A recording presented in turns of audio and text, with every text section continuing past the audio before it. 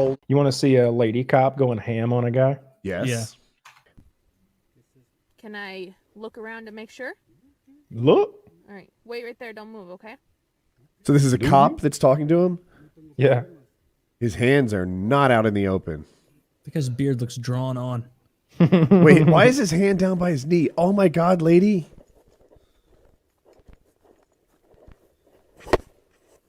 I think this is going to go poorly. What Roll did down you the window. say how this goes already? Roll down the No. window.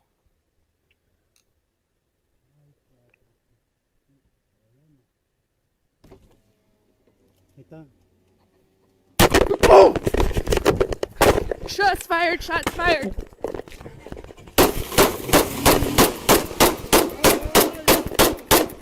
Yes, bitch, you shoot that asshole. Go off, queen. Yeah, put it in him. Oh Hey, my! you think she got him? Yeah, when Do the you think car's he's dead. Just, I'm like, she's got a Glock, right? There's 17 rounds, I hope. Yep. I didn't hear all 17 go. I heard that him guy's got scream around 14 8. bullets in it. Dude, when he shot at her, I jumped back. Oh my God. I know. Woody's I saw reaction it, was God. great. What a piece of shit. I'm glad he's dead. He's just like, bam, like right in her face. Did he? She's calm as fuck. Shots fired. Code 15, and then bop bop bop bop bop bop. Just dumps Dude, every she was round at him. Awesome. I see Good now. for her. Did I miss this police activity watermark when I said, "Is this a cop?" Yeah. Oh, it was in the red a I little. didn't hear you say, is this a cop? Shots fired. Just letting you know, honey. I'll be home for dinner. So I'm gonna watch this again. I went too far back. Roll That down guy's the got to be window. toast, right? Roll down the If window. she hit a third of those shots, he's dead. He's got to be shooting high on him too, right? Like The face. resale value of that Honda has just plummeted. Shots fired. Shots fired. Well, just go to the police activity YouTube channel, and it's a smorgasbord of the Wait, good, the bad, and the ugly. I'm gonna do it this time, counting. Fired. Shots fired.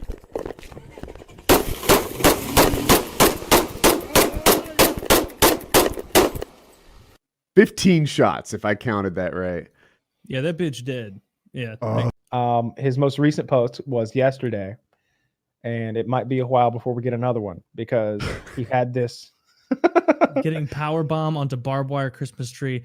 Christmas special. Yeah, he has 2 folding chairs, and suspended across them are a real tree, but then coiled on top of that is like 50 yards of barbed wire. And he's got this guy. What do you call those? Luchador. He's got a guy wearing a luchador mask who looks like he could power bomb a man. And that man is going to power bomb him. Are we ready? right. I'm Oh ready. yeah. Let me get back to 0. 3, 2, 1, play. Ho ho ho, motherfuckers! I wish you a Merry fucking Christmas. This is Superhuman TV This Show. guy's Now cool. with good friend Paul, he's got power bombing onto a barbed wire Christmas tree. This is for juggalos and juggalettes. Don't try this at home. I hope you like it. Whoop whoop. What did he say? This is for chiclets? I love the whoop whoop. Fuck this shit! Ho ho ho, motherfuckers! The scream. Ho ho ho, motherfuckers! Yeah, I went right back to the screen to hear it again. I'm watching the whole thing again. I need to hear these words. This is for juggalos and Don't try this at juggalettes. home. I hope you like it. Whoop whoop. This is for juggalos and juggalettes. Don't try this at home. I hope you like it. Whoop whoop. Is this for juggalo and juggalettes? Maybe that's what he's saying? I'm going to this guy's account. For the juggalos and the juggalettes. That scream. That sounds genuine to me. Ho, ho, ho, motherfuckers. This is for the juggalos and juggalettes. This guy's going to power... I gotta find the one where he just like. Oh, you want to see him power bomb the? I want to see the microwave where he's just so injured after it. Have you seen that? Woody, have you seen any of these? No, he's new to me. Yeah, let me Okay, get the here. microwave one. I found the microwave one. Awesome. He's selling his own ugly sweater. It's a picture of him and it says whoop whoop. Oh, this one looks worse than the barbed wire. Yeah, this is definitely worse than the barbed wire. This one you're risking some nerve damage and like maybe breaking your arm or shattering your elbow or something. The barbed wire is just, barbed wire. All All right. right. Whoop whoop. I'm queued up at 0. 3 million views. I think that's a lot for Twitter. 3, 2, 1, play. This is Superhuman TV Show. Today I'll be jumping onto this microwave. This is for juggalos and juggalettes. Don't try this at home. I hope you like it. Whoop whoop.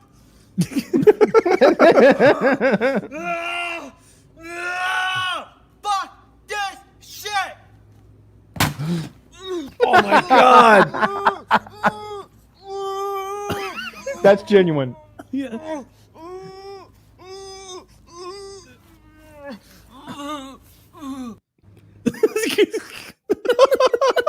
This guy's cool. This guy's awesome. You know, in sports where the coach might sacrifice your body for the play, this is a man who took that to heart. He sacrifices his body for the play every fucking night out. Holy shit. He hits his rib cage on the corner of a microwave. Did he jump too far? I didn't notice it in his rib cage. I gotta watch again now. I thought he broke his collarbone. No, he again. lands almost back first. His collarbone's safe. Okay, he must have broken a rib All right. because that microwave is dented to shit. Yeah. Oh my god, Woody's right. He tried to elbow drop it, but instead he like hit it with his rib Ribs. cage. Yeah, this guy's cool as shit. This guy is undisputed cool guy of the week so far. It's super HUMMAN 1 2 3 4. If you want to follow him. I just followed him. I'm on his YouTube channel right now. I'm looking for some winners. I guess I'll sort by like most viewed. This guy's pain tolerance. This looks way more painful than wait. jackass shit. His pain tolerance is not abnormally high. It just his decision making is abnormally bad. I'm not seeing like him break a rib and be like, it's cool. I mean, Right? you body slam a microwave, and I think all three of us are going to be making a bigger deal than that. What? Like, That multiple is broken maximum big ribs. dealage. What do you have to do to make a bigger deal than that? I mean, he wasn't screaming; he was just rolling around riding. He a was. It was more of a moan and a grunt. Okay, I guess you're right, but honestly, that makes it more impressive. That's the noise I make when I'm at maximum pain level. Yeah, no, this. I can't stop watching this barbed wire one. This is so funny. 131,000 followers. Good for him. I wouldn't trade that for the things he's done. No. I think this guy is going to need some PRP after his YouTube career is over. I'm going through these. I just saw him do an ass drop. I think he calls it a butt buster. He does onto a microwave. Oh my! Flying elbow onto bricks. Is he on YouTube? Oh yeah, I'm on his YouTube. Here, I'll link his YouTube channel. I'm sorry. Okay, because to me it's just Twitter. Yeah, Chiz linked his YouTube there, so I followed that on over. This is a specific video. I mean, to sign in to confirm my age. Yeah, like that's and how you know. subscribe to this guy. Let's just go ahead and watch this one, the one I linked, because he's doing an elbow drop onto bricks, Mick Foley style, as he puts it. All right, I'm ready. I'm just maximizing this Mick real Foley quick. style. And he's just no effort taken into the beginning of the monologue. Just no. Yes. This guy's cool. I like it. Superhuman, HUMMAN. Sub to him. Superhuman, if you see this, don't copyright claim me. Ready, set, play. This is Superhuman TV Show. Today I'll be jumping onto bricks. This is for juggalos and juggalettes. Don't try this at home. I hope you like it. Whoop whoop. The whoop whoop lacked enthusiasm. Fuck this shit! Oh my god! Fuck! Dude, these never work out for him. Woody's reaction is almost as good as the video. Like when he said, "Oh God, I didn't expect that." Butt buster Elbow onto drop bricks. thumbtack steel chairs. Okay, here's another one. It says butt buster onto thumbtack on steel chairs. This one where he jumps into a wheelbarrow full of Legos. Wait. I like the pre-fight. Dude, this guy is a true king. This guy is great. He's awesome. I guess he's saying the exact same thing. Now that I've heard it a few times, he's definitely saying juggalos and juggalettes. I don't know if fuck this shit is like a juggalo cliche, mantra, words to live by. Mm-hmm. But all right, ready, set. Which one? The light? Thumbtacks. Getting hit with a thumbtacks. light barbed wire chair. Oh, I okay. just chose I'll the go to most that one. recent We'll one. do light. Dude, barbed I'll watch wire. them all. Let's go. They're 20 seconds a piece, and it's pain. Yeah, light tube barbed wire chair. Dude, the chair says "fuck this shit" on it. Nice. Ready, set, Production value. play. It's Superhuman TV show. I'm with my good friend Paul. He's gonna hit me a light tube barbed wire chair. This is for juggalos and juggalettes. Don't try this at home. I hope you like it. Whoop whoop! It's got barbed wire and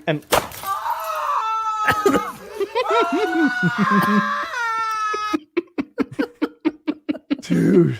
This guy is so fucking funny. what the fuck? My God. All right, I want to watch him do thumbtacks now. This is the rest of the show. Sorry, everyone. We should stop. There are a lot of audio only listeners, but it is addicting. I'm on the brick one. I need the. Did we link the other? I linked the thumbtack one. It is at 9:33 p.m. Let me go to his most popular videos so we can finish on a bang. Maybe. Okay. It doesn't. I see it now. I'm ready. Yep. All right. 3, 2, 1, play. This is Superhuman TV show. Today I'll be jumping onto thumbtacks, steel chairs. This is for juggalos and juggalettes. Don't try this at home. I hope you like it. Whoop, The whoop. production value is awesome. That was a weak whoop whoop. Fuck this shit! Oh! You went ass first. Oh, he's still jiggling. I don't know if you caught it there. I don't know if you caught it, but like with 3 seconds left in the video, he's laying there, eyes closed, wiggling a little, and he goes. This guy's awesome. Just a little. Subscribe to this dude. My God. Jump onto flying elbow drop onto coffee mugs. That sounds Front dangerous. flip onto barbed wire, Mick Foley style. It's always baffled me how women will go through the pain of childbirth and then decide that they should do that again. This guy could be, a mother of 8. This is someone who has made a mistake. Yes. like the same way that Shoe Nice like really painted himself into a corner. Yes. and you might even say the same for Blade these days. This guy has painted himself into a real corner here. If this looks like he's just doing it as a hobby and he's having a little fun, and he probably ends up like getting some ICP tickets or something out of the deal and he's happy. But if this were to blow up, like if he were to get like 10 million subscribers and all of a sudden the money's pouring in and everybody's like, dude, you already elbow dropped a refrigerator. Come on, or I'm gonna stop watching. And he's like, fuck, I guess failing me. I'm gonna need a 50-foot tall ladder and half the appliance section, but let's go. He's gonna have to keep. Oh, look at this. Is he getting like? He's getting speared. Let's watch. We can finish on this one. Even though I could do this for the rest of the show. Literally, this is so funny. I'm getting gonna watch a speared lot through of these light later. tubes, drywall, WWE Rhino style. I like the styles he puts on there. Look at his assistant. Yeah, His assistant could do this job too. Are we ready? I'm Yeah. ready. I'm cute at 0. His I am ready. pre-fight speech. Taylor, have you memorized it yet? This is Superhuman. This is for the juggalos and juggalettes out there. And then, There's something before this is for all the juggalos. Let's see if we can get ready, set, play. This is Superhuman TV show. I'm with my good friend Paul. He's gonna spear me into light Superhuman drywall. This is TV for show? juggalos and juggalettes. Don't try this at home. I hope you like it. Whoop whoop. Oh my God. Paul's perfect for this job. Fuck this shit! Come on, bitch! Oh. Come on, bitch. Paul's hurt too.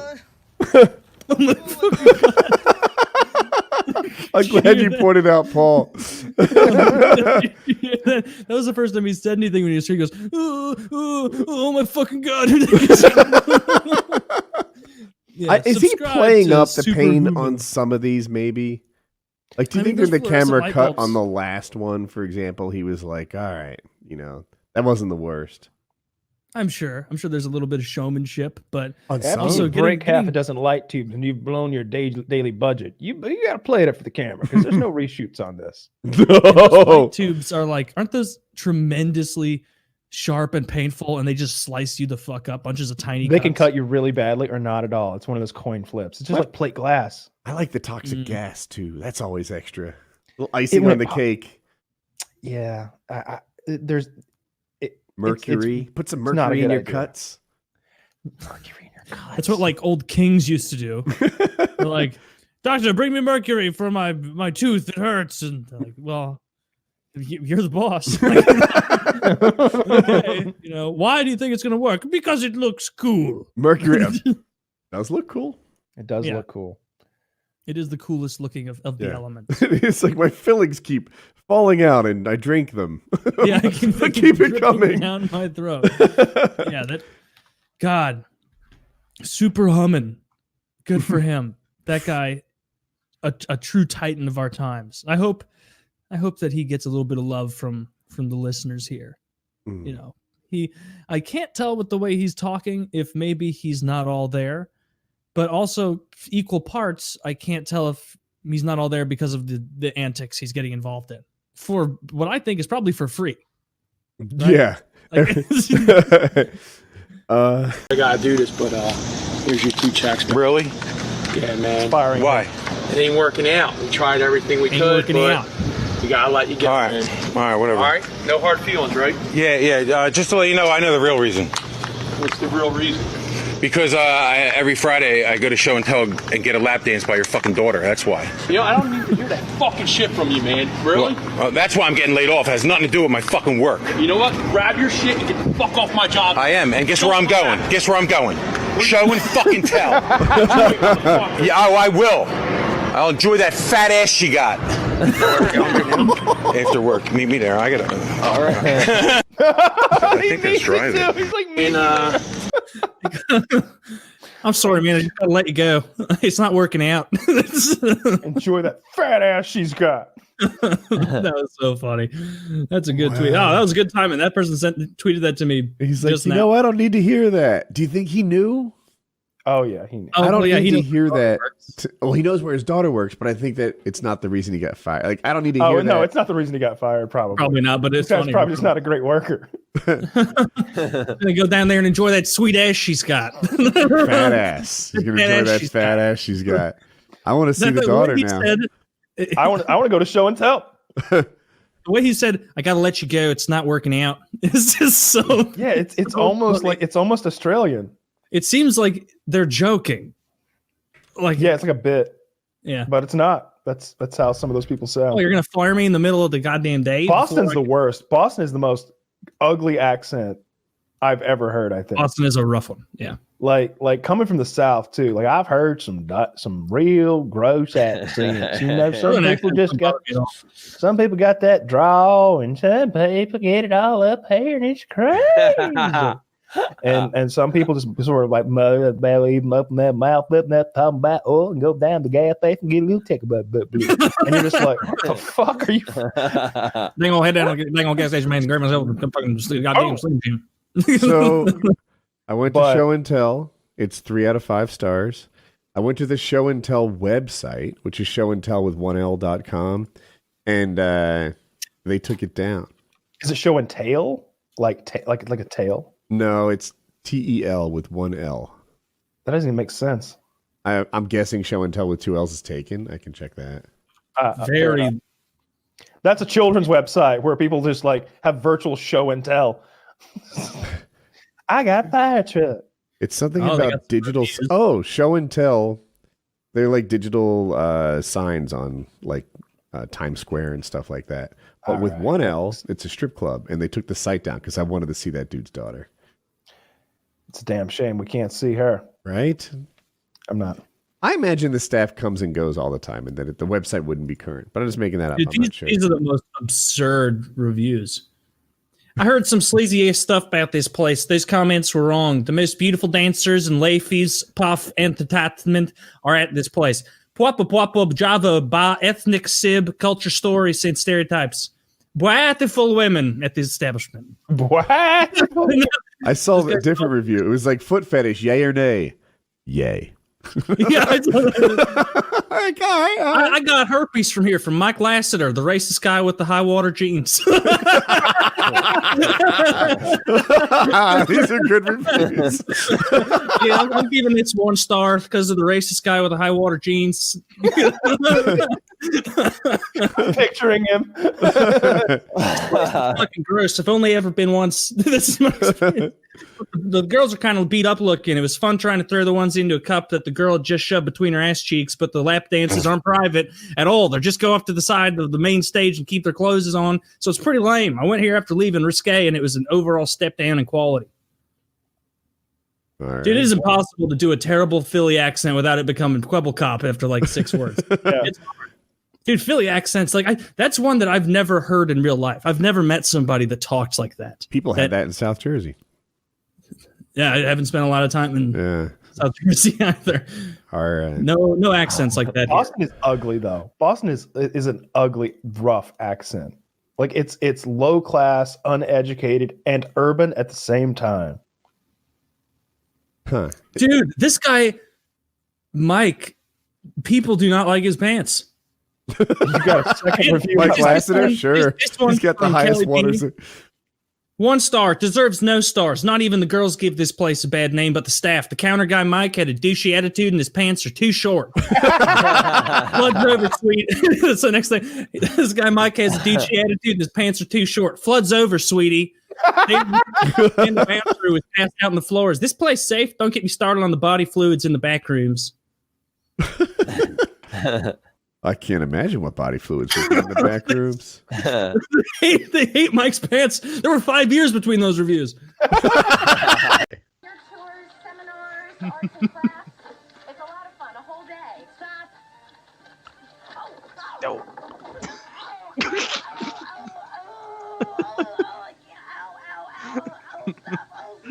Yo, that's funny to you? Oh, that's funny. She can't breathe. No, Oh, no. I'm not laughing at the fact that she can't breathe, right? And this is one of those things like I feel bad for laughing, but I'm still laughing.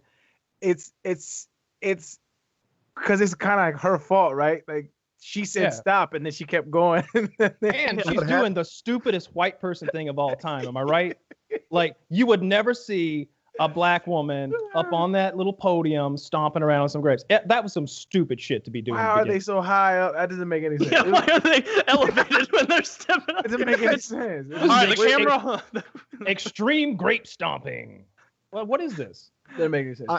I like her like silly level of confidence of like hustling, doing the grape stomping right before she fucks it up. That's not So what she bad. felt. Did you see it? Yeah, she like clipped the edge of the bucket. Trying to get out. She Yeah. should stop and squish a little more. I think, I'm just not sure. I think maybe the grapes are dripping into some sort of, like through a strain, Yeah. and that's why it's high up.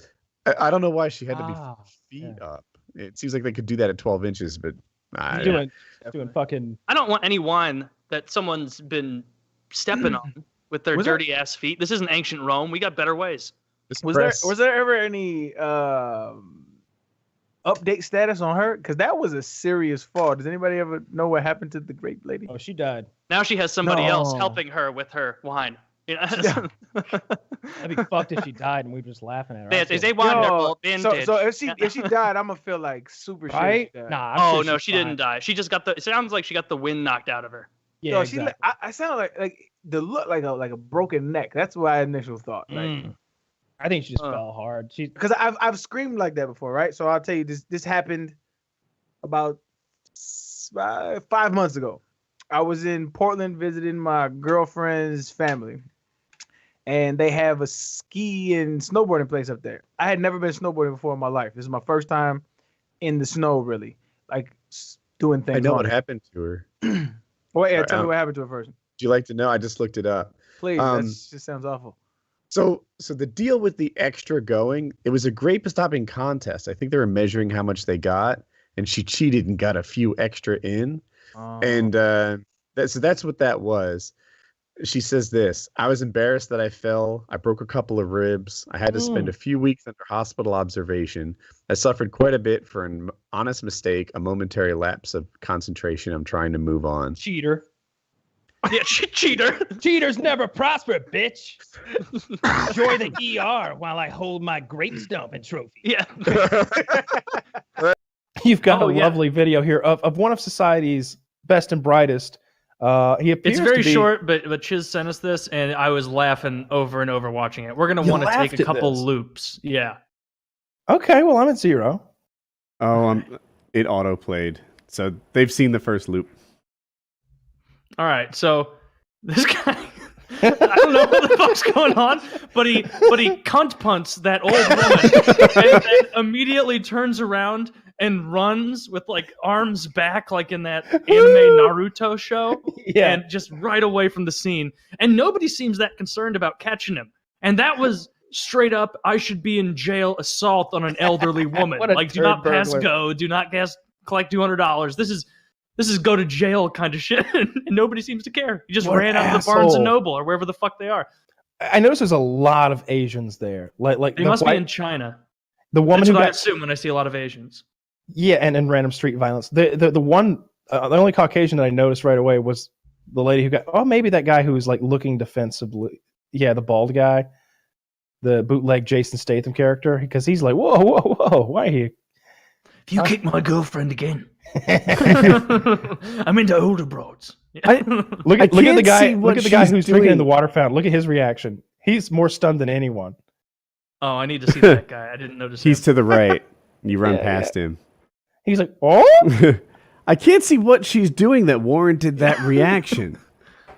She doesn't seem to be doing anything. Even her hands are in like clasped in front of her belly. She's I'm talking chastising posture. him a little, right? Maybe. Oh, maybe, but you don't kick. you women know, in the you're cunt lucky 'cause we they're- didn't drop a third bomb on you pieces of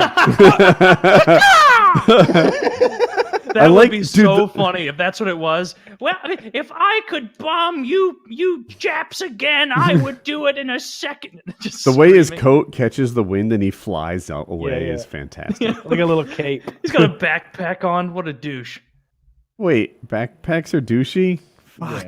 Well, if you kick someone and then sprint away with your coat unzipped and a backpack on, you look ridiculous. I timestamped this. We only need to watch like 8 seconds of it. This is actually a cool thing. Boss Rutan's YouTube channel. This is his YouTube channel, and he talks over his old fights. I'm ready. Oh, should we have audio on or no? Yeah.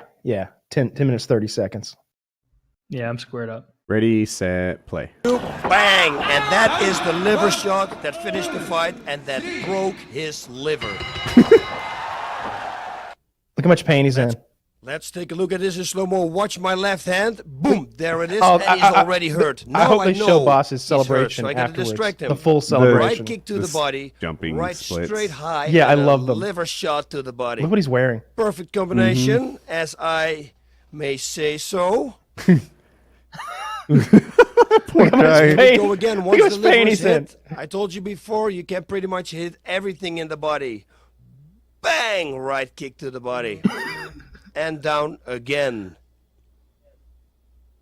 This is the second knockdown of the fight. And this then is the going to be a third good is the one one. where Watch he this. ruptures. Left hook, and I slit through his body. And look at his eyes right now. 1, 2, 3.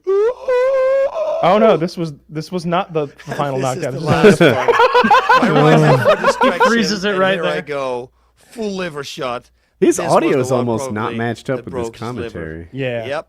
You see it too, okay. Wee. Owie. Oh, please show the celebration. Come on. Only 4 seconds left. I don't think it's happening. Come on, do it. He was And just doing it about in the to do background, Oh, yeah. dang. He does this thing where he like faces each side of the arena and does a jumping split where his legs go basically straight out. And And he it's like incredibly touches his feet tips, like his it's toes. incredibly athletic. Yeah. He was a heavyweight, I think, champion Mm-hmm. in Pancreas.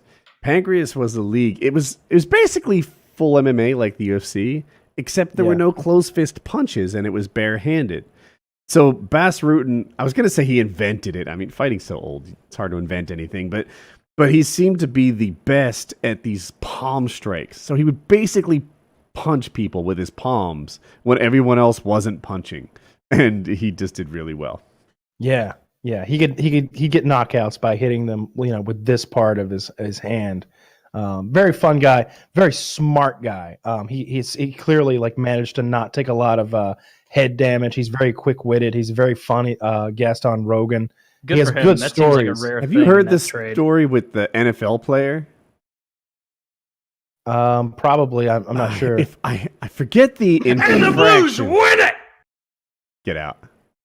Yep, won it. 3-2. Hell fucking yeah. They did. Yes, me tweeting "Go Jets Go" is what made that happen. Because God got tricked for a minute. But actually, God, I still want the Jets to win, so don't do that. Here's another one. It's short and to the point and makes no fucking sense at all. Wow. So this one, Easter Bunny goes effing nuts. It takes place in a hospital. I'm a Ready, zero. set, play.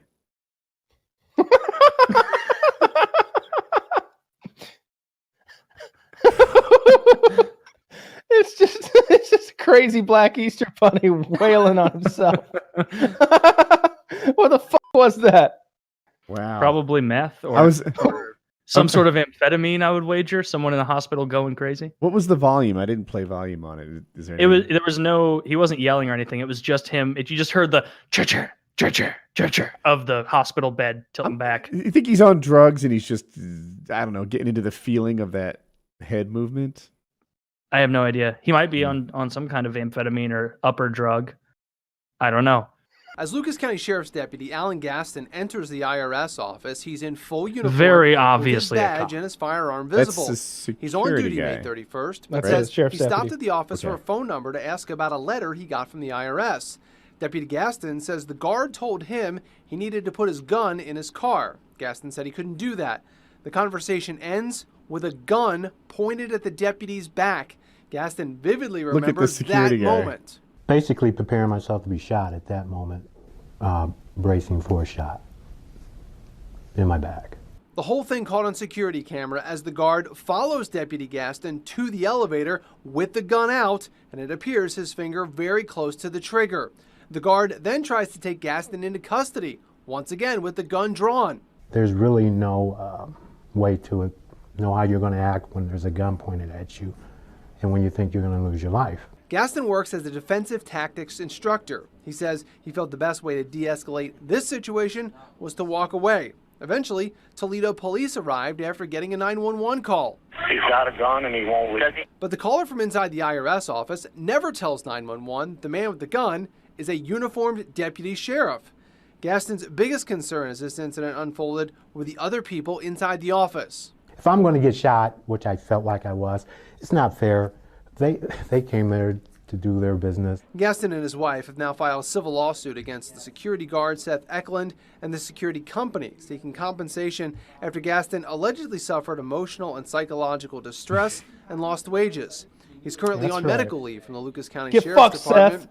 He has a message for that security guard.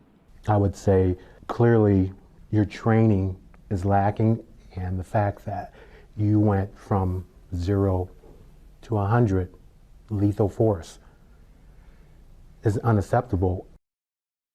As Lucas Good. County Sheriff's The cop Deputy seems Alan really Gaston cool. Yeah, the cop seems really cool. He's taking the high road big time. Seth was unable to be reached for comment because Seth is a fucking degenerate incel piece of shit. What a loser Seth is. Seth. What a madman. I want him- Retard of the week. Hope you I was stubbed your about to toe. say, like, do we have an opposite of the cool guy of the week? Can we I have think a they're the retard of same, week? really. You know? It changes week to week whether or not we're doing it ironically or if they actually do something cool. Holy But, shit! Yeah, this guy's what a fucking retard. scumbag. And it's not like it was a plainclothes cop who came in and had to be like, "Hey, I'm actually a police officer. Here's my badge." It was like, dude's decked out. His name's on there. He's got a badge number. The gun's there. The taser's there. He's got his blues on. Like, what the fuck did he think he How was? could you I possibly can't- see a policeman and not recognize that he's a policeman? If you're listening to this on audio only, he was fully uniformed. He was wearing the policeman costume. All right. It's like he came in dressed as a cowboy, and this guy's asking him what he's doing at the rodeo. Hey, Cowboys only back here. If this guy was a fake cop, he would have fooled me. Yeah, and Because he had all he's the other he's got cop full- stuff. yeah. He had like a taser on him, some pepper spray. Like he had the whole utility belt cooking. He's Chiz makes and then a when good he point went here. to He's all like, I hope he gets Go some ahead. money out of this. he's like, this is Ronnie the security guard, which is an excellent reference from the movie Observe and Report, which everyone should see. It's a Seth Oh, I've seen Rogen it. movie with a little bit of date rape in it. All right, very dark comedy. All right, if you like yourself a taste of date rape, Anna Faris gets it hard and she's passed out. All right, what a loser! Like he's getting a percentage on those photos. I do Yeah, enjoy his like you're the enthusiasm. sheriff of the ninja ride. Come on, dude. That guy takes his 37 pieces of flair pretty seriously as well. Mm-hmm. He does. Well, yeah. It's actually a 37-piece minimum. We encourage people to go beyond that. That's such a depressing movie. This next video Dude, is how to clear out a food place, and this guy just takes a fucking rat into a restaurant and turns it loose. Everybody Oh, freaks this the guy. fuck out. This guy sounds pretty cool.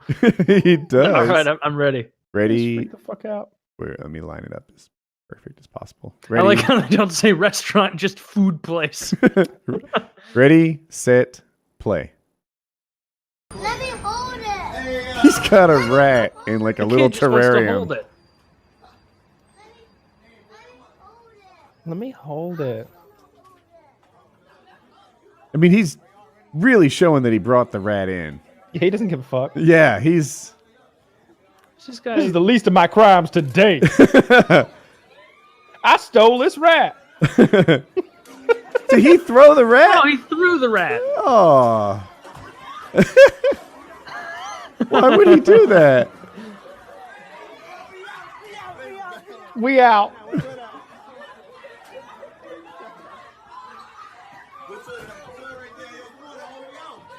Black people are afraid of three things: rats, snakes, and magic. I All right? thought for sure the third one was going to be gay people. They hate the thought gay it was people. gonna be They're not cops. afraid of them. They're not afraid of them. They have found a good cure for the gay people. It's usually some violence, but they are definitely terrified of any sort of rodent. As you see right there, like if somebody turned that big white rat loose in a restaurant and I was eating my pizza, I just Wouldn't continue even eating my get up. pizza. Yeah. Wouldn't flinch. I might If keep I an eye saw- on it. Yeah. If I saw them release the rat, I'd be like, okay, this rat did not come from the kitchen. If I see a rat crawl out of there, the kitchen area, then yeah, I'm going to leave. But this also could be a very high IQ dining and dashing maneuver. I'm going to start keeping a pocket rat with me every time I go out to eat. I love So when it. they're like, well, I'll have my check. Whoa! Oh! Oh! Well, now that I think about it, I'm going to have a lot of rats at home to, No, you could- have a new pocket rat every time. Dude. Or I'll be like, all right, I'll take care of this rat problem for you as long as you comp the bill. Rats are cheap. The real money is in the ecosystem, the cages, the bedding, etc. You could just Like stop by hamsters. PetSmart on the way to the restaurant, right? Get your pretty girl on Tinder.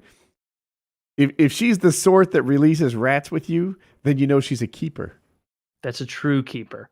If she's trashy enough to dine and dash on a $51 meal by releasing rats into She's my the kind of girl. Chevys, yeah. If she's coming to fucking Sizzler with me and we're releasing rats together, couples that release rats in public places together stay together. What the That's fuck pretty was going fucking on funny. there? I want to know, that guy came in so brazenly though, shoulders swaggering, like, yeah, this is what you get, almost like a It's vengeance like rat Omar placement. from I The want to know, Wire. maybe he ordered a pizza or something and they gave him like a gluten-free crust and it tasted terrible. That would be an appropriate response then. Or maybe he wanted meat lovers and they forgot to put the Italian sausage on. These are just valid reasons I'm thinking of off the top. I don't know why I'm assuming this is a pizza place. It clearly is not a pizza place. They really were terrified of that fucking rat though, and I just couldn't care less about a little white rat. Yeah. They acted like it had the bubonic plague or something, and they But were that all- rat with me in the ring, it's gonna wish you hadn't placed it in the ring. With So to go back, there are instances where pain is funny. Yeah. And you can't help but laugh. I want to watch this. Yeah, let's and watch it. still Okay, thinking- so- I'm hoping. Has it been a long time since you've seen this? Okay, yeah, it has. I haven't seen this in forever. So, All right. I kind of queued it up. Go ahead, cue it up at 35 seconds. I want you to listen to this woman afterwards. I hope this she's copy in of it. pain. has Oh, it is hilarious. She's in It's pain. not. Family Alright, Guy made fun of it. Remember Jeez. that? Just can you confirm that you're ready? For people that don't know, I'm on vacation, kind of. I'm learning to train new pilots and getting tandem certified. So Chiz is producing the show. All right, 3, 2, 1, play. Your chores, seminars, arts and crafts. It's a lot of fun, a whole day.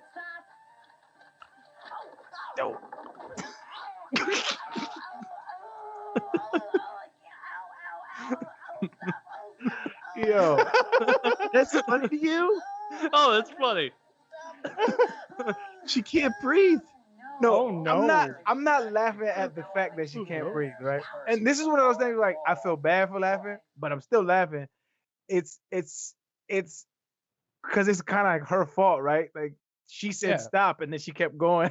And she's doing the stupidest white person thing of all time. Am I right? Like, you would never see a black woman up on that little podium stomping around on some grapes. That was some stupid shit to be doing. Why are they so high up? That doesn't make any sense. Yeah, why are they elevated when they're stepping up? It doesn't make any sense. All right, the camera. Extreme grape stomping. Well, what is this? Doesn't make any sense. I like her like silly level of confidence of like hustling, doing the grape stomping right before she fucks it up. That's not why so she bad. fell. Did you see it? Yeah, she like clipped the edge of the bucket. Trying to get out. She Yeah. should stop and squish a little more. I think, I'm just not sure. I think maybe the grapes are dripping into some sort of like through a strain, Yeah. and that's why it's high up. I don't know why she had to be Ah, feet up. It seems like they could do that at 12 inches, but doing fucking. I don't want any wine that someone's been stepping on with their Was there- dirty ass feet. This isn't ancient Rome. We got better ways. Was there ever any update status on her? Because that was a serious fall. Does anybody ever know what happened to the great lady? Oh, she died. Now she has somebody else No. helping her with her wine. You know? That'd be fucked if she died and we were just laughing at her. Vintage. I Is feel- they wonderful. So Vintage. if she died, I'm gonna feel like super shit. Right? if she died. Nah. I'm Oh sure no, she's she fine. didn't die. She just got the. It sounds like she got the wind knocked out of her. Yeah, Yo, exactly. I sound like the look like a broken neck. That's my initial thought. Like, Mm. I think she just fell hard. She because I've screamed like that before, right? So I'll tell you this happened about 5 months ago. I was in Portland visiting my girlfriend's family, and they have a ski and snowboarding place up there. I had never been snowboarding before in my life. This is my first time in the snow, really, like doing things. I know on what it. happened to her. Well, yeah, Sorry, tell me what happened to her first. Would you like to know? I just looked it up. Please, that just sounds awful. So the deal with the extra going, it was a grape stopping contest. I think they were measuring how much they got, and she cheated and got a few extra in. And that's what that was. She says this: I was embarrassed that I fell. I broke a couple of ribs. I had to spend a few weeks under hospital observation. I suffered quite a bit for an honest mistake, a momentary lapse of concentration. I'm trying to move on. cheater. Yeah, cheater. Cheaters never prosper, bitch. Enjoy the ER while I hold my grape stomping trophy. Yeah. That's funny. Yeah. I'll Hey, send thought you I'd a stop by bottle. and just see how you're doing. Oh, this? Well, after I beat you in the preliminary round, I went on to win. Yeah. All right. So the room so, is tear gas. So there's a Doesn't look small that bad. cadet here. She takes. It's Emily girl. Oh. Yeah. There's a bunch of people standing in a room with their little masks on, and they're walking in front of the main man with the mask, and they have to remove their mask and then breathe and talk and probably get yelled at. And look at him and count fingers. Yeah. Basic It doesn't exposure. seem like that gas in first this room, chick had though. any business being there. Do you know what this, like, what kind of troops these are? No, but it looks like regular army to me. Yeah. Looks like. Yeah. Not So elite. I think they're like teaching them not to touch their own eyes or something. Oh, this third guy is doing great. How are you on the third guy? Oh, I skipped ahead to see if it was just the same thing or not. Oh, okay. All right. So I'm gonna look toward the end and see if there's like here we are after it's done to us. But I don't. No, they're not gonna do that here. It's the same thing over and over and over. All right, so I want to see the third guy be a total badass, and then I guess we'll wrap it. He was at like a minute 19 or so. Yeah, I'm at 117. And he just looked like he started talking pretty quickly and barreling through it. Didn't start being a little bitch like the other people. Just a little tear gas. Never hurt anyone. They're asking him extra questions because he's good. Yeah, they're like, and what are your plans this weekend, cadet? Like, not this. He did do well though. He seemed less like choked up by the whole thing. Yeah. But he got the benefit of seeing the other people, and they're like, "Yeah, so where are you from? I'm from here. What do you do? That's what I do." And he's like he thought that as soon as he answered the third question, they let him go, so they came up with a fourth and a fifth. Yeah, I wonder what the questions are. Just basic. Are you having fun? No. You want to stay in the army? No. Well, you can't pay for college, so you have to. Fuck. All right, next. Say. Oh, I see. Okay. All right. Oh shit! Get off the fucking bus! Don't throw the child!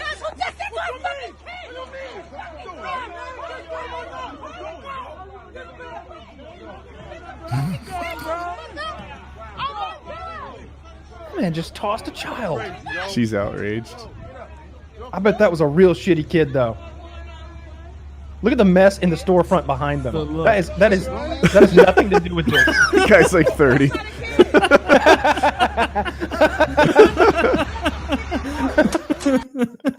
It's a midget pretending to be a kid. With a kid's backpack. Oh, is that what it was? Yeah, yes. that was it. Look, go to the last little bit. It's a midget with a kid's. He's got outfit a on. soul patch. Yeah, he's got a fucking soul patch. Oh, I didn't catch that at first. Let me watch again.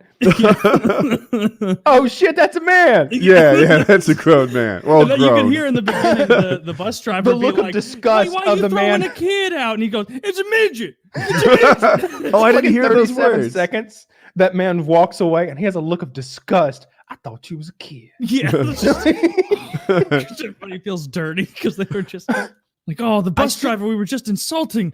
He was right the whole time." Like, Do you think the bus driver was in on it the whole time? In on what? So I don't there's know two what ways kind of this could have played out.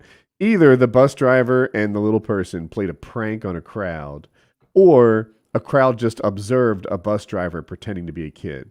I think a midget snuck onto a bus with children and was wearing a pink My Little Pony backpack and being creepy. And eventually that bus driver was like, "Oh, hell no, you're fucking 35," and grabbed him and threw him Yeah, off the definitely bus. that. That was not a prank. Black people don't play pranks. They know better.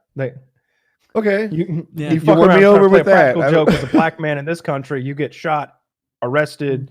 It won't go well. People misunderstand. You'll be doing 3 to 5. Same thing with magic tricks.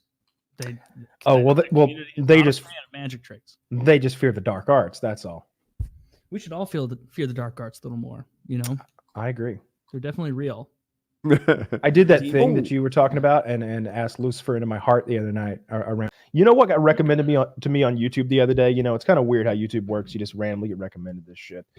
It was Bill Burr reacting to Dick Masterson on Dr. Phil. Yeah, I'll watch that video. It's Like, you hilarious. seen this guy? Have you seen this? This guy hates women. It's great.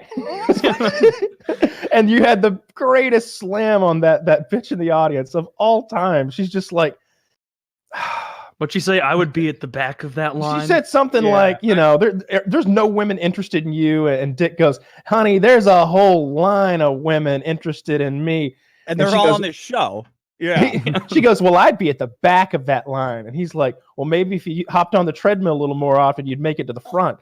Who's this directed to? The gentleman in the glasses that hates women. I want to know if he ever had a date. Hold or on. if he's ever been with anybody. I don't hate women. Now, I'm sure you have multiple blouses and multiple pairs of pants at home, but you chose these because they were your favorite. They were better than the others. That doesn't mean you hate the ones you didn't wear. I don't hate women. Men What are does just, that have to do with having a date? Men are better than women. Yes. That's not answer my question and I'm take sure- those stupid glasses off. I'm sure Show us Dr. your Phil eyes. can Look back at me us up on directly and this. show us how you look. Women line up to date guys like me, and you've had them all on your show. Any women lined up at all? I don't see any women lined up to you, and I would definitely be at the end of that line. Well, if you hit the treadmill a little more, you'd be at the front. What was that?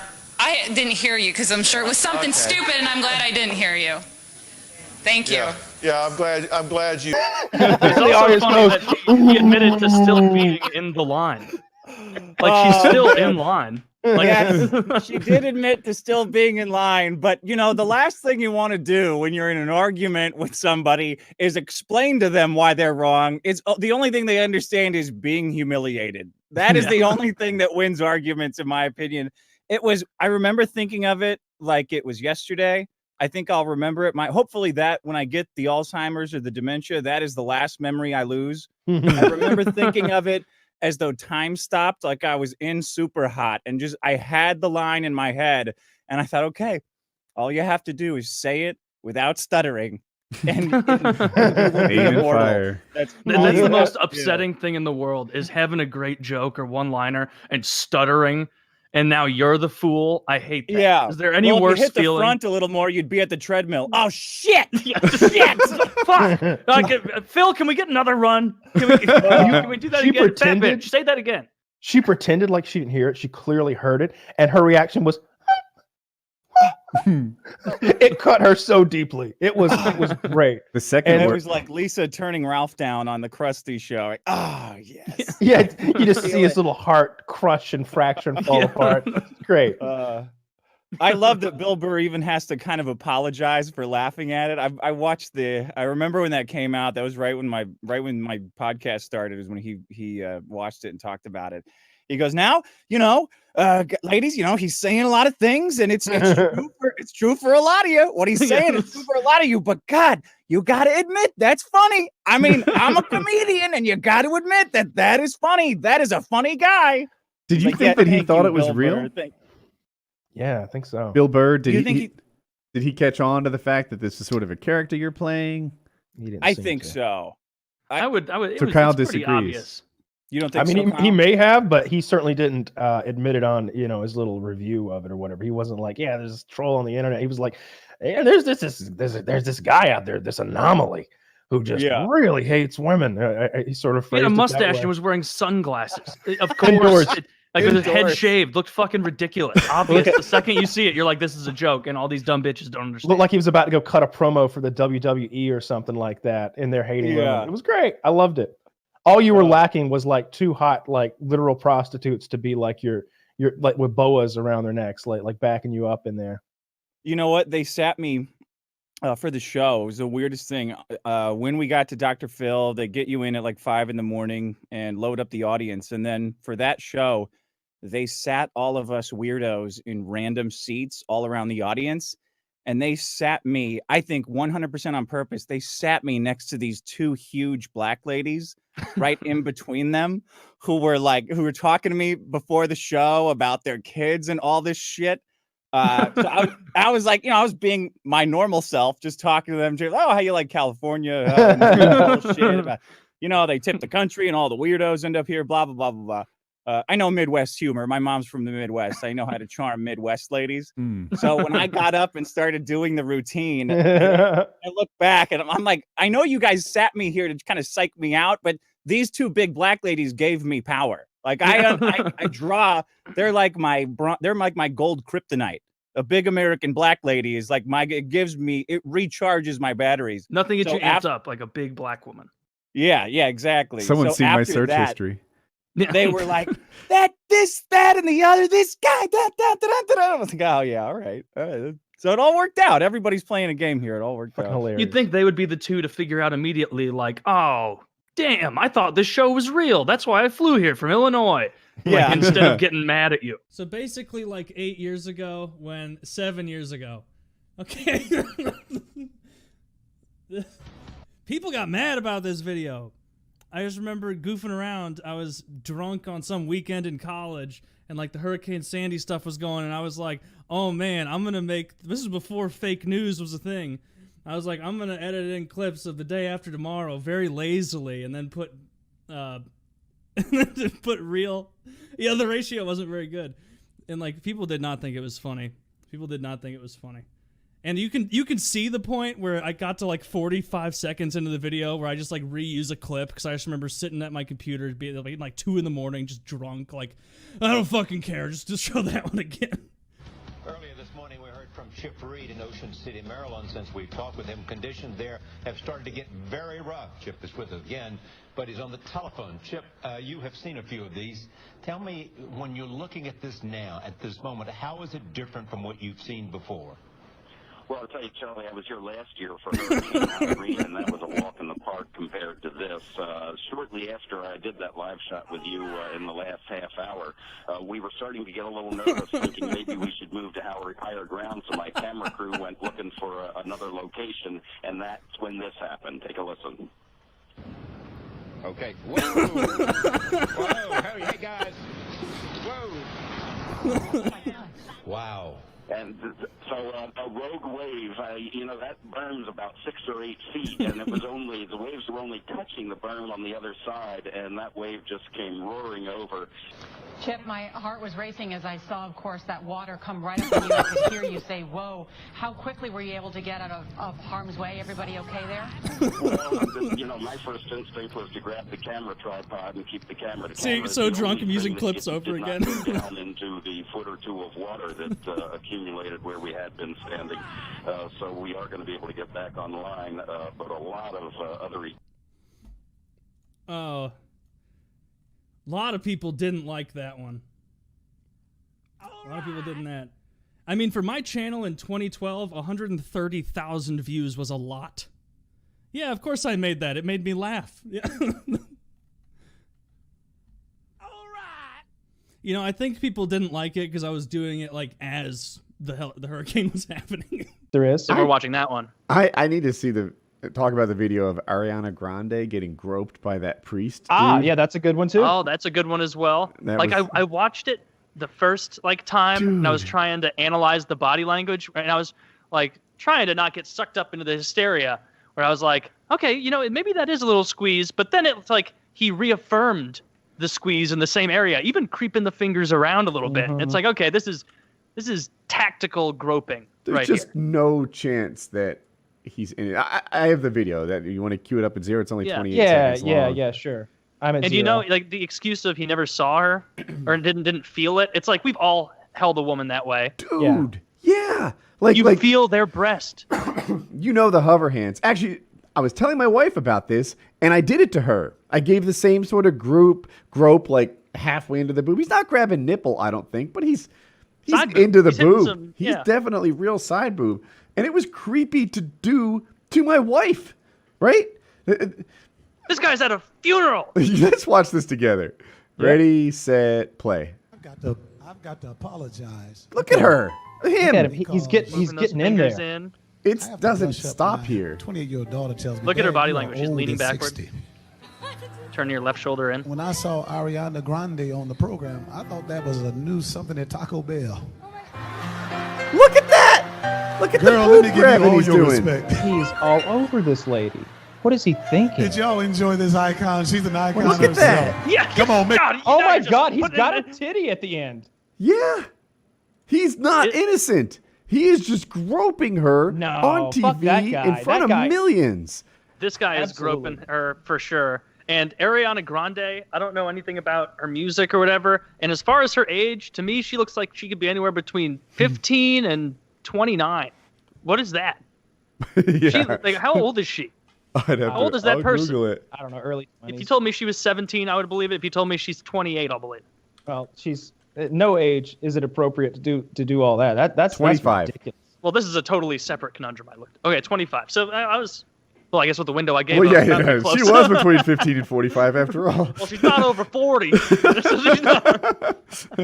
Yeah, like this dude, imagine the gall, the audacity you have to think at Aretha Franklin's funeral, I'm going to grope Ariana Grande while everybody's looking at me.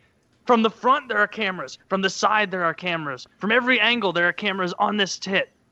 And I'm going to give it a grope. He's a fucking desperate creeper. I don't believe this is his first grope. I don't think... I hate You don't liberals who lead just off go with straight for Ariana somebody's Frankner. job, Yeah. right? I hate it when liberals are like, oh, step one, let's get them fired and ruin their career. The thing is, though, this guy's in this position of power and influence where he can do shit like this. You need to take it away. I'm positive he's not just. It won't be his last incident. His Well, just only keep him at problem. arm's length. I'm sure he gives a good sermon. Yeah, he might. I mean, he must give a hell of a sermon. Yeah. I love black preachers. They get into And it. I will demonstrate lust for you as I do every week again. Now, will a young lady of this congregation come up here to me? And he grabs her titty and he shows her, this is what you don't do. See you next time, same time next week. Do you see his side When I boob? feel that side titty. That's there's kind of lust bad. in my Watch me heart. get around on the nipple. Yeah, that's bad. See, he's doing the workplace safety kind of video of it, but like this is beyond the pale. Like I tried It to watch is. it fairly, And dude- and there's no world where this guy did not know. Like what the real reaction would be if that was a mistake. Like if you accidentally did that You'd with be a woman, like you'd feel it. You'd feel the pressure of a bra and a tit, and then you'd go, oh, and you move your hand back. Yeah, no. And Yeah. you'd probably move it He too doubled far down. back, like the middle of the back, to make Yeah. sure you don't make the mistake again. You wouldn't go like, all right, give me a hug and let me get another little. Ooh, I'm getting close to areola now. There's no reason to be there. That's not how you hold a woman who you're not like familiar with.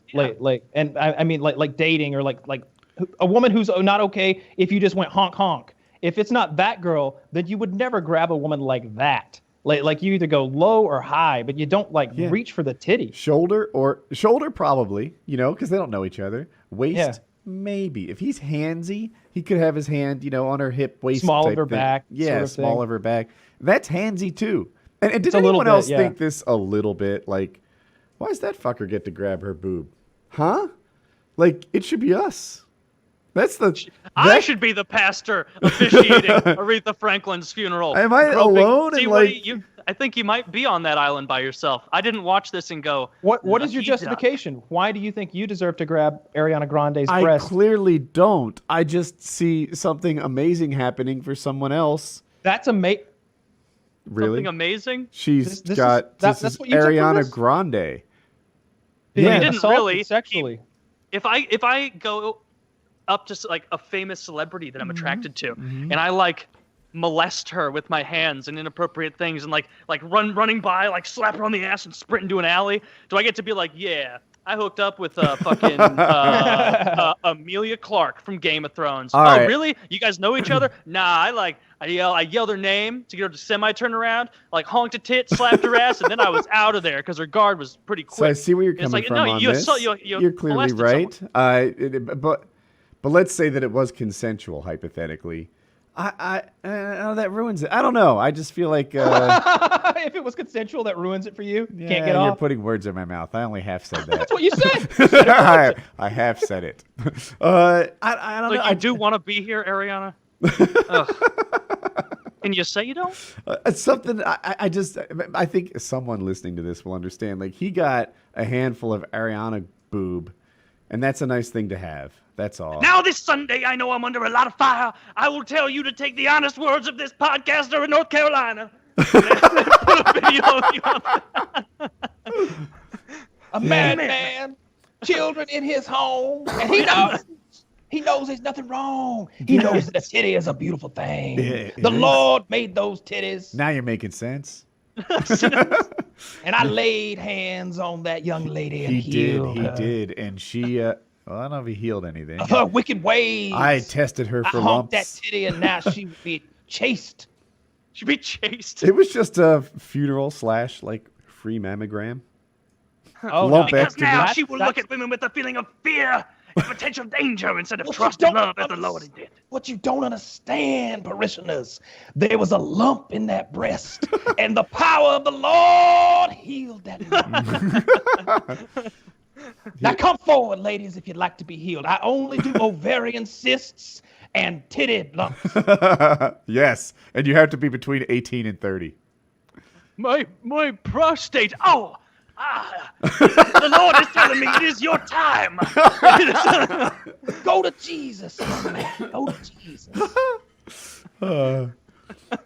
Someone mailed Soros a bomb today. They found a bomb in George Soros' mail, and then Do they know who did it? No. And then in slightly related news, Alex Jones was at the so Trump had a rally with Ted Cruz last night, I want to say, and Alex Jones was there, outside on the street, screaming at a pile of dog shit, calling it Rourke. He was addressing He had the a dog Clint Eastwood shit. moment.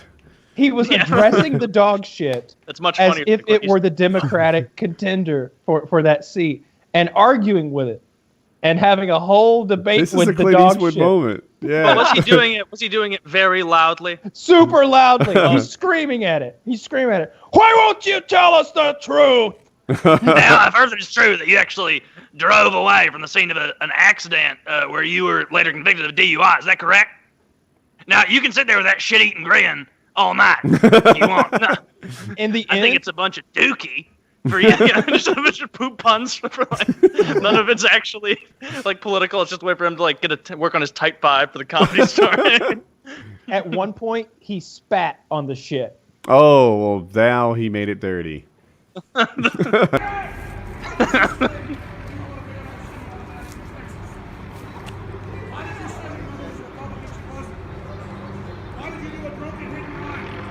Why did you do a drunken hit and run?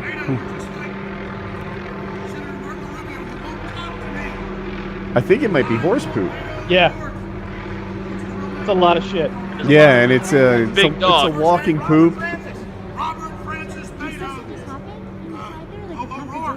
Oh, there were some Trump protesters over there. We were just gooning them. Oh, okay. Yeah, I they're just still thought over you there were getting yelling. hurt. I was like, oh, okay. Yeah, they're still over there. That could not be. He spit on the poop. How would you like to be his cameraman? Right?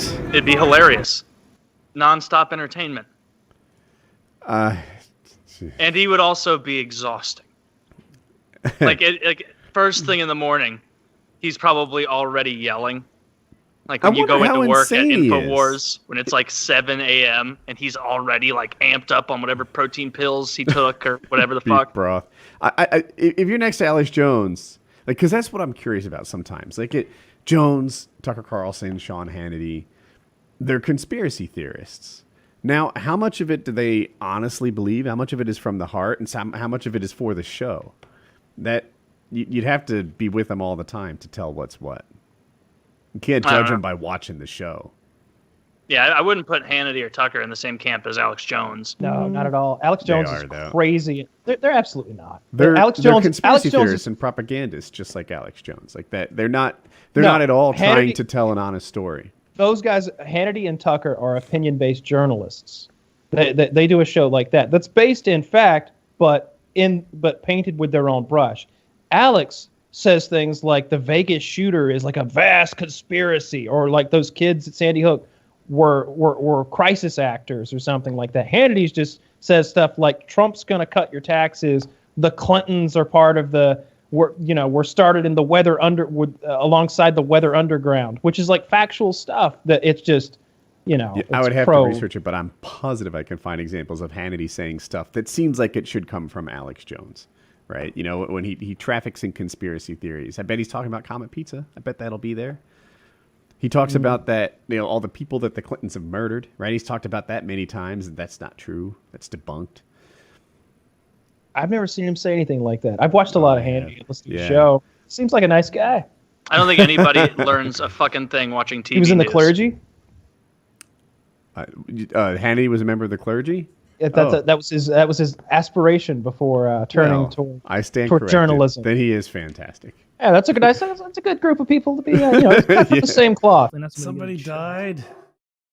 Fatally shooting suspected kidnapper. Oh, well, at least he shot the kidnapper. That's and he's a Cubs fan. 1 minute long. Here's a video. Oh, here, I'll pause it then. Start at 2 seconds. Yep. Ready, set, play. All right. I think I'm seeing a body cam walk through. There's a guy on a couch. What?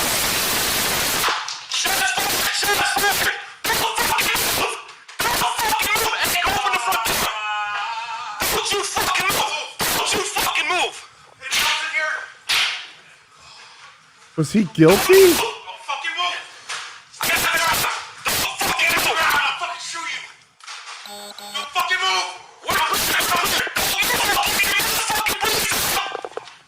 That amped up pretty quickly. I got the weapon. The weapon's clear. Oh, there's a bunch of guns next to him. He went for his weapon. I had no choice. Was there? Well, then the cop. I might be dead in that situation because I thought the cop moved a little too fast. Anybody else coming in? We have him in the very front of the building secure. I have no idea what's in the rear. Please secure the rear. Damn. I'm gonna watch the beginning again, try and see if I can see the gun. Me too. This time I'm turning the audio way down. So on the ground, I see some clothing, looks like- maybe? Oh, there's a gun. The guy put his hands in the air. Are you identifying that as a gun? It looks like the thing. I'm trying to go. You're seeing it right below, like the crack, like the two cushions. If you go straight down, there's a thing there. Is that what you're talking about? I think so. That's hard to tell, especially because the body cam's mostly showing his forearm, the cop's forearm. You know, like you can't. These need to be like head top cams. Like Call of Duty. They knew what they were doing. Walk around like unicorns. So I am going to advance this thing frame by frame.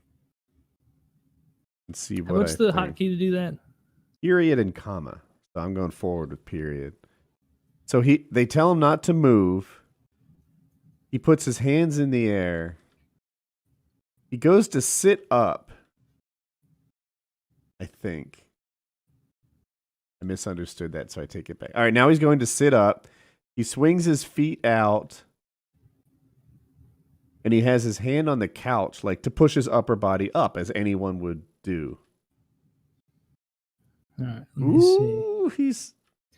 The Civilian Office of Police Accountability released Friday video of a Chicago police officer fatally shooting a suspected kidnapper on the Northwest Side. The body camera video shows an officer confronting a man July 8th in an apartment in the Belmont Central neighborhood. After partially entering the room, the police officer yells, "Don't move, Chicago police, don't move." The video shows the suspect reclining on the sofa leans forward, yells something inaudible, and begins to turn over, the video shows. As the suspect places his hand near an apparent handgun on the edge of the sofa, the officer lets off several shots and the suspect falls to the ground. He later died at Illinois Masonic Medical Center, police said. Ephraim Edie, a spokesperson, said the investigation into the officer's actions is ongoing. The suspected kidnapper, 42-year-old Luis E. Vasquez, has already carjacked 2 people the night before in the west suburbs, police have said. He drove in the man and woman, both in their 40s. To the blah, blah, blah, blah. Okay, well, he's Held dead. them against their will inside an apartment. That to me is a pretty big deal. Like that. Oh yeah. I thought they were talking about other stuff. Yeah, drove. Yeah, the man well, it and goes woman, both in into their 40s. addresses, Yeah. and I can see why you're like, I don't give a fuck. But yeah, that's where he held them against their will inside an apartment. So we know he has a gun. Yeah, and I might be seeing it right around 10 seconds if you like frame by frame it. Is that what's in the cushions there? I think so. They should get 4K body cameras. This is bullshit. And he might have even been bringing his hands together, like to use the gun. I think so. If I'm seeing what I just said, that was a really good shooting. And I might have erred in the wrong direction if I was the cop. That's how you end up dead. Right. I've mentioned it so many times, but I saw this footage of in the wrong spot of a cop. No, the guy was a what were like the Ferguson people that were kind of anti-police? There was a name for them. Black Lives Matter. Black maybe? Lives Matter. Yeah. So a Black Lives Matter like community leader met with the police, and his goal was to kind of like talk to him and explain his side, and the police were there to talk to them and explain their side. And what ended up happening is they had the guy go through police training. And there were a couple scenarios I've made the audience watch, but one was a guy that was totally cool. His hands were up. He was like diffusing the situation as he walked towards the back of a van, and on that bumper was a gun. He pulled it, bang, bang. Well, a fake gun. Mm-hmm. And as the Black Lives Matter guy was like, holy smokes. That went from 0 to 100 so fast I would have died. Then there was another situation where guys were fighting each other. And they were both kind of frightening, like physically. Like they were like your build, but 2 of them, maybe even bigger. And they're wrestling with each other. And then one guy goes towards the cop. He's all aggressive. And the cop decides to shoot. Suddenly, it flips 180 degrees. Policeman, what were you doing? That was my friend you just shot. And he's unarmed. You just shot an unarmed man. For doing what? Walking towards you? And you're like, it didn't seem crazy. The notion. This is why media framing is so important in all of these incidents. Yeah. And I learned a lot from it. I'm like, man, if a guy's not complying and standing still when you say to comply and stand still, I understand why a policeman could get so jumpy because it can go from 0 to 100 like that. This guy, I thought he was unathletically trying to sit up when they said stand still. And now I think maybe he was going for his gun. I think I saw it. Yeah. So, yeah. And then, of course, there's other situations. Like the guy that did that really shitty Simon Says, like, get on your knees and start crawling. But he wanted him to crawl with his hands in the air, which isn't how crawling happens. And he got really confused and they killed him for it. And yeah, like that was probably the worst police shooting I've ever seen. Right. In that hotel where it was like, put your hand on your head, lay on your face, crawl towards me. It's like, what? How? Yeah, that's exactly right. Could you just like in that instance, if you're just so confused, could you just lay out like a starfish and be like, I'm not moving at all? So the guy was drunk, which inhibited his ability to like explain himself. But I like to think that sober me in that situation would be like, officer, you have to understand I don't know how to crawl with my hands in the air. Can you work with me on this? And I probably wouldn't got shot. But drunk me, who knows? Yeah. Or stressed. He was shooting under stress, you never know how you're going to respond, especially when, a cop's pointing a gun at you. But that one was absolutely inexcusable. This one just shows how gray so many of these situations are, or how gray appearing they can be and still have a clear-cut answer where it's like, he was rummaging around and everything, but there was a, 38 by the end of the couch and he would have turned around and started firing at me. And, you have to be proactive. He's got 2 carjackings and I think 2 kidnappings. He's facing, right? So like when that's happening, people are He's less a Cubs fan. But I guess I'm trying to like, if I know you've got me for expired registration, I'm not opening fire. Like look, if you throw the book at me, everything's going to be okay. This guy, on the other hand, is dealing with the end of life as he knows it. Yeah. So he's more inclined to do crazy shit. That's true. Yeah. It's like, not carrying insurance. I'm throwing the book at you. This is going to be a $91 fine. All at once? $60. All at once? You have a payment plan? Yeah. But so, when you get someone and he knows that there's like a couple kidnappings and a couple carjackings that he's facing, he might be inclined. That might have been suicide by cop. I can't get into his head, but that could have been what his thought process was. Mm-hmm. So basically, he passes out drunk a lot. And everybody around him is one of these like shock streamers, I'll call them. They're not necessarily vloggers. Their lives aren't all that interesting per se, but they're going to get up to some hijinks. They're going to make drama. They're going to do something to make the viewers entertained. And so what they do when he passes out is they with him. And so they painted his face like Pepe the Frog while he was passed out. And this is him. Yeah, right? You got it. That's a good bit. Dude, and so this got is him. To show do you have the images of Pepe? And I can find them in 2 seconds. They're in yeah, well, they're in Larry's Discord, but I can't mess with Discord because I'm screen captured. Apparently the ADL made Pepe the Frog a hate symbol. What a bunch of losers. Are you guys ready to watch this? Yeah, I'm ready. Yes. 3, 2, 1, play. Did you pay me or something? This is him waking up to what they've done to him. What's going on? He's saying, did you paint me? Dude, this motherfucker doesn't have an ounce of muscle on him. It's all just booze fat. You're such a faggot, dude. Oh, that's a mirror he just looked in. Biggest faggot in the world. On the door. Like, I don't know what kind of fucking loser shit you guys are on to paint me, but fuck you, dude. Seriously. He's skinnier than I thought. Yeah. Look at my fucking face. He's lost weight. It was me, dude. You're a loser, dude. Whatever money you made for pay me now. I didn't make Pay it. me now. It did it free Pay stream. me now. Fuck. Pay me now, dude. Can we talk about it? Get on your phone and pay me whatever money you made for your fucking loser ass stream, you no content bitch ass stream. Pay me now or get the fuck Your off. stream the had dude. content. I I just swear to God, dude. Okay, I'll pay you. Pay me now. Whatever money you made to paint me to look like a fucking clown, dude. Pay me now. Get on your phone, dude. Get on your Blade, you're drunk, dude. phone. That's my money. Pay me now. Blade, can you relax, Pay me now. dude? No, fuck that, dude. I will. You're like a fucking clown, dude. Fuck you, dude. You look like Pepe the Pay Frog, me dude. now. Pay me now, dude. Relax, dude. Get on your fucking phone and PayPal me right the fuck now, dude.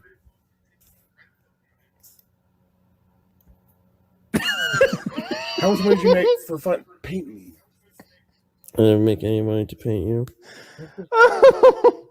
I have another video that's like far too long and we'd have to skip Jesus around in Christ. it. But it begins with him not painted and they're just like pouring shit on him. Like it looks like shaving cream or whipped cream or something. They're just like the other day I saw him passed out, pants around his ankles, underwear on, and he's pissing himself in his sleep. And they're just putting solo cups, like plastic cups, under him and catching the piss.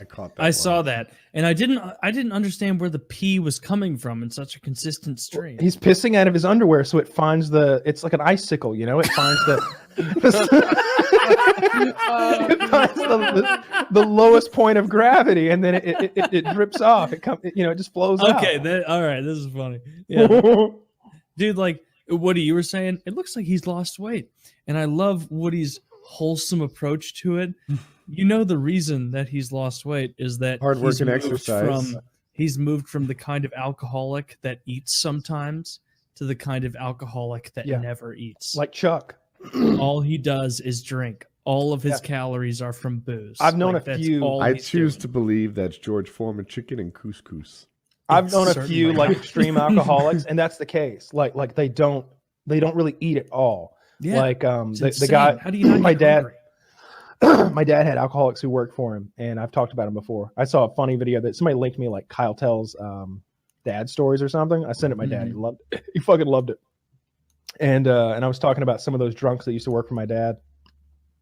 They were both kind of skinny because they didn't eat food most of the time. You would ask him, like, we would see Chuck on the side of the road. 45, 50-year-old white guy. He's essentially homeless. He's living without electricity and stuff. And I'd be like, "Hey, Chuck, you want a hamburger? We just went to McDonald's. We got a bag full. We're taking them back over. And would you like one? Nah, man. Can you run me up the liquor store though?" Chuck, and I want to be like, "Chuck, have you eaten today?" Because I know he hasn't. Like, he's not hungry. Mm-hmm. I think that when you're that much of an alcoholic and you're like poor, that the idea of drinking on an empty stomach it's like bonus liquor. It's like you're making money if you don't eat. Oh, yeah, it's like you're getting drunk faster. You're getting drunk faster and harder and staying drunk longer because there's no food in your system. It's just the alcohol. And if I get drunk on an empty stomach, I feel pretty terrible a little bit in, don't you? Yeah, I don't like to do that. Like I need some food in me. Well, that's all sad, but I think Blade's looking better and better. Yeah, He's not. We are literally watching a documentary. You got to switch places with one of series. How about this, of Taylor? Someone dying. He's dying right now.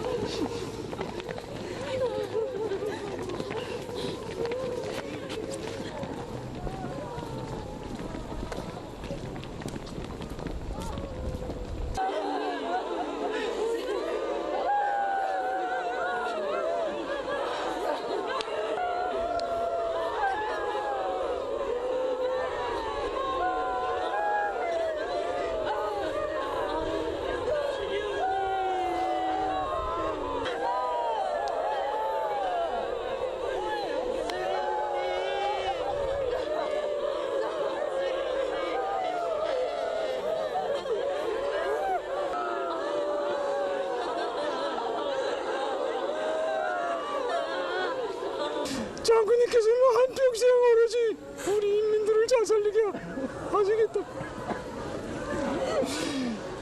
오직 고생과 고생은 닭의 것이오다. 현재 시대의 길 위에서 생을 마쳤으니 우리 장군님 잘못이지 못한 죄책감으로 우리 인민들이 저렇게 가슴을 치며 통곡하고 있는 것입니다. 앞으로 우리는 오버이 수령님과 경례하는 장군님의 유언을 받들어서 이 땅에 기어이 부강자복을 일도 세우고 말 것입니다.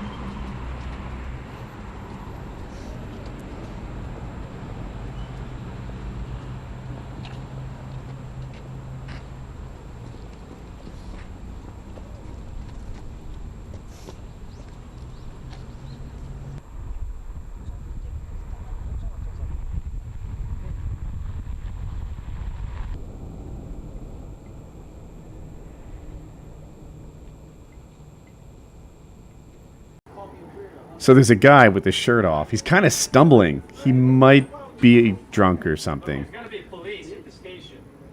They're on the subway. He's already tried to attack one. The other fellow. guy's using a bike to like hold him off. He's just like walking from one end of the subway car to the other, just Looking hitting for walls, trouble and looking for trouble. He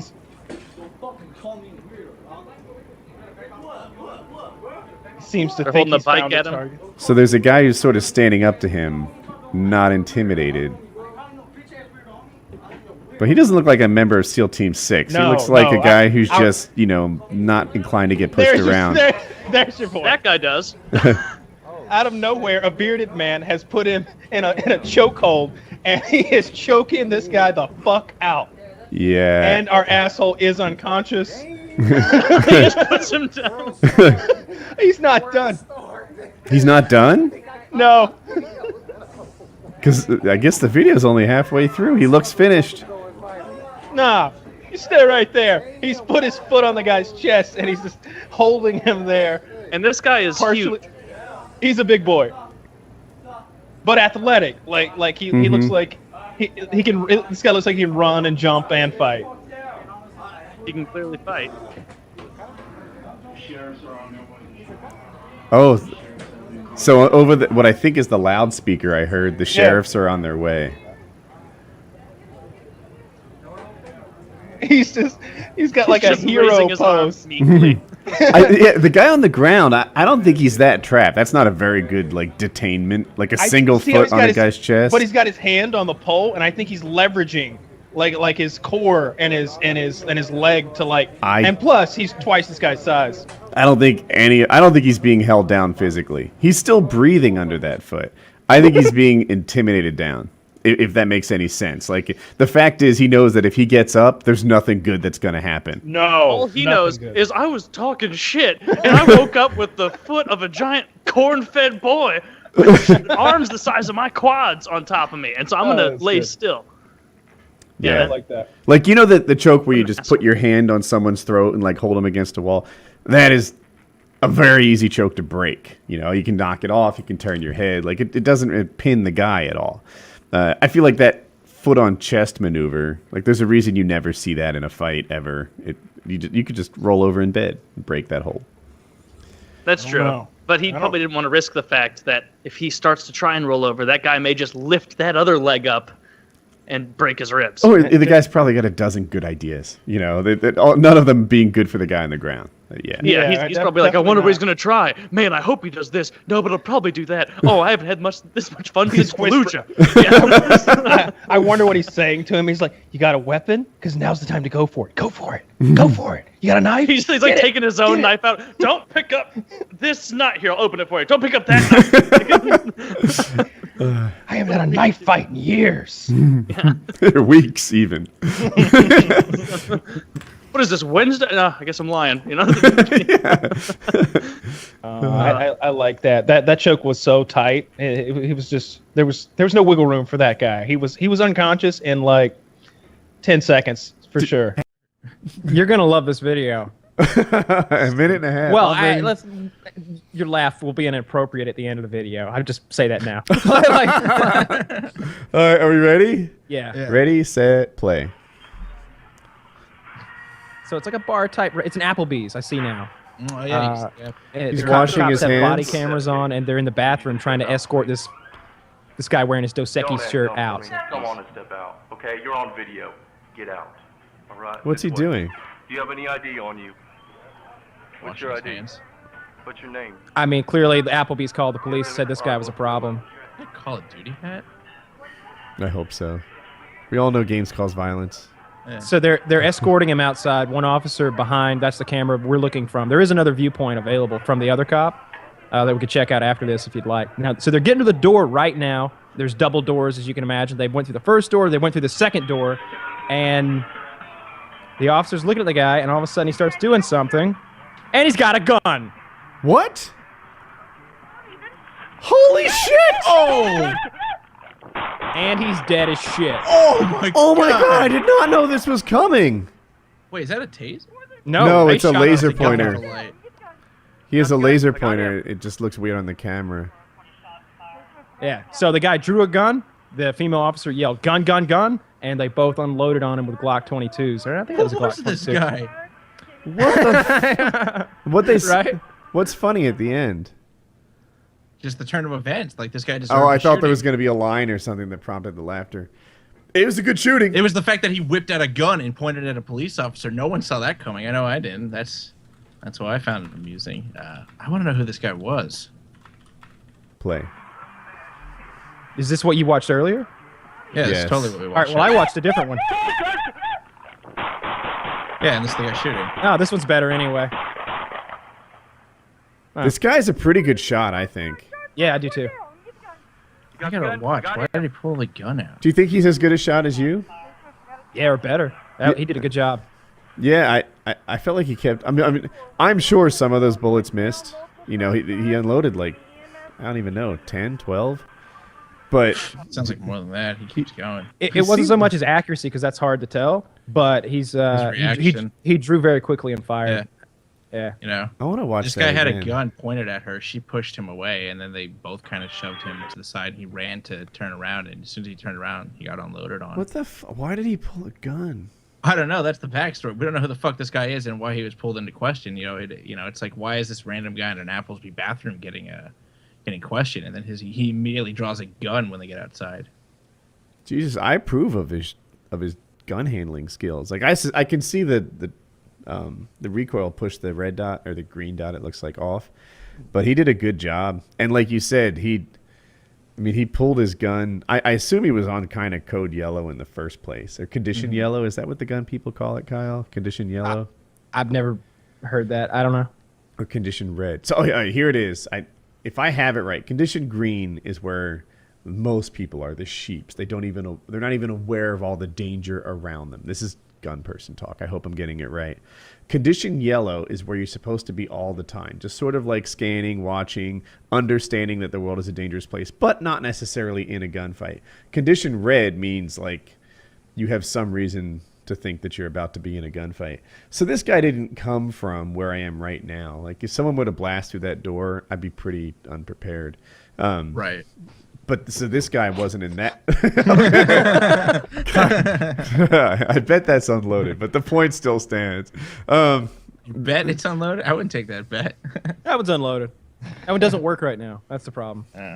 So, but yeah, so this guy was kind of aware he had a perp next to him, which helps with his reaction. But still, it's just good. He's a good cop. He did the right thing. In hindsight, I guess they should have cuffed him in the bathroom and patted him down. He wasn't under arrest, you know? Yeah. Like, that's one of those... I think they did it 100% right from start to finish. Actually, I don't know why they wouldn't hand it. Whatever the charge of suspicion was to investigate this guy, like, that's why they were so ready to... Let me go back. Let me go to the website this all came from and see if I can learn... I lost it again. So let's see. Okay, so here we go. Bushy was suspected of stealing some alcohol from a local Walmart. The videos depict Sergeant Gabriel Green calmly and non-aggressively confronting Bushy in the bathroom of an Applebee's restaurant. He and Officer Kalen Griffin then escort him outside the restaurant. Bushy then pulls a BB gun pistol from his pocket and points at the officers. They then open fire and kill him. By all appearances, the shooting looks both justified and unavoidable.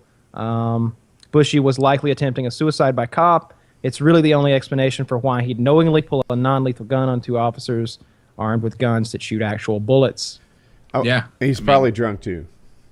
Well, he did steal alcohol from Walmart. Yeah, he stole alcohol, and I don't see any. I feel like you're onto something there. like, step 1, steal the alcohol from Walmart. Step 2, consume the stolen alcohol. I guarantee Step 3, there was Applebee's. nothing in the middle. You can't have a gun on your hip. You can't have a gun on your ankle or whatever while you're drinking, because, dude, shit. I bet this guy, if he was alive, if he didn't die in this thing, would regret his action. He'd be like, "Oh, I was drunk. I was so stupid." I think he was trying to kill himself from the start. Maybe. Why did he have that BB gun? You know what I mean? Well, to rob the Walmart. Like, obviously, if it was enough to make the cops shoot him, it was enough to... Really? You think a Walmart employee... No, he didn't like, give me your alcohol. He just walked out with it, I'm sure. Like, there's nobody guarding the alcohol at Walmart. He went back there, like... I don't think he planned to steal the alcohol. I don't think he planned to steal the alcohol the way you say. Know the cops would get called. Find him at this Applebee's. Have the BB gun to prepare for a suicide by cop. I just don't think that's his... That does sound unlikely. You're right. Unless he was like... So maybe the BB gun was in his coat. It looks like a gun. They do that thing. I mean, he pulled that. That looked like a real gun. You wouldn't have to stick anybody up at Walmart. That's my only thing. Like, you could just... No, I agree with you. You can just walk in there and grab the alcohol and walk out. I feel like he shoplifted, and then I just don't... You're right. Especially why he has the BB gun. You're right, because especially if he had the BB gun, it would have been an armed robbery call-in. Maybe he stole the BB gun, too. That seems most probable. He walked away with a prize to go shoot. He got himself a big bottle of wine and a BB gun, and then got drunk at Applebee's and suicided by cop. Every now and then, watching a death dude, a person just died. Like, that's a real true thing that just happened there. I was kind of happy for lack of a term, when I thought it was a real gun. That's a little happiness a little inside. happy. When it was a real gun, I was like, well, wow, why the fuck? That was some lethal weapon shit. Yeah, nice one, Murtaugh. Exactly. But then I found out it's a BB gun. It's like, well, it was a good shot still, but that guy just suicided by cop right there. Like, it's not, I thought this was like, what'd this guy do, man? Why is he pulling a gun on him? Does he need to get away from Johnny Law? But it's just a suicide by cop. Oh, that's a good question. This is a good chance that if he pulled a gun on a cop, there was something else that was awaiting him. Like, he's been hooked. He's got his rape trial coming up. Right. And that's why he's on the run or something like that. Yeah, he needs to get away. He's stopping at an Applebee's offside the road. The one thing I noticed was I watched him draw. He draws it from the hip. It looks like from a pocket or from his waistband, and like comes up with it. But then he doesn't act aggressive. He's like this. He's just kind of like, I got a gun. Yeah. Like I watched the video 4 times, and like, don't get me wrong, I'd have shot him too. Mm-hmm. But the situation, like, if you watch it in slow motion, you're like, why is he being so weird? Why didn't she tackle him? Because, like, when you got, even if you're not professional and you're not going into a stance or anything and like getting ready, like, even if you're gonna shoot it sideways, he didn't even do that. He never really pointed the gun at the officers until they kind of pushed him away, and then he kind of spun around with it still below his around his waist area, holding it down low. Like I said, I'd have shot him too. I thought he pointed it in the sky at one point. He It was does a it was big all up here. So Yeah. I just watched it again. He pulls it from behind and does like a big swooping motion with his arm, and then she pushes him, and he goes. She up in pushes, the air. and the officer Yeah. behind also does something. I think Yeah. he grabs and pulls. Grabs and and see. pull. Yeah. But like the guy, they both are on this guy, pushing him, shoving him, and that's totally her training coming in. Like she's pushing him with one hand and drawing with the other. Like that was cool to see. They knew what they were doing, and they both did their job really, really well. Yeah. And she was like, she might have been 3/4 of a second slower on the draw than her partner. And they both were on him as fast as you could ever be expected to be. I'm surprised he didn't yell gun. He was the one in the back and saw the draw. It was her until the gun got pulled up here when he saw. I got a different situation. This one's fake because it was on TV, but it was on a TV cop drama to be more clear. And basically, what happened is this woman was trying to arrest a perp of some sort. And he was like drunk or high, and he tries to rape the cop. Like he gets on top of her or whatever, and he's like kicking off the rape. And she pulls her gun and she shoots him a couple times. And in the show, the question was like, all right, it's not that it was a bad shooting, but if that's a guy, that doesn't happen. The fact that the bad guy was so not just the guy thing, but the bad guy so easily overpowered the girl that she had to go to lethal force, whereas maybe if it were, say, a strong man, if that was a gay criminal, if that was a gay rapist raping a male cop, he'd have shot him too. Yeah. You can't be on top of. You don't touch an officer. That's when you're gonna get That's shot. the thing. When you start putting your hands on an officer. Yeah, it doesn't Regardless matter if if it's rape or just pushing. They don't like being touched, and you're not supposed to. Yeah, that's the compliance is really important, kids. You don't fuck with that. But if that guy was doing it to like Kyle, right? That guy doesn't overpower Kyle. Things could go differently. Kyle wouldn't have to go straight. I might let him. Kyle wouldn't have to go straight. No, no. My belt's undoing itself. I don't know how that's happening. Not that, Oh officer. God, leave me alone, please.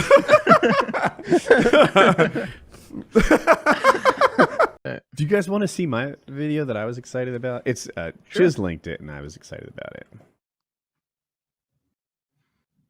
There it And what's is. the backstory on this one? Another public freakout. I think it's self-explanatory. I think you'll be Oh, able I've to seen keep this. up. I've seen it too. Are you guys ready? Yes, I am ready. Ready, set, play. Wife, bitch! Look what you did to my fucking car! I hope you have insurance, motherfucker! Get the fuck out of the car! You beat your fucking ass! So the Reddit post was titled, "Guy freaks out over his car being slightly bumped." This guy's about to cry. The one screaming is so red-faced and exasperating. It's totally roid rage, by the way. This is what roid rage looks like. I see it differently. I'm interested in your opinion, though. Yeah, He's the type of dude that when you get out of the car, he gets one shot. He slept one shot. This guy has no control of You his think emotions. the guy yelling is going to lose a fight? Oh no, he gonna get slept the first swing. I Maybe promise. against you? Are you seeing the same driver that I am? No. Look at it.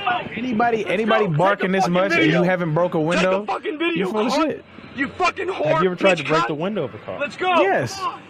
The side windows Of course. aren't hard. Yeah. No, he told us that story. Yeah, you talked about that last time. I forgot. He's like, no. This is what we call selling. Yeah, you selling wolf tickets. I know the term. Yeah, I'm familiar as well. Yeah, I feel like he's about to back up into traffic. Right? So there's a turn happening here in the next couple of seconds. But he's still freaking out. Oh, here, he's explaining himself. I think he thinks he got backup. Green shirt guy's got dip in. That's cool. Look at him. He's lost his By the way, mind. if you haven't My picked point- it out, these guys look like active army to me. But my point, though, right here, this is my point. My point is remember, you see, as soon as the cat started grabbing him, he got extra irate. That's telltale sign of you ain't gonna do shit. You think so? I've said 1,000 times, man. Anytime, the dude that like hold me back, man. Like go get. It's a window, dog. You get. Come on. It's a window, dog. I have a wildly different analysis than you guys. I'm waiting for this video to end. It's about 17 seconds. What do you think? This guy's cool as fuck. He's my cool guy of the week. This is the Woody's gamer tag cool guy of the week. Yeah, the guy who took take Roll the window. Man, Don't get out. Because we don't. I want to see the no damage shit. on the car. Yeah, if you didn't catch it, he'd kick the side of the door at one point. All the window slapping, of course, didn't do much, but he could. I'm guessing he's I wearing meant boots. like the initial collision. bump. Oh yeah, we don't see that. But here's my. I think it's not. I don't know that he's soft like Arian does. I don't know that he's roid like Kyle does. I projected something different onto him, which was PTSD. Like Facts. Say again. Something's wrong. Yeah, I got rear-ended in Iraq. Well, I like the paramotor community has a couple Army guys in it. I know a lot of Army people get into it for some reason, and it gives me a little exposure to like. I have one friend in particular. He's on a podcast and he's doing great. He's kind of like joking. He's talking about whatever, and then somehow the topic flows into war, and he's like, "Dude, adjusting from like to come home from war is one of the hardest things that a human can endure." And it just sat heavy on me when I heard him say the words. And I have the guys, I guess, because of my friend set, I have an enlightened kind of exposure to it. And when I see this guy freaking out over a car bump back in the States, I'm like, I wonder if he's having a hard time adjusting to being home. That's what I projected on him. That would be giving him too much leeway. Like I think my analysis is that this guy's a cunt, and I wish that the green shirt guy who had that fat lip in would have popped him one. Yep, that would have been cool. No. I got one better. I wish that a car, when he backed up and he was like this, I wish it had been like a scene out of Final Destination when a bus just comes out of nowhere. Like you don't even hear it coming. It's just somebody's just like, oh yeah, I see it. Becky's house time. And it just fucking nails the person and splatters them everywhere. I needed that to happen. If I'm wrong, I'm on your team. If I'm not, my heart opens to a guy. Hey, a great man once came on this show and said, hurt people, right? That's what I'm putting on him. That guy's a Medal of Honor winner. He's screaming. I don't give a fuck how many tours in Iraq, Afghanistan, and fucking. I don't care if he was in Vietnam. I can sympathize. I can sympathize with that because one of my podcast guests was a guy by the name of Nicholas Irving, and he was a basketball player. No, no, he was an Army sniper. And like he talks about like all of that. He talks about like the first time he killed the dude. He talks about like all of that stuff. It was a really dope conversation. And that was one of the things he talked about was like coming back. He like went into alcohol and like it got really deep for him and like he found his way out and he's on the other side of sadness. Yeah, but he didn't scream at people in traffic though. I guarantee he didn't. We don't know. I don't yeah, know. But a friend of a friend got into alcohol when he came back from war, and I've talked about it before. But this guy I'm talking about is a medic. My friend had a heart attack and he didn't diagnose it right. My friend was more damaged than he would have been had he gotten perfect medical care. It ate up the medic so much that he drank himself to death and died.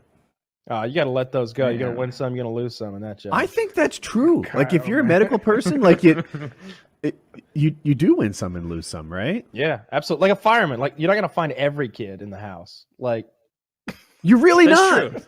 Like if you could get 80% of the kids, I'm glad Woody's co-signing these things out that I'm saying to the tongue in cheek. No, dude. No, I'm with you most of Is the way. every fireman gonna be perfect? Like I'm 80% serious. Nah, but I don't think you go into it thinking like I'm gonna save 70% of this victims. No, you don't go into it thinking that. I'm going to save greater than or equal to 3 of the 5 children. But like, you just go in trying to save people, dog. Exactly. And if you save 3 out of 5, and that was your best effort. Yeah, ain't nobody gonna knock you, but if you go in thinking, yeah, if you go in thinking 3's enough, dog.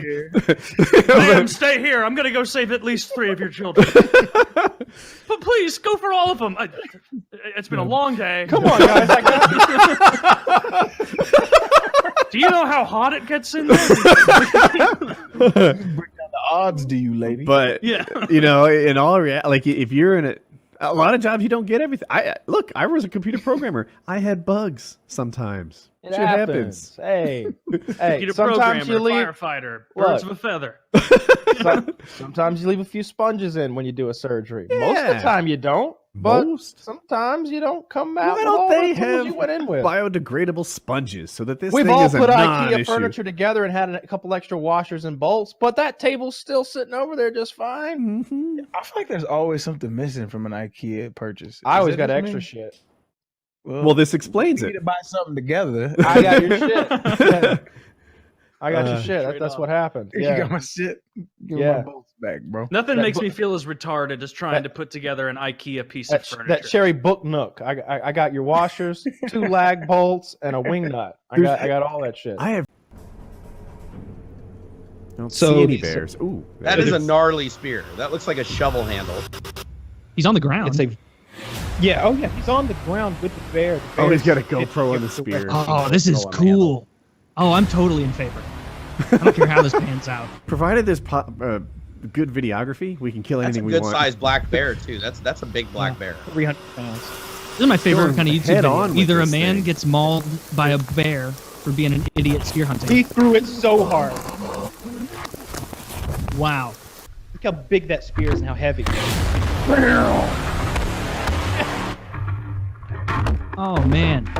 Ooh. Oh, it broke off by the tree. Did big damage when it broke off. No. That tree cantilevered it to the side and just sliced the fuck out of his internal. Look how scared the guy is.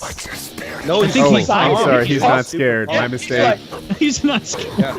That man ain't No, I mean scared. he was like he looked like he was getting ready to run if it came at him, but no, he was excited. Like Yeah. He's a big dude. He's so happy. Yeah, this was not his first attempt. Like they kept seeing him and running. and I'm guessing if you put the video up on it's a license, it's got to be a licensed hunt, right?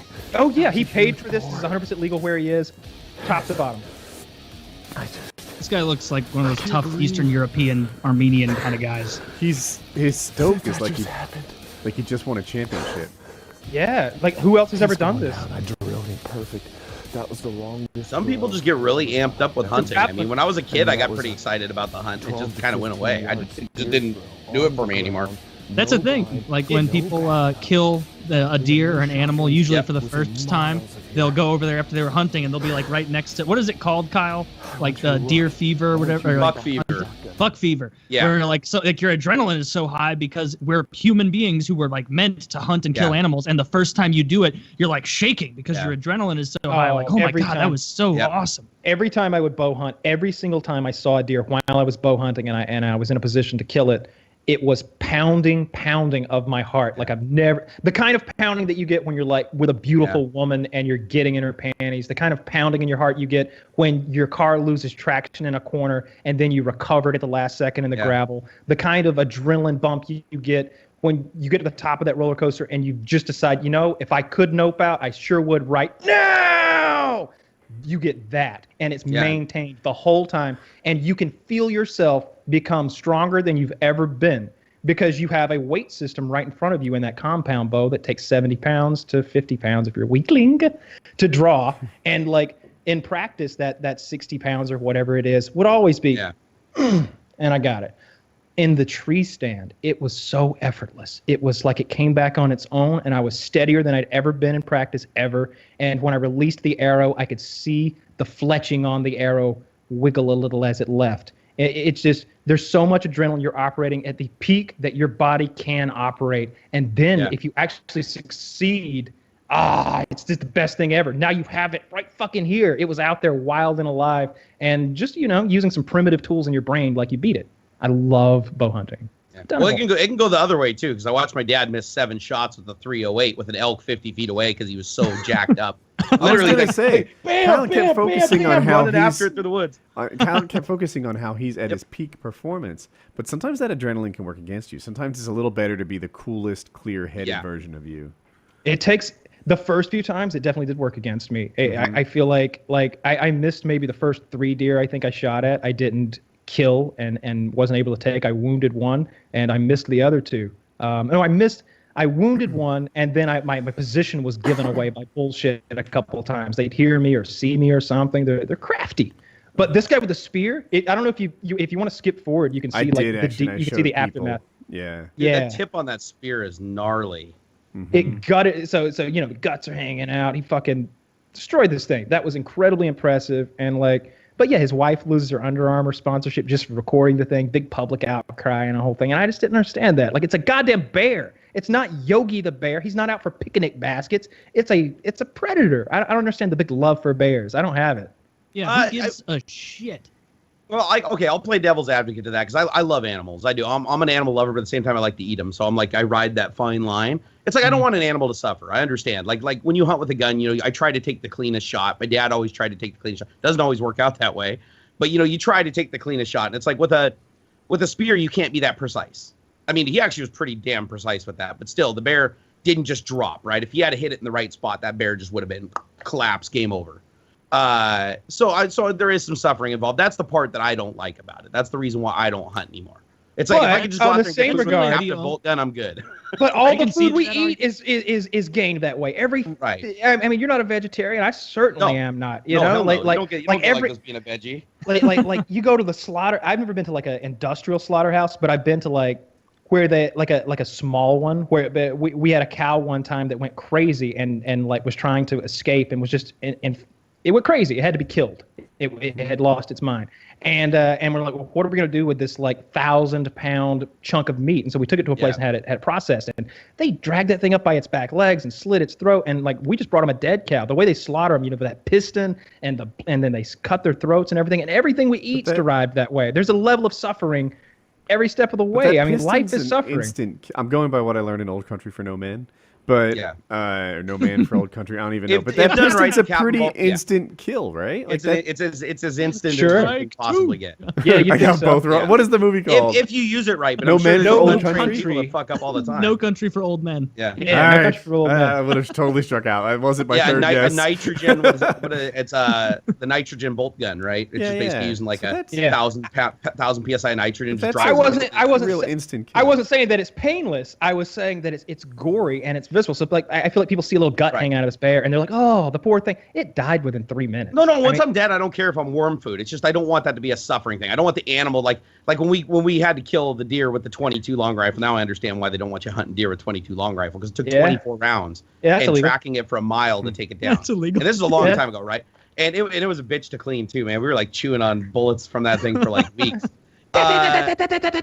But we needed it. We needed it and we took it. But it's that animal suffered terribly. And I think that kind of stayed with me, and that's what made me not want to hunt anymore. But it tasted like shit too. Oh no, it was not good. It was a lot of it we had to throw away too. Because we did nick the bowel. Technically we should throw the whole animal away, but we couldn't afford to.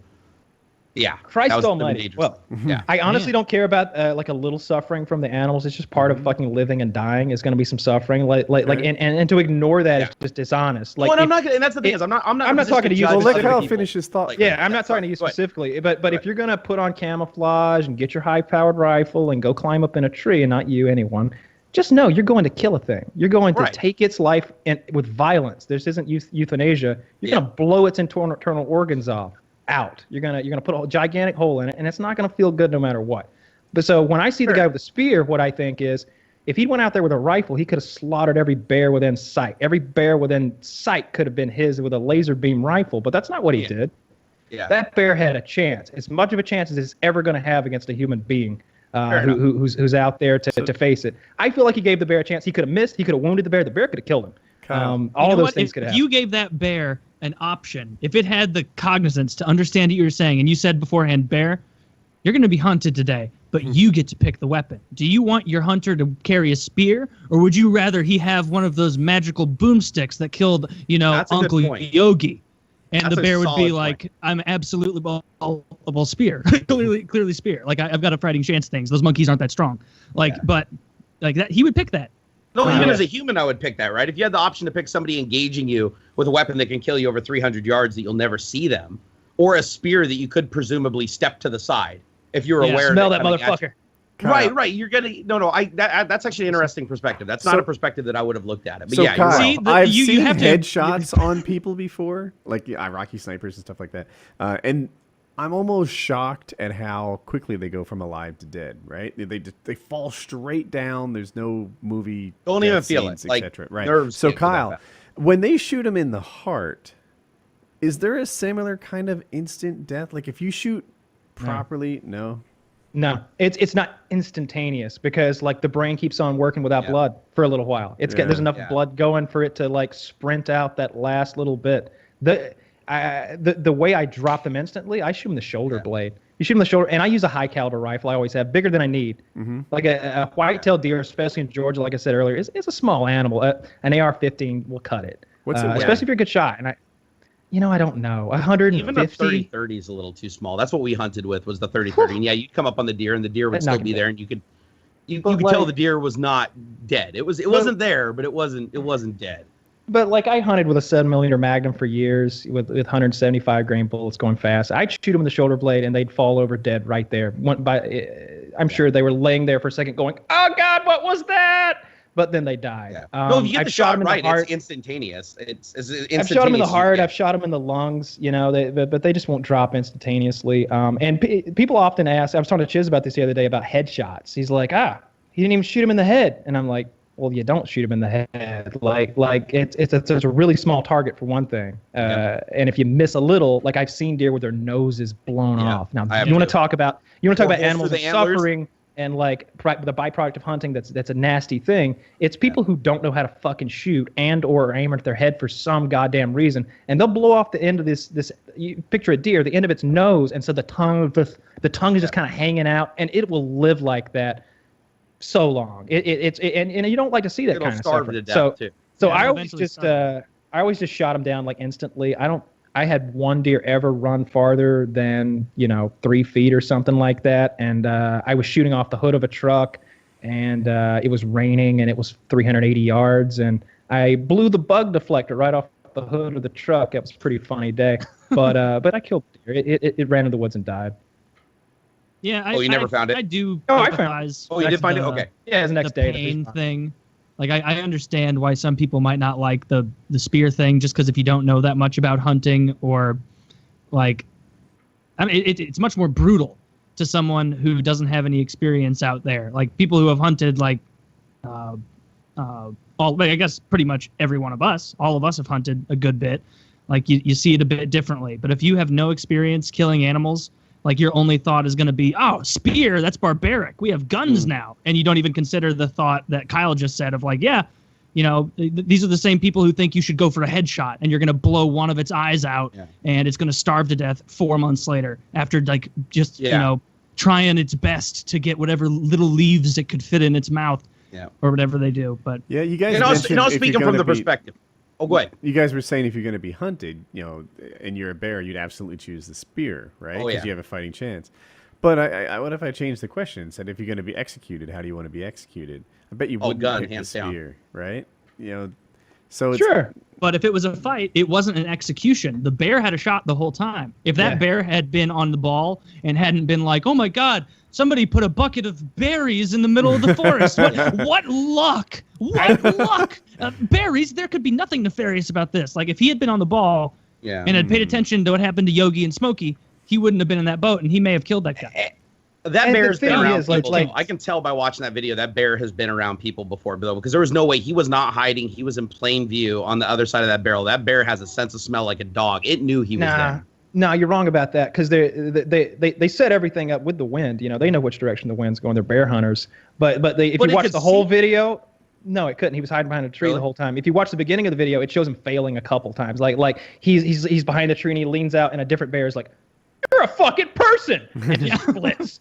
And just splits. You put these berries here. I've watched a good bit of bear hunting. At 140, he pops his head up though and looks, and he kind of sneaks back behind the tree, and the bear looks at him for just a second and gets back down. But you're right. I don't think because the bear had seen him, it would have ran. Yeah, but they don't really know what they're seeing unless they see your silhouette broken from the tree. Their vision and the way their brains work. I don't know about that. They have great smell though. And I'm sure it could see him from that range if he was outside the tree, because the other bear saw him there. Usually when I see bear, camp, like we'd get out of the tent and the black bear just look at you like, well, okay, I'm gonna just walk back into the woods. Fuck you. Usually when I see bear hunts though, like I'm usually like, God damn it, did you have to do that to the fucker? You couldn't give him a fighting chance. And then I see this one and I'm like, Yeah, I think maybe that's how you should have to do it. Because I've seen that video where there's like a bear in a tree and they fucking shooting it with crossbows and shit till it falls out. Or they treat them with dogs. They they shoot them with high-powered rifles while they're up in a tree. Like, I don't like that kind of predatory hunting. There's different kinds of hunting too, right? You know, if you're hunting for it, predator hunting to me is a whole different kind of hunting, and I have a different respect level for the animal I'm hunting than if I'm hunting a deer or an elk or a moose or something like that. Isn't there like a constituency that thinks bow hunting is a little cruel? I don't know, because a lot of bow hunters aren't as good as they need to be, and they don't get the same kind of good kills that rifle hunters do. I just heard. I kind of feel like it could be the same thing with guns, though. As I know a lot of hunters, they go out for their first hunt. Doesn't matter how much they trained leading up to it.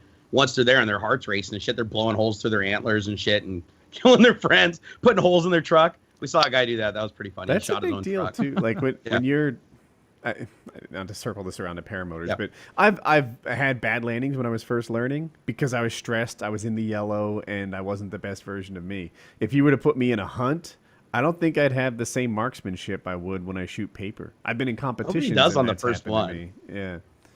So both times I went hunting deer and elk, I missed both times, and they weren't probably. I would say exaggerating, maybe 100 feet. They were close. Oh yeah, and they were close to me. Like that was a sure thing. My dad picked one off that I missed in paper. You know, at 100 feet, and you get all the time you want, and no stress. It was close enough that my dad could hit it at a dead run when I missed it when it was standing still. Like I took the shot, it took off running. My dad took the second shot and got it. So Kyle, so I was like, so it had to be pretty damn close. So Kyle, you don't think bow hunting is like? Aren't there people who think of it as bad? Well, my friend's a bow hunter and he loves Kyle. Is your name Kyle? Is your middle name Kyle? I just don't know. You're gonna have to take a time out or raise your hand, one or the other. So I haven't really experienced that, but I don't think I've got like feelers out looking for it or anything either. I'm sure, it is more barbaric. If you just look at the tools at hand when you like look at them, and that's the point, right? It's called primitive hunting. At the end of those arrows, those broadheads, the ones that I use, they're two blades, inside the broadhead like this, and they're held back with a rubber band that's sort of up here like this. And when they hit, they fan out and they fold out. Two razor blades that are combined across them like 2 1/4 inches, 2.5 inches. It cuts the heart in half if you hit it. It cuts the lung in half if you hit it. Yeah. They're dead fast. But you shoot them in the ass, of course. It's incredible suffering. It's terrible. And I hit one in the ass one time. Felt terrible about it. I'm on this whole website. It's called bearsmart.com. It says Get Smart, the Get Smart Bear Society. And now the title makes you think that it's a group of industrious bears who apparently have Squarespace, but it's not. It's people dispelling bear myths. And I didn't know this. A lot of these are stupid, where it's like bears are unpredictable. Fact: bears use body language and vocalizations to show their intentions, not to any discernible measure. You idiot! No, they don't. They don't go get out of here. Well, hold on. I will counter that a little though, because I grew up around black bears. I grew up we had as many black bears as we had deer where I grew up in Kitsap County up in Washington, and the black bears were actually pretty smart critters. They would come around and get in the garbage cans, and when you came outside, they would stay their distance, but keep going through the garbage cans. But once you got about 20, 25 feet away, they would back away, and then as soon as you started walking back, they'd come right back to the garbage cans, keeping their eye on you. They're not dumb, but it was also... No, go ahead. I'm not saying they're geniuses, but I'm saying they are smart enough to know that, listen, if I don't let this guy get any closer than 20 feet, I'm reasonably sure he's not gonna be able to hurt me. So I'm gonna keep munching on this garbage. And my dad even went out, and they are kind of dumb. I mean, my dad went out and wailed on one with a broomstick. We thought he was gonna get killed. It was a small one. It was probably like 150 pounds. And my dad's over there just wailing on it with a broomstick, and it's just like, it wouldn't give up on the garbage can. Like it was like, I'll take a broom beating. I'm good with this. It's like it gave zero boxers. Yeah, it like literally did not care. And we're sitting there just waiting for my dad just to get mauled by this thing. But no, it was just whining and kind of bitching about the situation. And my dad came back inside, and then it went out and got the garbage again. My dad went out with the 30-30, fired a shot in the air because it was too small. He didn't want to kill that one. If he's going to go kill one, he's going to kill one of the 300-pounders. But they did seem like they were relatively smart, and especially the moms when they had the cubs around. The moms would be really, really cautious with the cubs around. Like if you came outside and saw a cub, you were like, get your ass back in the house, because the mom will fucking tear you to bits if you get close to her cub. And so, but if you just found one that was like a male or it wasn't mating season, oh shit, you could chase them. They were scared shitless of you. Like I've done that. Yeah, as a kid, like 12 years old, I'd see a black bear, be like, come here, black bear, run after it. And it's like, this thing could eat me. And it would just be like, fuck, kids chasing me, I'm out.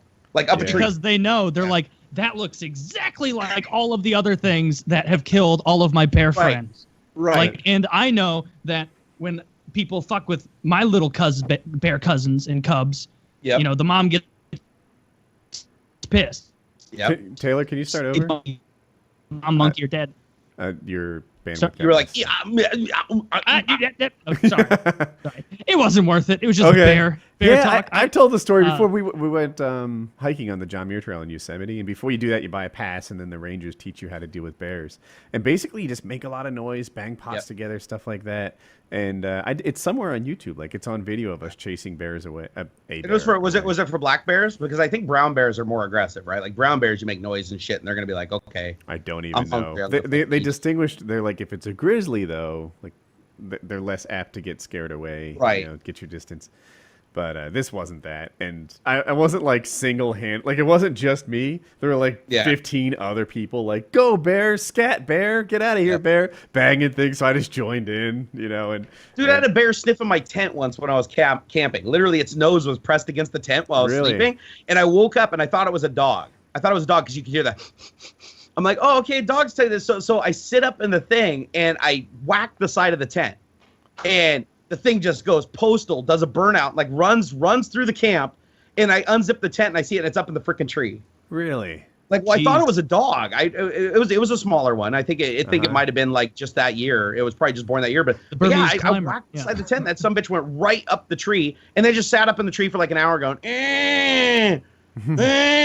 nothing else ever came. No other black bears came, and then eventually we just walked out of camp, came back, it was gone. So it just waited for us to leave, came down out of the tree. Did you know that bear spray is actually not a good idea, apparently? Oh, really? Because Why? If it gets on the ground around your camp, bears are attracted to that smell because they're like, oh, that smells kind of peppery. That smells like it could be food, because after it's settled on the ground, it smells like a spicy, peppery dish that you might be eating. I didn't think about that. Is that from your website? From bearsmart.com? It's from bearsmart.com. They're dispelling a lot of myths here. So it's like Tabasco. From a distance, it smells delicious. Then you get a little too much of it, and you're like, "Fuck! Don't put it in my eyes." But they don't get upset about too much Tabasco the way we do. We'll just make another meal. They'll like take a bite and just be irate because it's just scented leaves from the last bear to wander in. So keep it. Always bring a gun. Don't bring bear spray. I didn't read the entire tip. So who the hell had myth number 2? Bears can't run downhill. Points. Who thought bears could not run downhill? Bears can't run downhill?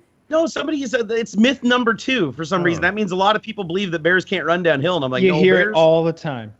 That's why it's because of the bear altitude paradox. Yeah. You know, over the past couple of decades, they find that all bears are slowly migrating to the highest areas in there because they'll accidentally take 5 or 6 steps up the hill and they go, fuck, can't get back down. And so the rest of the family's like, all right, well, just don't forget, like, we can't go any higher. And then eventually someone does. They have to keep going up, ratcheting. It's a real problem. Ask any park ranger. It throws off their inner ear. So are you saying in 20 years the peaks of mountains aren't going to be white anymore? There's going to be just bears and mountain goats. Up there. That's going to be Planet Earth 3.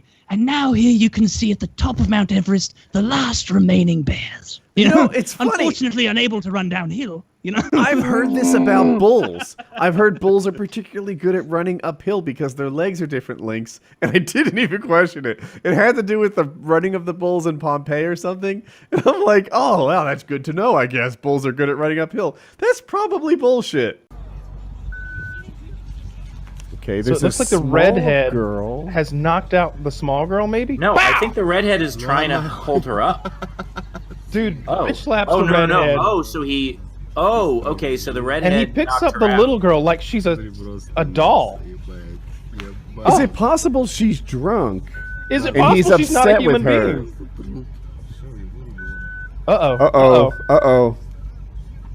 Oh, no. The backstory I made up in my head is that he holds the redhead responsible for the drunkenness of the brunette. Oh, yeah, that's what I'm thinking, too. Oh, that might be. This is bizarre. Because the redhead he had to carry her. He's carrying her like an animal. I've carried my kids like that. They love it. You also dislocated your daughter's arm. I did not. My wife did that. Oh, that's right. That's Is he right. just like dropping her off at where she lives? He's like, you got one bird. Yeah, I think the redhead's trying to hold her up. I don't think he hit her. Can I just say these girls look like they'd be fun to party with? Yeah, but this guy, it's weird. He's like both being chivalrous and horrific at the same time. Yeah. Dude, that little casual step over the passed out bitch and slap her is magnifique. He slaps her. So funny. It's like a sniper shot. It's I mean, I can't really. I know the theme of this show and all, but I don't really find the funny. Oh, then you're missing out, man. You'll catch him. Oh my god. I just think, and also like the danger, like she's passed out, and he's like, let me just risk her breaking her neck. Dude, like, the thing everything that's worse, about this is wrong. What he does that's way worse than the little slap, which she sold the slap. Like he didn't wind up really big, but him grabbing her by the back of the head and like dragging her shins across the concrete, pretty much. Like that's the brutal part. That's not even a good way to carry someone. I felt like that was punitive. If he just wanted to move her, he'd have grabbed her by the belt like he did in the end. Or you'd have picked her up Absolutely like you carry a woman, Yeah. by her vagina. Not just by her vagina. Can't you bowl? You get your thumb in the back. For stability, you hold it like a six pack. The idea of like you do like the sack carry. Like if someone's passed out, you throw them over your shoulder. Have you guys ever had to do that for someone where you had to sack carry someone because they were so drunk or otherwise fucked up? Oh my god, I had to do that at Lance Bass's house. This is a real story. Lance Bass? At Lance Bass from NSYNC. Yeah. So before, like, I had just started being a comic. I was invited to this party through like 4 people. It was like Lance Bass went to space camp. No exaggeration. Went to space camp with a girl who was best college friends with another girl who was dating my best friend. And so it just became this whole thing where we ended up at his New Year's party. You and Lance Bass are pretty tight. Yeah, we're super tight. No, I mean, not in that way. And so we're at Lance Bass's house, and my buddy, who is 6'7", gets super drunk at his house because he was talking to this girl all night, and like they're grinding on the dance floor and everything. He thinks he's, getting with this girl, and then she randomly just brings up her boyfriend. And he's like, oh, the worst. Well, what was all this then? And so he goes over to the bartender and he goes, hey man, you see that girl I've been dancing with all night? And the bartender's like, yeah. And he goes, she's got a boyfriend. And the bartender goes, oh, hold on a second. And just pours him like a pint glass full of liquor and just hands it to him. And he's like, here you go, buddy. And so he gets wasted, and he's fucking 6'7", and that is hard to handle. And I'm trying to get him not to fall in the pool. And at one point, like, I'm trying to get him to walk down the hill because, like, it's pretty difficult. Like, Lance's house, I don't know if he still lives there, but he was, like, on the top of Mulholland Drive in L.A., which is, like, there's, like, a fucking cliff. Yeah, and so, I saw the movie. Yeah, and so I'm trying to get him to not fall. And at one point, he throws me off of him and just yells, don't control me, and then face plants in the concrete. And so then I had to, like, pick up a 6'7" guy and drag him to a cab. And that was a very difficult thing to do. That sounds shit. I've never had to deal with someone who's 6'7" who does that. Thankfully, the only time I had to do it, it was for one of my smaller friends who's probably like 5'8", 5'9" at the absolute most. Very skinny, also small guy. And this was back in, I think it was over some kind of break, our freshman year in college. And we were back in St. Louis, and we went to a buddy of ours, his house. And his house is like, the backyard is like the little patio area, and then a giant hill down, like just grass, just straight down. So it's slick, and it had rained earlier that day. And my skinny buddy never drank. Like he drank, I think, twice in his life up to that point. And we're like, dude, we're going to get you fucked up tonight. We're going to have a great time. And so me and like 5 buddies head out to this party. And we get there, and I was sober driving that night. And so I couldn't have anything to drink. And we get down there. I keep like basically like vicariously drinking through my buddy who doesn't know how to drink. Where all the time I'm just like, hell yeah, dude! Like I can't take the shot, but you take mine, and that kind of shit. And after like shit you not, like 35 minutes at the party. Like, he is beyond blackout, like not making sense. Like, we were playing pool at one point and he was just like holding the cue, like leaning all over the place, like not even able to play. And so we have to leave pretty fucking early. So I grabbed my buddies that I came there with. It's like I had a Jeep at the time. And so I had myself, 3 buddies, and then the skinny guy. And we're all leaving. And as we're going to leave, I'm helping my skinny buddy out the door. And he gives me the drunk guy shake of like, get off of me. I can walk myself. Immediately falls down the hill and rolls barrel roll style like 30 yards down there. 30 yards doesn't sound like a lot. It's a lot on wet grass in tennis shoes having to go down there. And so I go down there and I'm like, hey, That's you're good, buddy. field goal You fucking got it. Like, I'm giving like the pump up drunk speech where it's like, dude, you feel bad right now. You're going to be fine in an hour. You're going to be, he was not going to be fine in an hour. You'll be fine in an hour. Just come on, stand up. Let's get up there. Let's go. I'll stop and we'll get food on the way home. And he just is like, and so I was like, okay, fuck. And so I picked him up potato sack style and I carried him up there. It took me probably 10, 12 minutes to get up there because I would get up and then I would feel like with both my legs totally still, like the traction give out, and I just would slide back like 5 feet, trying not to fall with this fucker on my shoulder. I eventually get him back up to my car. We could throw everybody in the back, and immediately my other buddy, who's sitting next to him in the middle, goes, dude, you better not fucking vomit on me. You better not fucking vomit on me. And I'm like, dude, honestly, please don't throw up in my car. He's not nonsensical. Like, nonsensical. We get like 2 miles down the road, there's a CVS, and maybe 200 yards before we get to the CVS, I hear a in my back seat, and then like there's a 2-second delay, and my other buddy, who was still drunk but not that fucked up, goes, oh, fucking gross, dude. Fucking gross. What the fuck is he's screaming at this guy? And then I pull into the CVS so I can get shit to clean it up. And me and the 2 other most sober guys, who wasn't the yeller or the vomiter, get up and start going inside. And the guy who got vomited on was so frustrated he pushed the drunk guy into the door, but I was already out of the car. And so I was going to open it up to give him some air. I open up the door and he falls headfirst into the concrete in a CVS parking lot. There's a guy walking in. It's 2 a.m. I don't know what the fuck he was getting. And he just like, rough night. And I was like, you piece of shit. So I went in, spent like $40. Yeah, like you had to comment on that. He had he had blood on his head. Jesus. Because he hit the concrete so hard. I didn't know he was going to fall out. I thought he was on like the middle of the car, but no, he fell right out. And I don't think he drank again for like a year after that. So we really ruined it. He's never going to be an alcoholic. So there's that. So, thank God for small miracles. The point of the story is that you saved this guy. Well, it was more the funny himself. The funny journey. If anything, I harmed him by trying to get him to drink too much at the party. I was trying to get him to have a really, really fun time because he was a buddy of mine from high school, had to move away in like freshman year and live in this tiny little town because his dad was a pastor. And so like when he finally was back and we were all hanging out, it was like, fuck yeah, let's get shithoused. So anybody have a story like that? Yeah. A friend of mine, so the movie Coyote Ugly was actually based on this bar called Hogs and Heifers. It was not based on Coyote Ugly. And it's this crazy country bar in New York City. And a buddy of mine was this like country DJ. Like this was in college. And so he loved this bar. He would just swear by it because he's like, yeah, girls take their bras off. It's the best. So we went there and he was getting me pretty drunk, but he was way drunker than I was. Mm-hmm. And we take a cab back. We're both pretty drunk.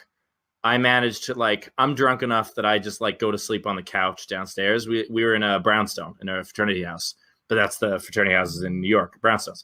And so he stumbles up to his room and gets completely naked and goes to bed, except the floors are kind of all the same. So it was not in his bed. Yeah. It was the bed of another guy and his girlfriend. So they were just sleeping together quietly at 2, 3 in the morning. And then this other guy gets completely naked and gets into bed with them. And boy, did the other guy have some explaining to do. He just shoved him out of bed with one hand. And then he tried to get him out of there, but he was naked. And you don't want to carry around a naked guy. And so he left him on the floor and just threw a blanket over him and went back to sleep. That was nice of him to throw a blanket on him. Well, it was more. Actually, he that didn't was wanna probably see for his dick. own. Yeah, it was for his own. Yeah, yeah. occasion. He was like, my girlfriend's right here. Let's cover this guy up. This is more of that.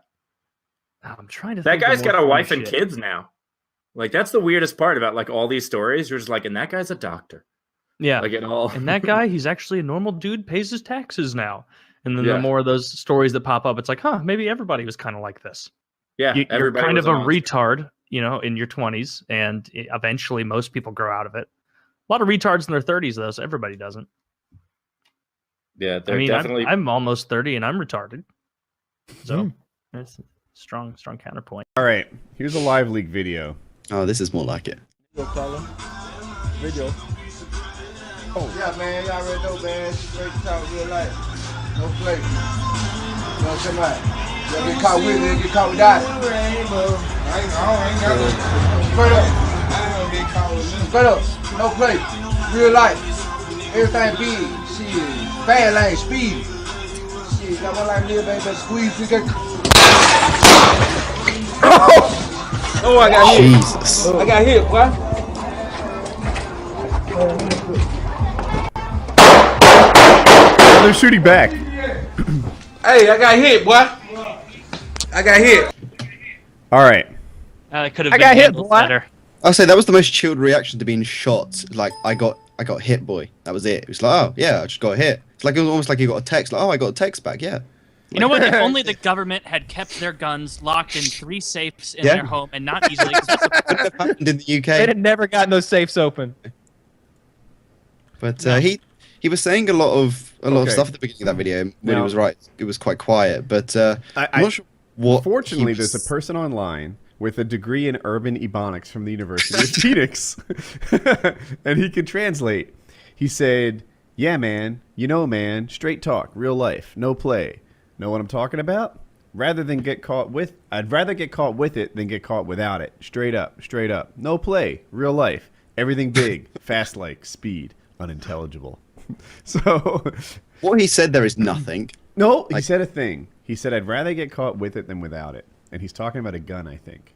And then he got shot without a gun. So No, what he they said- fired back. Yeah, they returned fire. Yeah, he killed them. I don't know if he killed them all. I can't co-sign on He that shot one. a neighbor accidentally. It was good that he was cool Yeah, with it. he, Then. he shot a neighbor, perhaps. Yeah, I could. I'm sure he's holding the gun I imagine him, sideways, like, not using the laughing. sights. Yeah. doing Just that like shooting down the street soprano in a car shooting where he that's- lunges with the gun on every shot. Never understood that. Oh, he never like learned those the bad shot. guys in I the wish it- Western movies. I'd like to see him like by season 6, just pa pa pa pow, hitting targets like a movie star. But anyway, so people were writing on this thing, and I'll see if I can find my. I was called racist. They're probably pretty reasonable, not racist comments. Well, here's what the guy wrote. I'm going to read this is my "Am I an Asshole" segment, so you guys can help me out with this.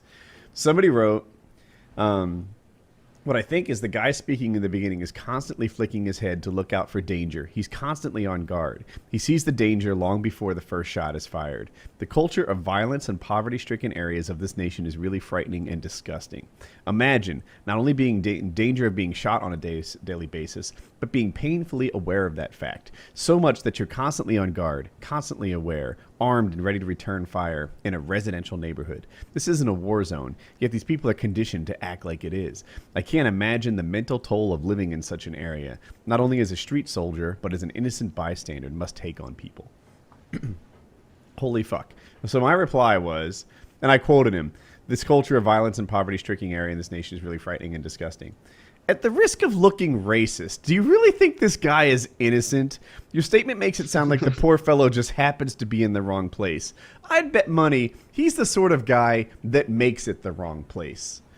They're shooting him because he's a criminal.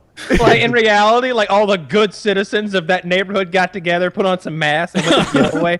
Well, in worst piece America- of shit in the neighborhood. We're gonna get him America- this time. No more shit. Come on, man. I can And that's imagine in what was going America down that there. that could be the police.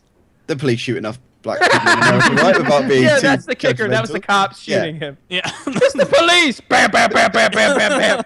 Don't you think this guy was so constantly on alert because he just did like his own drive-by? He didn't look like alert. Where did I didn't get that part from I that didn't either. notice He him was looking sitting at there lyrics. rapping about being an asshole. Yeah, he was looking from side Poorly. to side, but I felt that was more more to do with what he more was a saying. high He while looked I'm rapping surprised. things. Yeah. Yeah, he looked surprised when they came up because he kind of did a quick double take at them. Like, Yeah. I don't Well, think they he was shot him. He didn't have escaping. too much. I mean, Do you really you're think like, he was yeah, man. He innocent? knew they were coming. They shot him. People Yeah. I don't know Those anyone. people are gonna shoot at me, and I'm not gonna go inside. Like, what? Yeah, he's in terms of being innocent, obviously we don't know the backstory of why they shot him, but from that video, he did nothing wrong. He was just on I'm not his saying he porch deserved to get shot. I'm smoking. just saying, Yeah, like, yeah. he wasn't sort of like Keanu Reeves Matrix, like knowing coming kind of thing. He was out there stoned rapping, and then he got fucking shot. That's how. Yeah. That's how. So you don't think that this was a retaliatory drive-by shooting or something? 'Cause that was my assumption. Are drive-bys generally random, or are they usually gang-related? I don't know. I thought I was under the impression they were gang-related. They're always gang-related. No one just I've watched at drive-bys. least one documentary, and from that, I am now an expert in this field. And yes, it was probably gang-related. Well, then they're probably two rival gangs, right? Yeah. Yes. The Crips and the. I just didn't understand the Bloods. part where they were That's the saying one. that he knows danger's coming, so he saw it coming way before it happened. He didn't. He saw it coming. The bullet hit him. I Like, was gonna say, if he saw it coming, if he saw it before it happened, he wouldn't have been shot. He would have been inside the he'd place have being shot first. at. He'd have been like, "Watch this! I got him this time." if he'd done that, I'd be like, "Holy shit!" Do you want to watch it again? For us and knew it was bad news and Do started. we want to you know, load it up at the point Yeah. where It's he gets shot at? It's only 42 seconds. Okay. And then we can so watch it zero again then. in sync. Are you guys ready? Yep. Ready? We're gonna watch the full video in sync again. Yeah. Then 1 second. I need to hopefully. Yeah, I need to open it again. Okay. I'm a 0. Taylor? I'm ready to go. Ready, set, play. Ooh, I have the volume off. So we're watching him. He looks. He looks drunk to a degree. Yeah, He is kind of looking around. he's stoned and he's got crazy eyes. He does have crazy eyes. There's just cars driving past. I imagine if you want a porch like that, you may watch cars going past. I don't necessarily know that means. He did duck before the first shot. He saw it before it Because happened. he saw someone starting to point a gun at him. Yeah, they rolled a window down and. I mean, there notice was, that the other guy's pants were on his knees. oh yeah, yeah. Hey, They I got were. You hit, could boy. see his complete boxes. That was. I got hit, boy. Is that a thing that you see in the UK very much? Do people wear their pants too low? So yeah, and that's a subsect of people called chavs. I don't know if Oh, you've I knew that word. heard Chavs before. Is it predominantly white people or black people or does it? It's predominantly chavs, and what that means, the word chav comes from council houses and violence. So council housing is what the government gives you if you can't afford to pay your own rent. If you're on the dole, or the government give you money basically, or they give you enough to live on. That also means you can sometimes get housing, and these housing are council houses owned by the councils, which are part of government. So yeah, chavs can be anyone, normally from, again, I'm not stereotyping these black people, but from a poorer background, who can't afford their own places. But they, black, white, I mean, it really doesn't, I wouldn't say there's like a big difference, or like there's a majority versus a minority. But do you think Wings of Redemption would be a chav had No. he been born in the correct area? No. no, Wings isn't a chav. Wings would, if I was to put Wings somewhere in the UK in terms of what he's A like, gypsy. who he is, he wouldn't be a gypsy, because gypsies travel a lot. Wings seems to be quite happy where he is, and obviously his whole family's there. He didn't want to move away, but living in a static home, like almost like in the UK, it would be almost like a caravan. That is definitely more gypsy culture, but I'm thinking like slightly north UK. In terms of a specific area, I have no idea, but more rural areas, the areas where you could own a truck and it would be normal, because you also own a farm and you need that kind of rugged utilitarian vehicle, and that also means you're allowed guns and stuff like that. So I think that would fit Wings better than London, where it's like New York and you have to get an underground train to get anywhere, and guns aren't something you ever see in London. So yeah, he would definitely be from further north.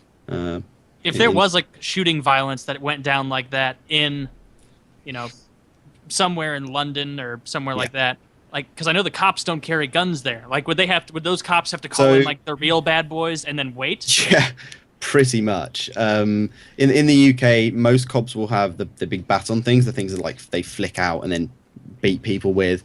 They have pepper spray. They used to have big water cannons, but then they got banned after we bought that was a waste of money when the riots happened. But people do get shot in the UK. I mean, by having guns being illegal just means that the only people that have them are people that were going to shoot people anyway. So shootings do happen in London. Not very often, maybe 1 a year, 2 a year, maybe.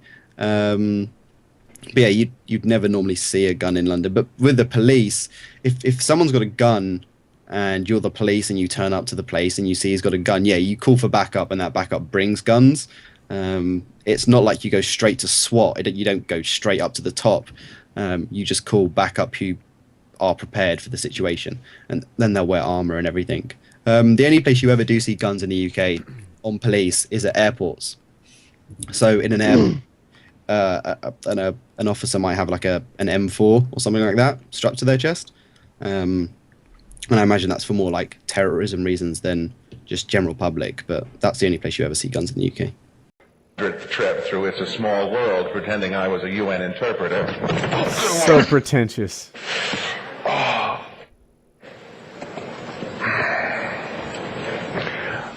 I think I'm...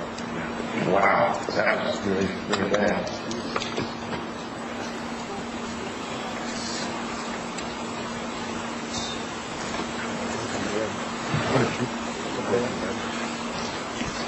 So sorry for my language.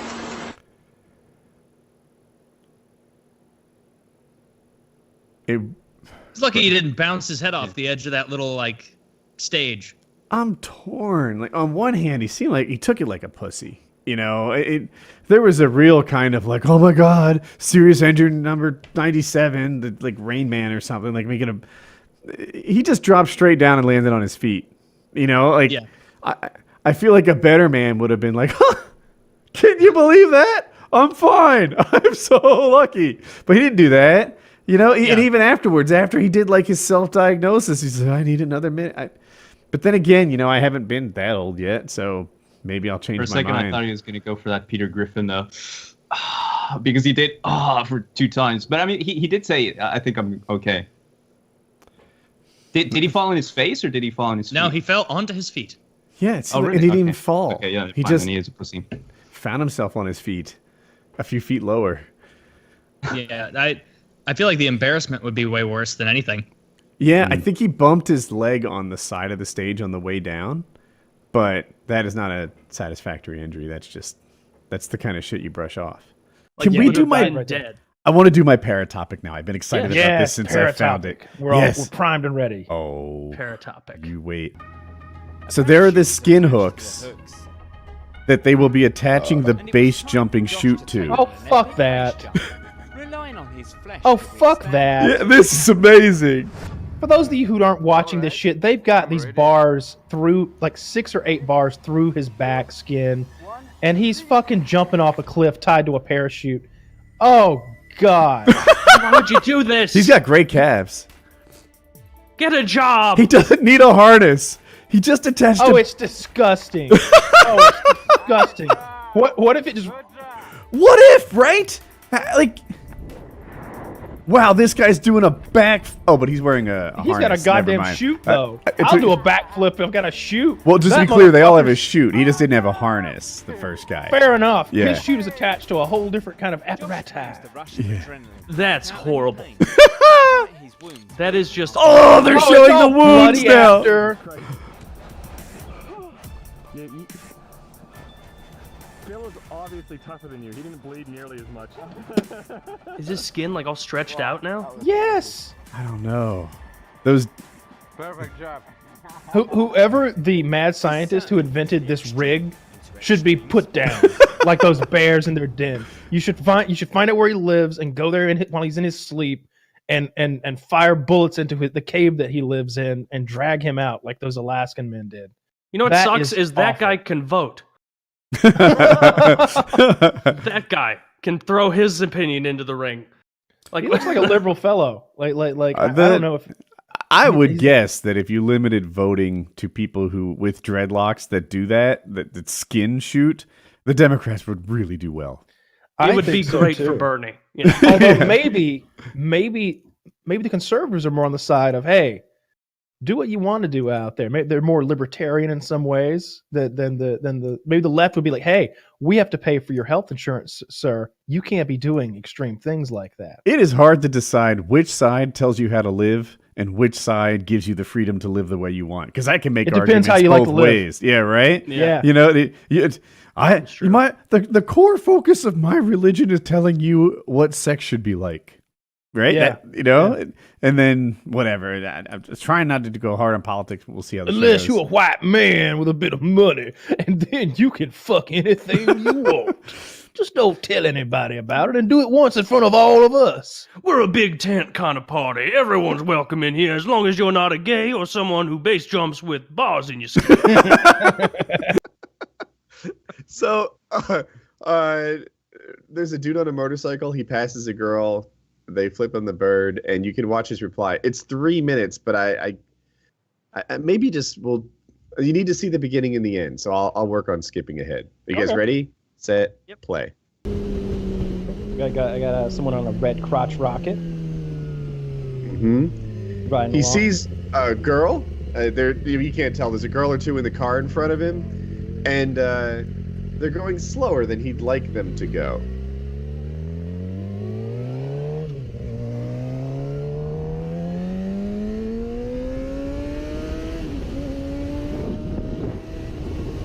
He passes on the double yellow, and what you don't know is they flipped him the bird for passing on the double yellow.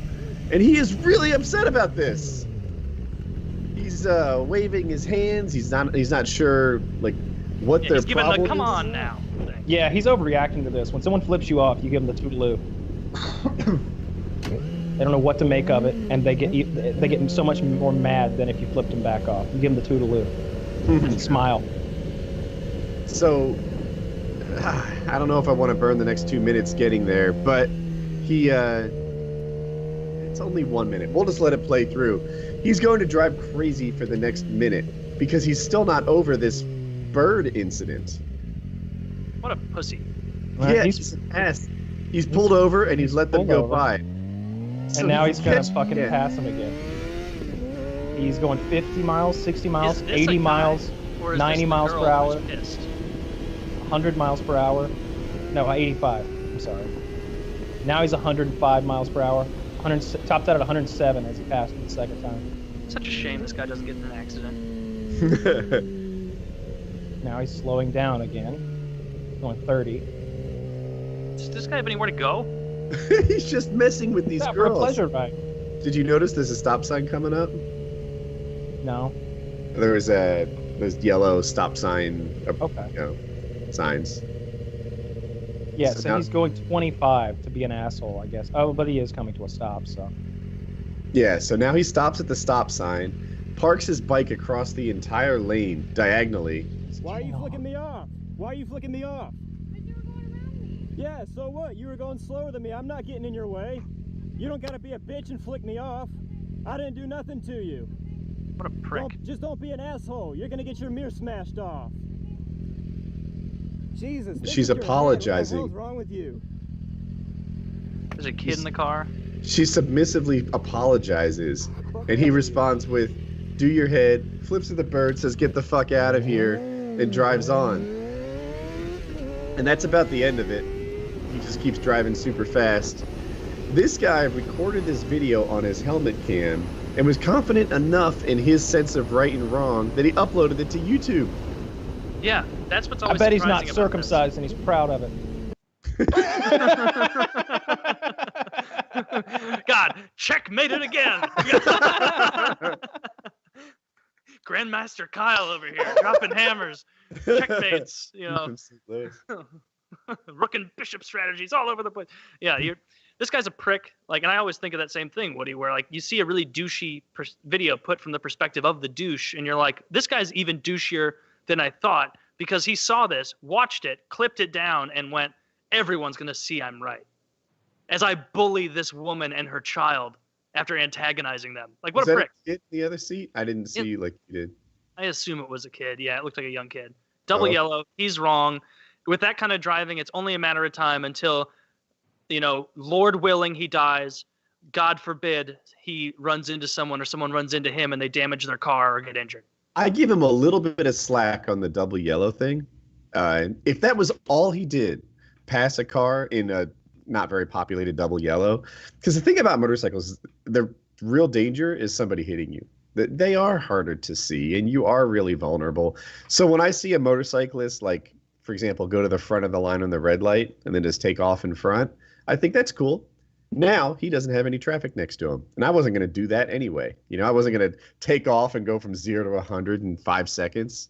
And exactly. He didn't slow anyone else down. It's not, and they have so much acceleration as far as the double line thing goes, especially in that specific scenario, that he was around her, past her, back in the lane in an extremely short amount of time, a safe amount of time. As a motorcyclist, sorry, I sometimes will break a traffic law to get clear space so that I don't have any cars around me. Now, I don't do what he did quite there, that double yellow. You could just chill, and it wasn't that busy. But, whatever. But, man, how he thought he needed to avenge that middle finger business? He was in Crazy Town. Yeah, like who really needs to avenge a someone flipped me off today and did this kind of shit on my as I was driving in, and like all I did was the thing people do where like you're trying to get into the fast lane and I'm going 75 and they're going behind me like 100, but I get into the lane like a quarter mile ahead of them. And they still keep going 100, and then they get like right behind you, and they're mad at you because like you're only going 80. It's like, yeah, now I'm going 80. We're in the fast lane. Like we're in the city. You can't just be going 100. Like you're gonna get pulled over, you dumb cunt. And it was a dumb cunt. And she pulled up right behind me. I got really close, and then like got into 2 lanes over and did her like really fast acceleration. And I will admit I did a second of really fast acceleration. I'm like, I'll do this. It's 9 a.m. or like 8 a.m. I'm ready. And I went like, and I was like, okay, no, you're an adult. You don't do this. And she got in front of me and did a brake check, like a slam on the brake. And like, so much so that like my phone, I was listening to something. I didn't have it plugged in because it wasn't that, it wasn't worth it. I just had it sitting in my cup holder playing. And like my phone, like I slammed on my brakes so hard that it flew forward. And you know what I did in response? Nothing, because I'm an adult, and I knew this whore is hopefully getting beaten by her husband at home, or I hope. Crossing fingers. Fingers crossed. She's killed in a tragic accident. You're the only one in the car, so enjoy your nice, cool white Ford Fusion, which actually are pretty nice cars. The new Ford Fusions, they're nicer than you'd think. You have the worst taste in cars. They're nice. They're not bad. What? Maybe I'm wrong. All right, I'm googling. Hold on. I don't have great taste in cars. That's fair. Like Kyle said, Ford or Honda Accord for the young person car. I think you guys gave me shit when I said that might be my next car, but I think I'm leaning more towards SUV, probably. That's because you're a man in your mid-20s trying to get pussy. I mean, maybe not at this moment or whatever, but then maybe that's not the vehicle to accomplish that most readily. I've never gotten pussy because of a car. Judge. All right, we're watching this. Let's watch. All right. So to me, this was a nice counter example. Let me just set it up for 10 seconds here. I've seen a lot of people, typically black people, saying that the police aren't treating them very well. And but then I look at it and it's like, you're not the card carrier for injustice I'm looking for, because you like resisted arrest and you didn't follow instructions and you weren't polite and all those things.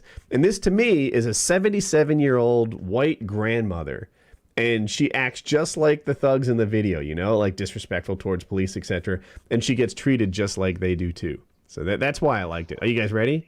Yeah, we're ready. Ready, set, play. Sergeant Gahabe, King Police Department.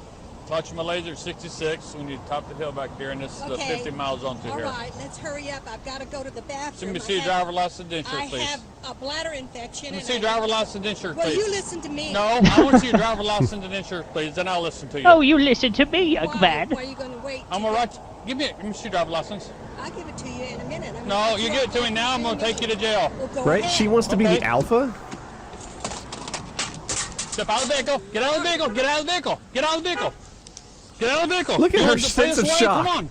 Get out of the vehicle. How dare you? Get out But of the no vehicle. one's ever said no to me before. Get out of the vehicle. I'm going to report you hurted me. Okay. I'm gonna report you Get out hurted of the me. vehicle. She said hurted. Good God. Get out of the Reverting vehicle, to a lady. kindergarten state. Get back up. Get out of the car, lady. Oh, good Lord. You're under arrest. Get out of the vehicle. He's Get gonna, back, he's lady. gonna shoot her in just a second. No, he's not. He's gonna cuff her. He turns the camera off and he executes her right there. Yep, he beats her to death with a tire iron and Rapes leaves her. her there. Rapes her.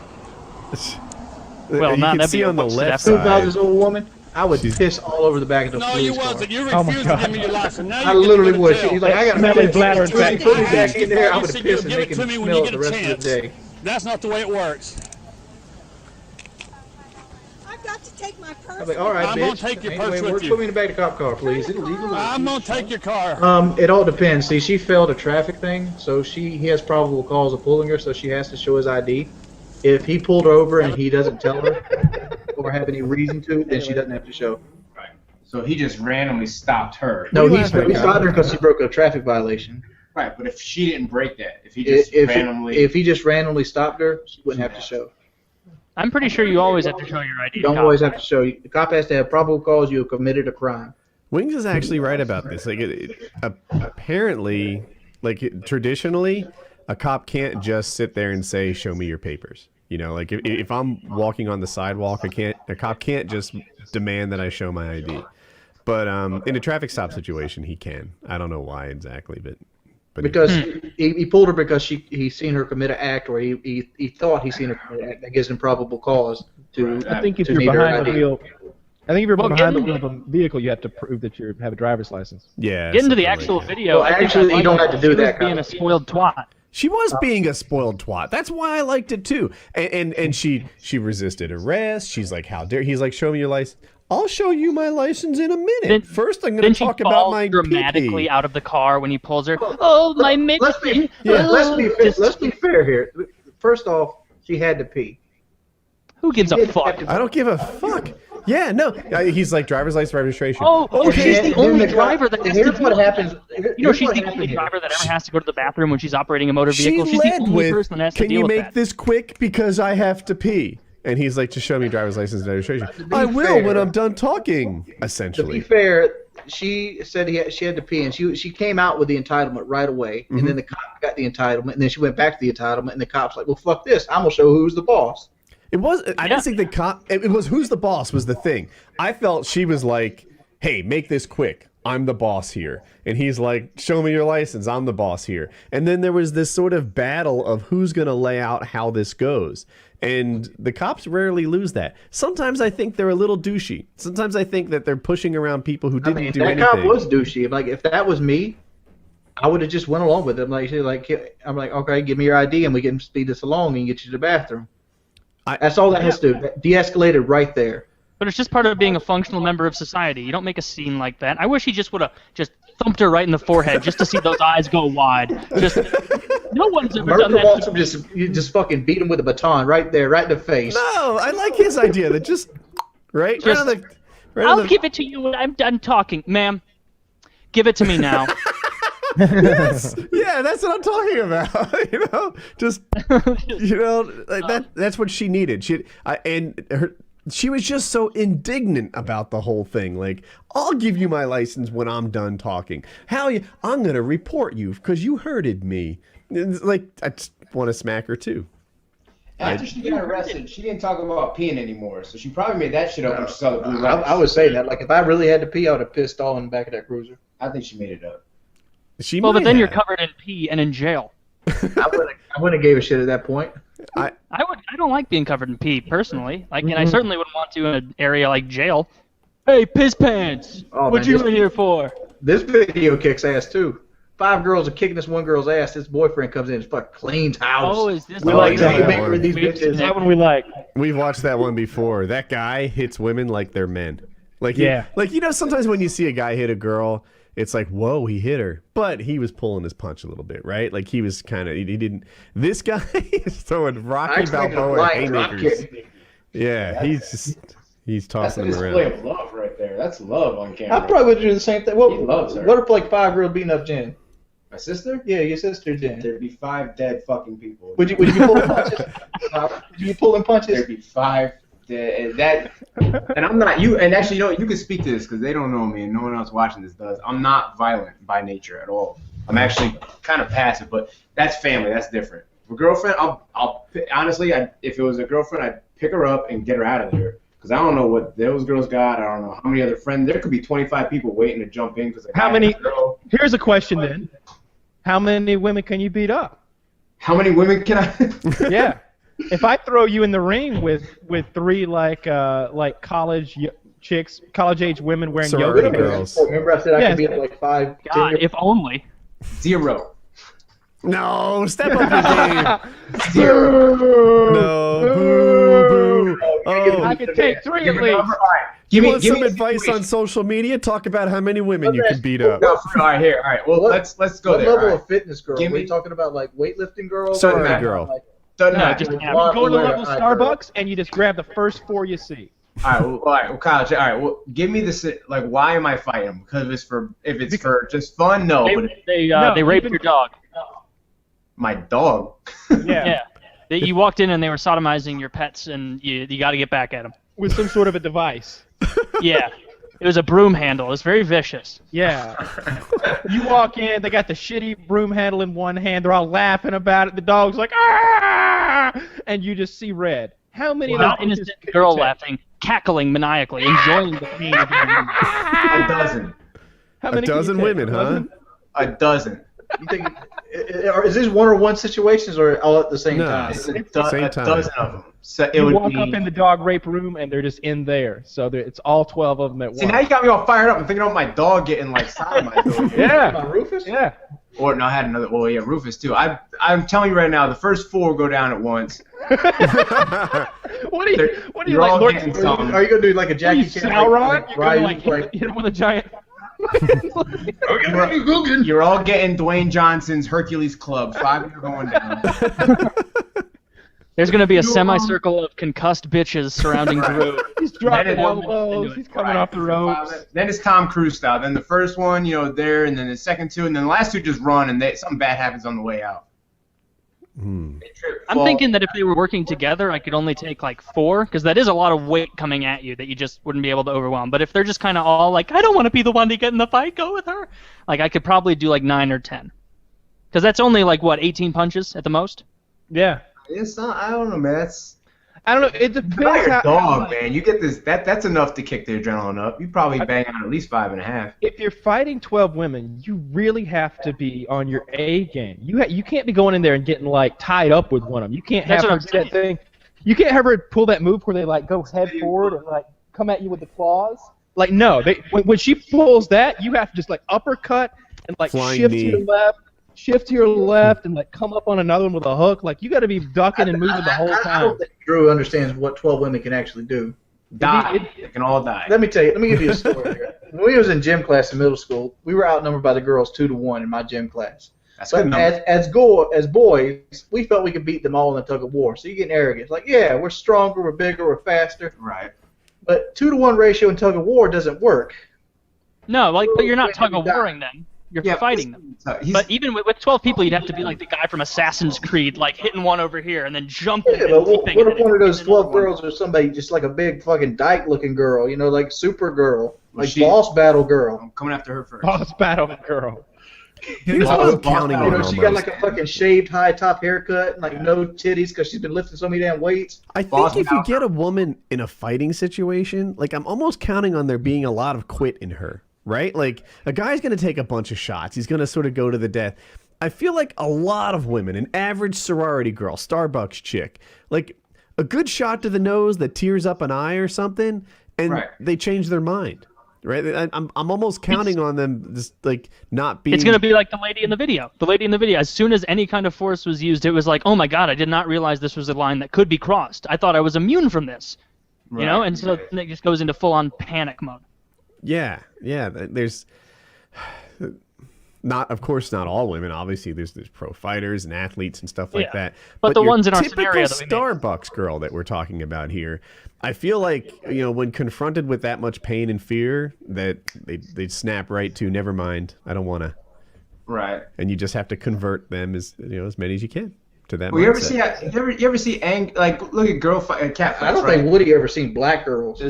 Well, it's all slapping or scratching. There's never any serious. I mean, scratching maybe the eyes, but there's not a whole lot of serious danger going on. You want to wear some goggles. Wings brings up a strong point. No, I was definitely going for UGG boot wearing, vanilla latte drinking women. Yeah, white girls for sure. Sorority girls. I feel like I can handle like 8 or 9 white girls, but if you start throwing black women in there, I'd take like 3 or 4. Yeah. Right. Anyone from the hood, you immediately got to cut your number. I'll put it this way: you go open the phone book and pick the first 4 Shaniquas you find. They'll whip my ass together.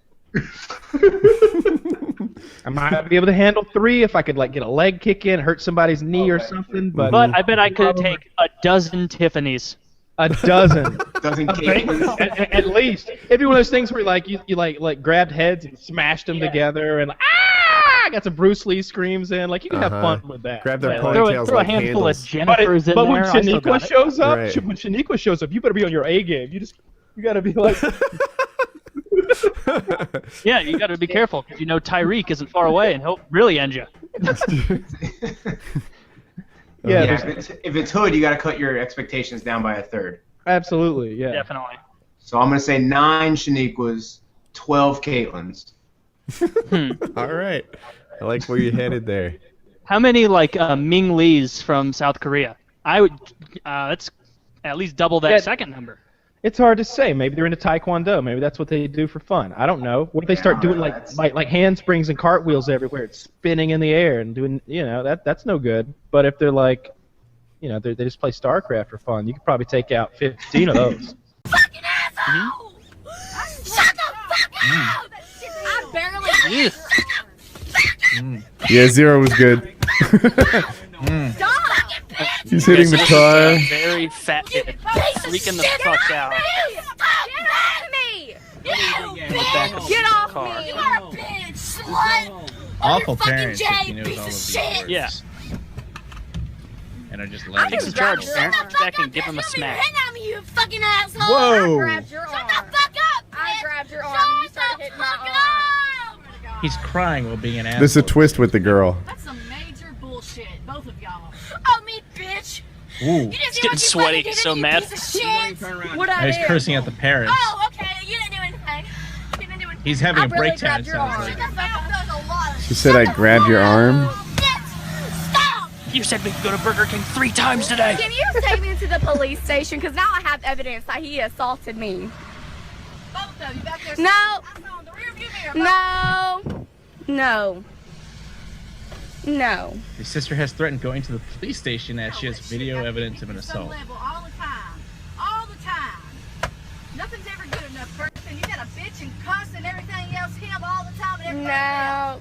We got into Walmart. So the parents seem to be blaming her. I bet you 5 people. No. Apparently there was a scene at Walmart. You're just trying Yeah, is to make anyone us shocked they this shop way. at I got your Walmart? son on tape hitting me. No. I'm pregnant and he's hitting me. Whoa.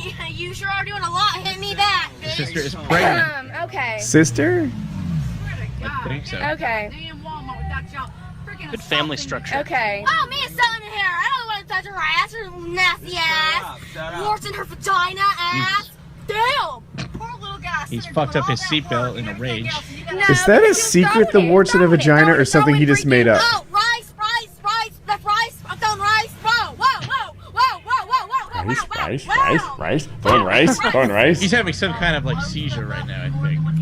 No, because he's just throwing freaking milk on lettuce and those chips and just throwing stuff. He doesn't even care. He's got to make a bad Awful little monster. No, it wasn't. Because, okay, why is he going to buy food and stuff that's going to be crumbled? Why did you videotape like I'm going to hurt your ass, bitch? You already did hurt my arm. Yeah, I sure did hurt your arm. Yeah, and laid on my stomach and going to deny that. You try to make something out of that? Okay, I didn't try it. I tried it. I didn't. What an annoying little bastard. You. Yeah, and you're Yeah. okay. I'll lay on your stomach. That's great. That's great. Parents This have to video's have some hilarious. blame in this. Oh, all the blame. I'm Doc. I guess I'm the because the comment section on YouTube says essentially the same thing. Like, this is terrible parenting, etc., etc., etc. I want to know what made that kid go crazy. That kid was beyond like probably nothing. We're not getting the full story. Well, you Something heard her. happened right You know, it was you know, like you touched my arm or whatever. Like she touched him at some point, and now he's having a temper tantrum. Obviously, something else is in there to throw a fire on, but nothing to expect this kind of outrage and reaction from a fucking kid. the parents are like, "Oh, you didn't do anything. It was you and your mouth who kind of set this off." And I feel like she's owning this situation. The girl, she, you know, like I think she's enjoying catching him flipping out. Like, she's adding fuel to the she fire, got him, right? She has him right now. She has him out of his mind. So she's videotaping it and poking in just the right way so as to be sane while he's crazy.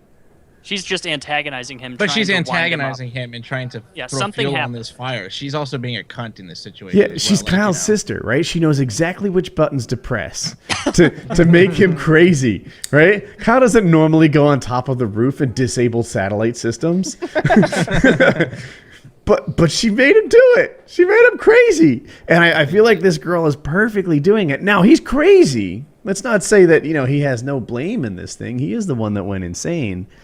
But I just wonder what the full picture is like, what's going on. Why are the parents on the boy's side? Maybe because he's probably the youngest. Just known for doing this. He's probably Maybe the he youngest, has some and that's sort of typically how it problem works out. with his temper. Yeah, I don't know. This is He's not puzzling. hitting her, right? He's only hitting the Oh, car. And I yeah. felt like that was intentional. Like He hit her at one point. in this video.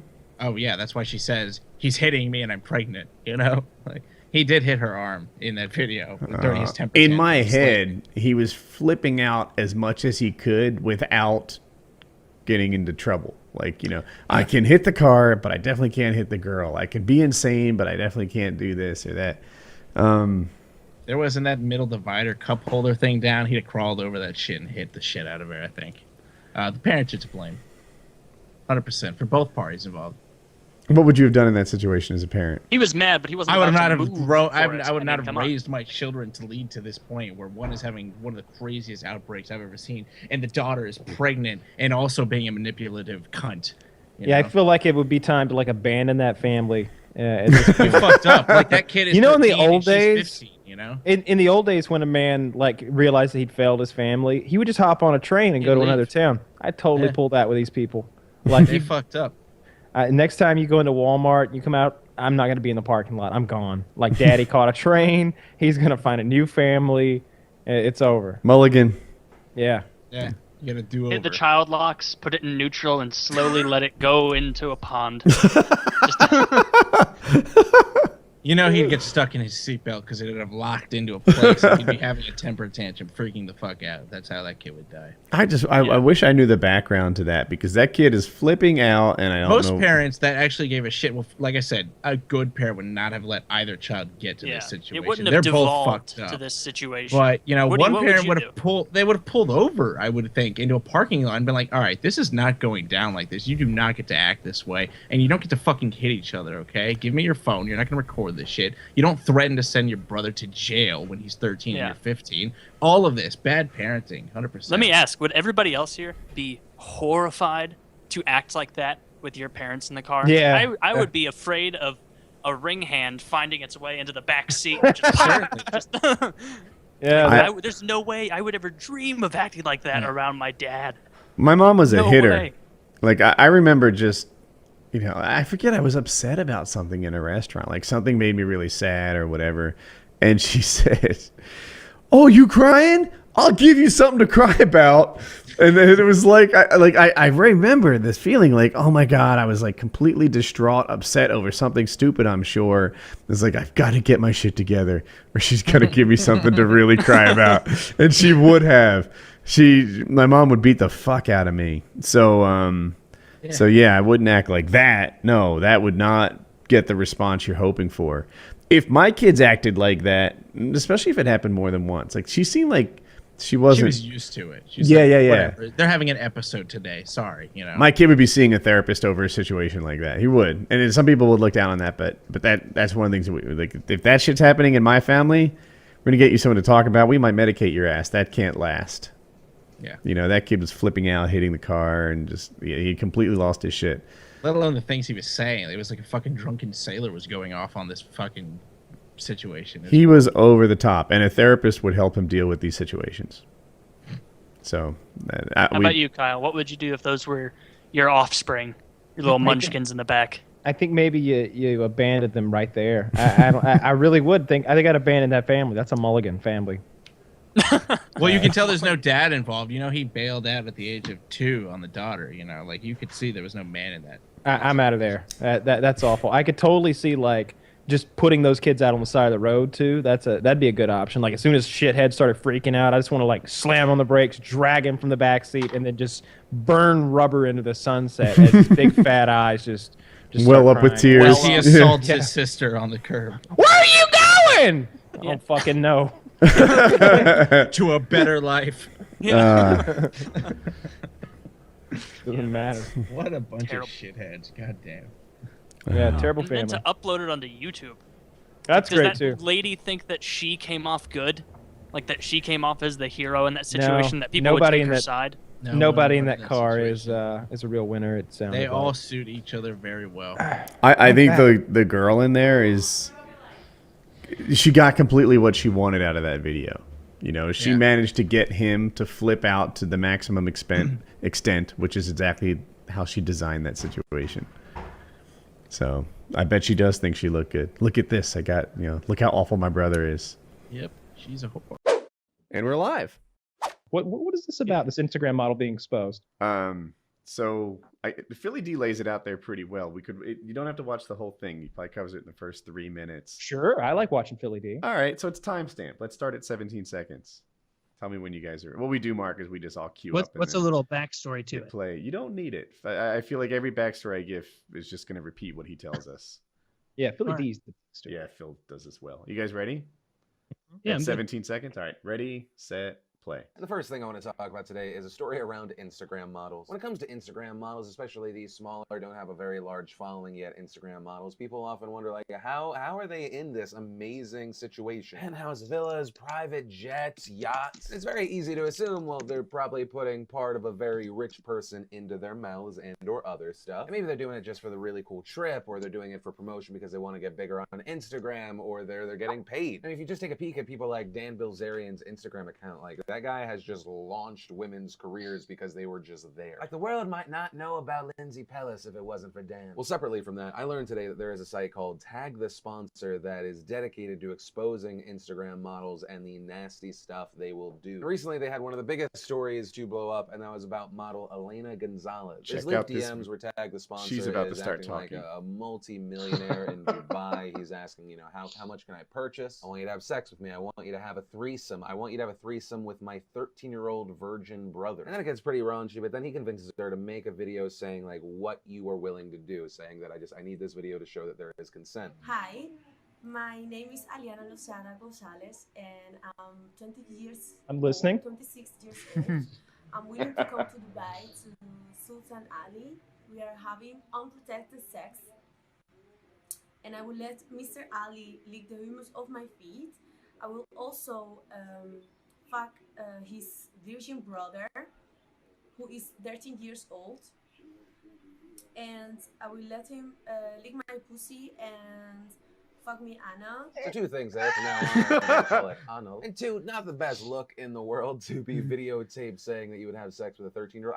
I wouldn't even say that jokingly, just out of fear that someone would take that out of context. That joke. Was it still the 13-year-old that was fucking her anally? Obviously, this happened. The most shocking thing about If this he story is wants. that he was even able to find this girl. She only has like 1,500 followers. How? But I mention all of this because now there is a debate online. Is it wrong that this video was released? That's the question. So, all right, People are saying what that is this video is Here, essentially this is the slut question. shaming. But at the same time, people are saying, well, it's not slut shaming, it's the exposing of someone who's willing to commit a crime. This exposes prostitution and a deal being made to have sex with a minor. I've seen some of these people saying that this is the same as To Catch a Predator. And so I pass that question off to you. Do you think that it is wrong or it's right that this video was released? And what are your thoughts on it in general? I'd love to know. And from there, I want to share some stuff I love today. Right, we can stop there. We don't want. Yeah.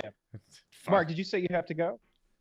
Yeah, I got to take off in a minute. After seeing that, it's like, I just need a nap and maybe some gas siphoning to get that. That's pretty crazy, man. Dude, so what was he passing off on to us? I'm sure this is custom made for us. Is it wrong to expose her private things, or are we like prostitution? And I'm a terrible person, I'm awful, but I'll lay it out there.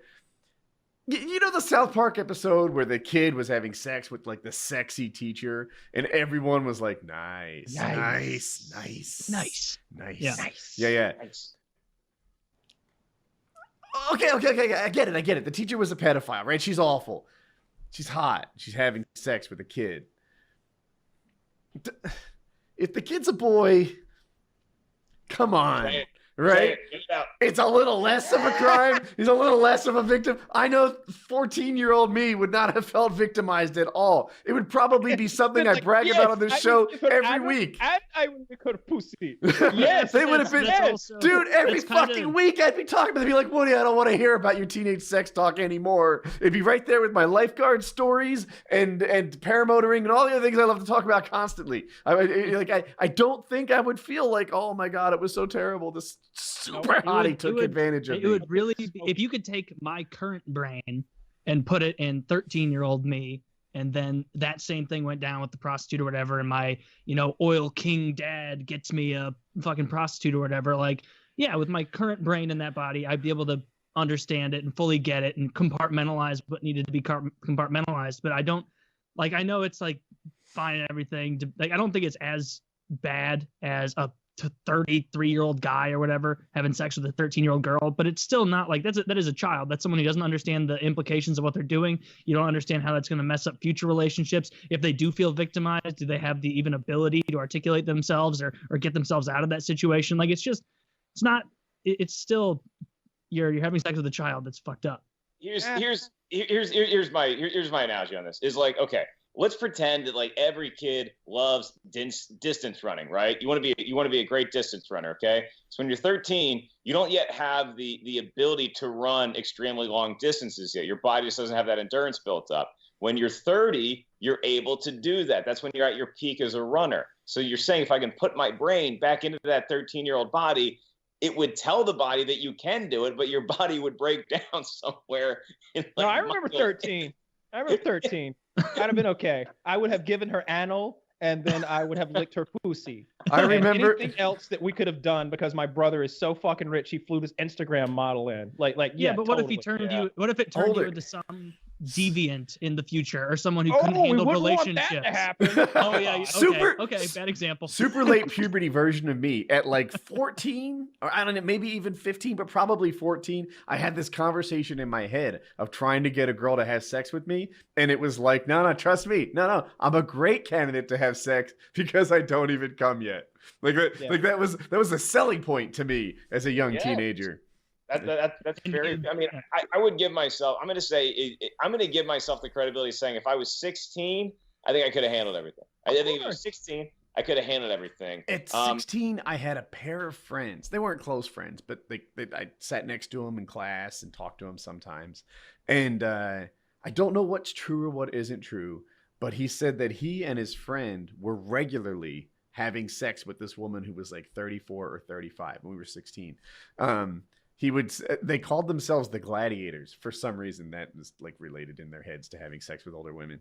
And when you are 16 years old, echoes in eternity. Because they're slaying full-grown pussy. Yeah, and he was like, have you ever heard me say I'm out of here like a gladiator? That's in reference to my small little club of having. And I'm like, is she hot? And he's like, He's willing. Yes, right. I think that was her primary thing. Like she was willing, and she was just like, I think at that age, hot isn't even like a factor you're thinking of as much as like they're like, I just need a wet hole. Honestly, like that's all that I'm looking for. Like I'm 14, I'm about to explode, but I mean, maybe like at 14, maybe I would be able to handle it. I just watch that again. 13 seems young. I mean, I hate to jump off the broadcast at this point with you boys because we're really getting into some good stuff. But I'm going to do my live show, and so I'm going to do what I do before every live show, and that is rub one out to my 8th grade French teacher. Well, I would enjoy just that. fine speaking with.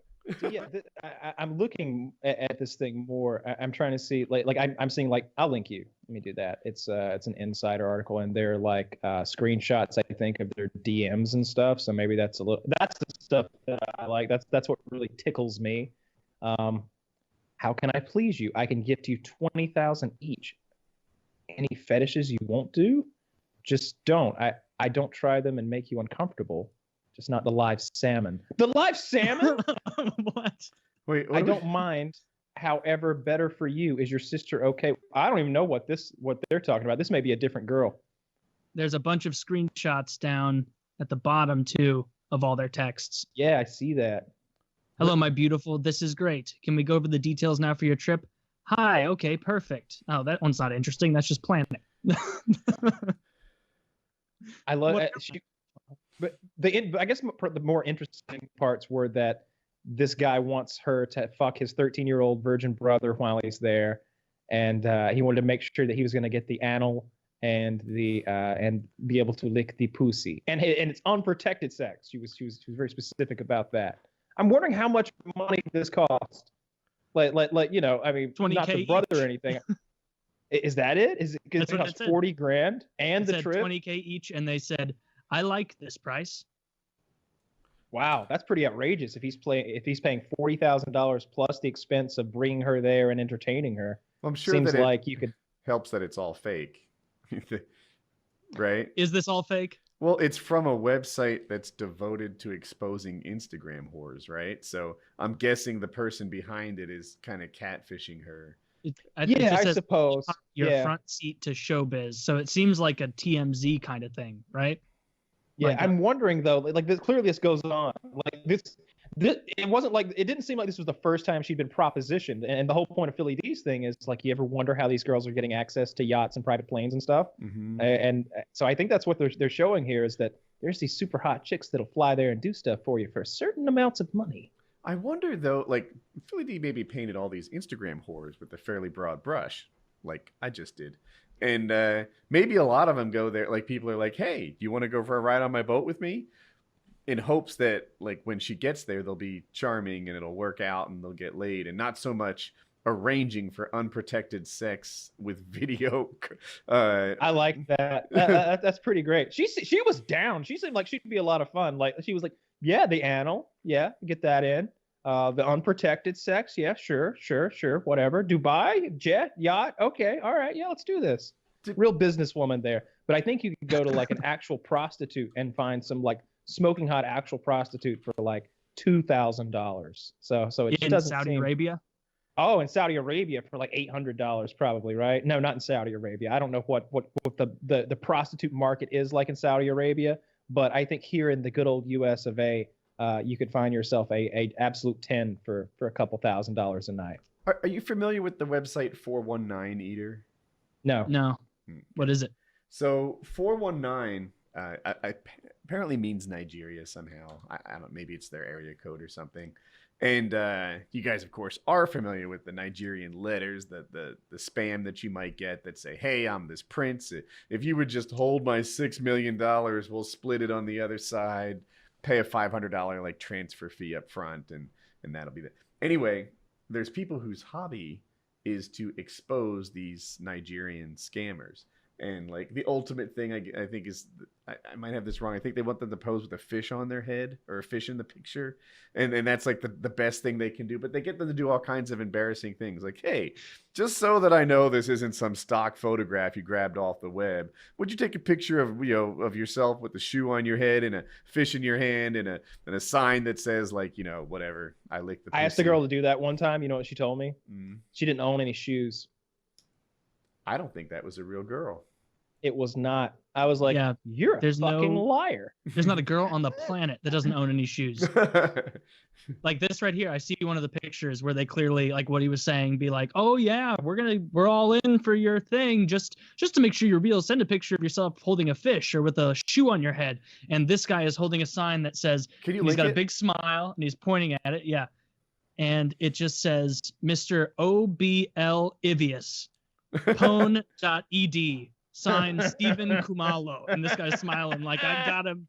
It's the top one on the left, or the second to top one on the left column, because it's just on that home Hilarious. page. I see it. Yeah, Mr. OBL obvious. Mr. Oblivious designation pwned. That's good. Yeah, that's good. So when I saw this girl, when I saw this girl and they had got her to make a video saying she was willing to do all this stuff, I was like, this is like 419 eater. You know, they managed to get her to be an idiot. And what did he say? It was to prove that she was doing all this consensually, right? That's, to me, she was scammed. Yeah. So I think that's what went on. Oh my God. So I can't tell which ones of these are real and which ones aren't, because there's no way that all of these people are just writing these ridiculous things on pieces of paper and holding them up. Coke rules is just what this one says. It's got very interesting. I wanted to see, like, because that, if that woman is really charging $40,000 each, like that was her idea of this sounds about right. I have to go to the cat house here and see like what actual prices would be. The cat house? Is that the new back pages? No, it's the the whorehouse in Nevada. Oh, okay. This guy there's a wrote, bunch of them. I'm "I actually on the practice-" Mustang Ranch right now. This guy wrote, "I practice bestiality" on a piece of paper, and it's taped to his chest. He's standing next to a goat, and he has a white piece of paper in front of his face, looking through the eye holes, like it looks like a Klansman almost. But this I doesn't see make that. any sense. It's the one the second column. right, you can right? see it in the thumbnail. Yep, top right. This is that one looked photoshopped to me though. Is why I wasn't excited about it. all of these look photoshopped to me. Okay. What is this? What are we looking at here? 419 eater. It was a really big deal in like 2004. You know, back when people fell for Nigerian scams. This looks like a 2004 website. Yeah. It does. Yeah. I'm with you entirely. It doesn't feel like that. Like 2004 doesn't seem like super long ago, but it's like when you look at internet pages from back then, it's like it's mind-blowingly different when you see like those stupid, like, remember when like stars and moons and like active things were always blinking and flickering Under and like construction all that signs with the shovel and the I've actually was so put one of those obnoxious. on a web page professionally back when it was not a total embarrassment in like 99. So you went in there and you were like, all right, it is under construction. I will add the under construction. I want people to know that this is going to get better. That they should hold out hope and keep their expectations high, because someday this website will be done. That's really funny. Man. Dude, now I go through all the phases, right? Like the left-hand navigation, I actually liked that one as a nice way to navigate. That seems mostly gone now. Now, the current trend, it seems, is real, like lots of white, like judicious use of white space and big spacing, and it's not what I like, you know? I'm like, cram that shit down. Reddit, as awful as it kind of looks, is a really usable site. But it's usable. Like, I really see all the topics. There's a lot of information on the page at the same time. If they took Reddit and like spread it out, and so that maybe 6 pages or 6 topics fit on a page, it would suck.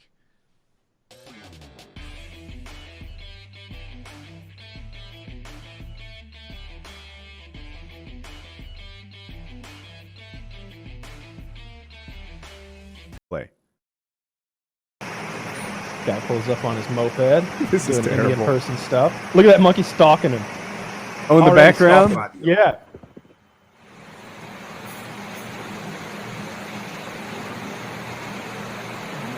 Then they're on it. They're on it.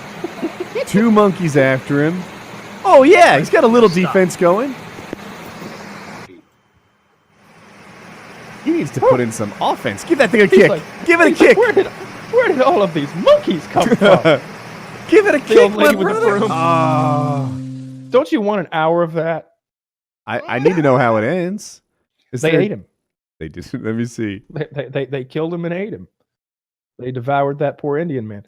Those monkeys were like the size of a not medium-sized dog, but like bigger than a small dog. That's not like a Jack Russell Terrier sized monkey. That's like it's a I don't know. That looked like a 25-pound monkey. That one did. Those look big. Yeah, and they have fangs. Like they got dirty little fucking fingernails to scratch And you I with. bet they're filthy too. I bet if they like cut you or bite you, they scratch you or bite you, like that's a guaranteed infection. Yeah, but he's it probably says here that pristinely clean. the two things: one, he makes his living selling incense sticks, so he might smell delightful, and two, he got away and had rabies injections. Oh Shit. Well, at least he got it taken care of. So you remember they used to? Have you ever had to get rabies shots? Anyone? Yeah. They did the Not- multiple injections in your stomach. Mm-hmm. No, just one.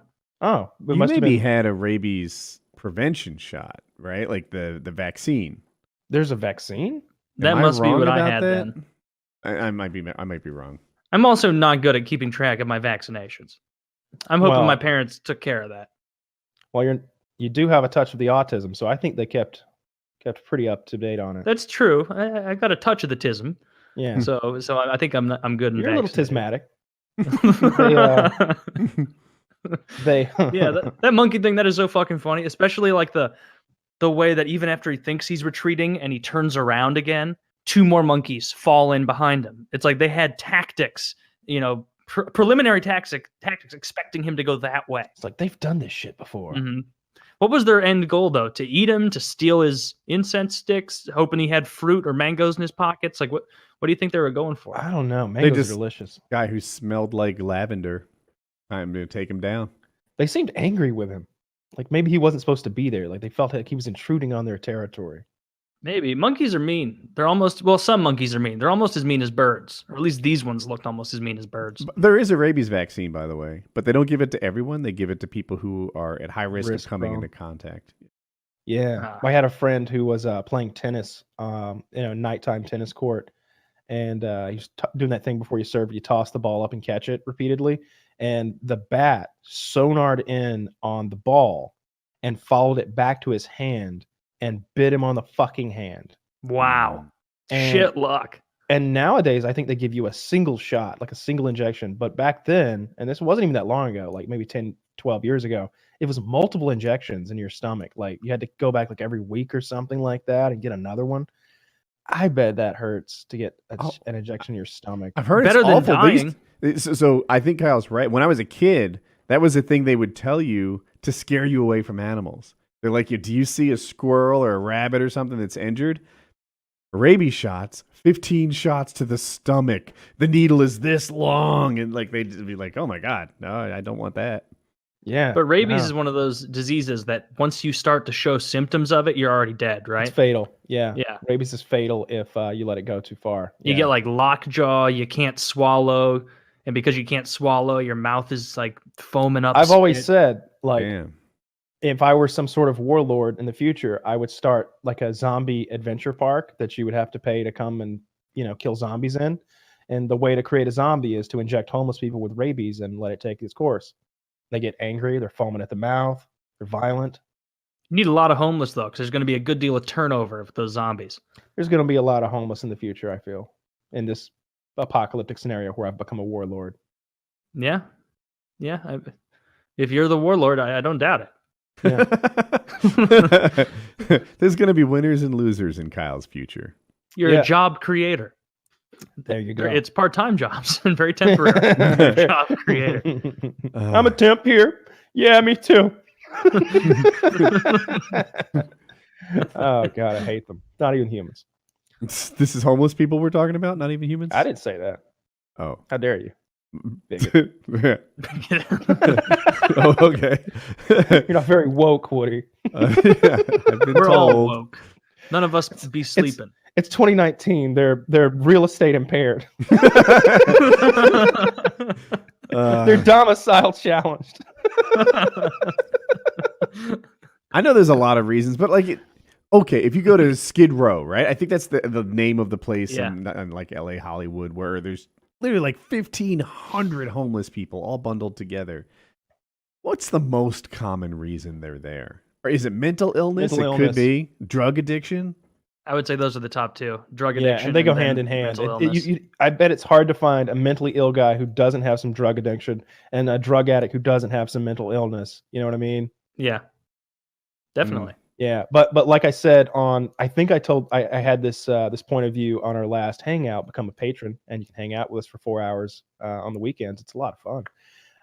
I think if you pay $50, I think my point of view was, look, if any of us became quote unquote domicilically challenged and became a hobo, someone would take us in. I was like, we all have somebody, and multiple people. Like we all probably have half a dozen people at least we could think of who would take us in. Taylor would be on that in his grandparents' farm, at some point. You'd be at one of your buddies' houses or something like that. Maybe go to my guest house. You don't have a guest house in the scenario. You don't just lose one home. Yeah. You Jackie's lose the taken whole everything. She got a very good judge and lawyer, and she's taken everything. The woodwork can travel dozens of miles north in the air, seeking another home. No, she's taking the paramotor too. She's taking. Looks like this one's already taken. As a farmer's like, the fuck are you thinking? Did you come into my house? Running, trying to take back off. Another night searching for a home. Yeah, but that's because we're all decent human beings. Like Decent. Baseline decent to have someone who will take you in. I would argue. Like, you don't have to be the best person. Like, almost everyone has someone, and not everybody has family. I get that. But we've all got a friend. I've got friends who would take me in. Like, Chiz would totally set me up if I needed to go somewhere. I know he would. He's got some real estate. He'd put me in one of his places, all right? These people who end up homeless on the street are human fucking garbage. All right? They don't have a family member, a friend, an associate, a hanger-on. Nobody that they've ever crossed paths with will be like, yeah, man, you can crash on my couch. Yeah, man, just throw a blanket on the floor. Yeah, man, I got an old car in the back. You want to put a pop-up tent in the backyard? They can't even get to that. So they're on the streets because of this. So by this rationale, I say they're all pieces of shit, mostly. I mean, some are just crazy and like I don't know, fucking shoving gummy bears up their assholes and dancing in the streets all night. But like the ones that aren't that out of this world crazy are just pieces of shit, and that's why they have to be out there on the street, right? Painting with a pretty broad brush there. Like, yeah. Well, That's we're how- not known that's for how I our roll. nuance. No, I'm not. No, Kyle's entirely convinced me. Good. I'm Compelling sold. point. So next time you're driving down the street late at night, nobody's around, no cameras. You're in your truck.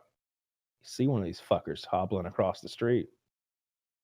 Who's to say he didn't stumble out in front of you? If he's hobbling, you're probably not even the first. There you go. I saw that fucking asshole today on the side of one exit when I was driving around. Wait, do the we same know this guy I person? mentioned before, who during the winter he's wearing track pants or yes. sweatpants, and during the summer he's got his jorts on with one leg like taped up behind it, and it's like, I remember you. Pick a different exit. It seems like he should have one leg in the winter. It's way easier to disguise. Yeah, more clothes. Yeah, he could I have a don't trench think coat he's on. necessarily a critical thinker. It's like, he waits until it's shorts and t-shirts weather to hide a leg.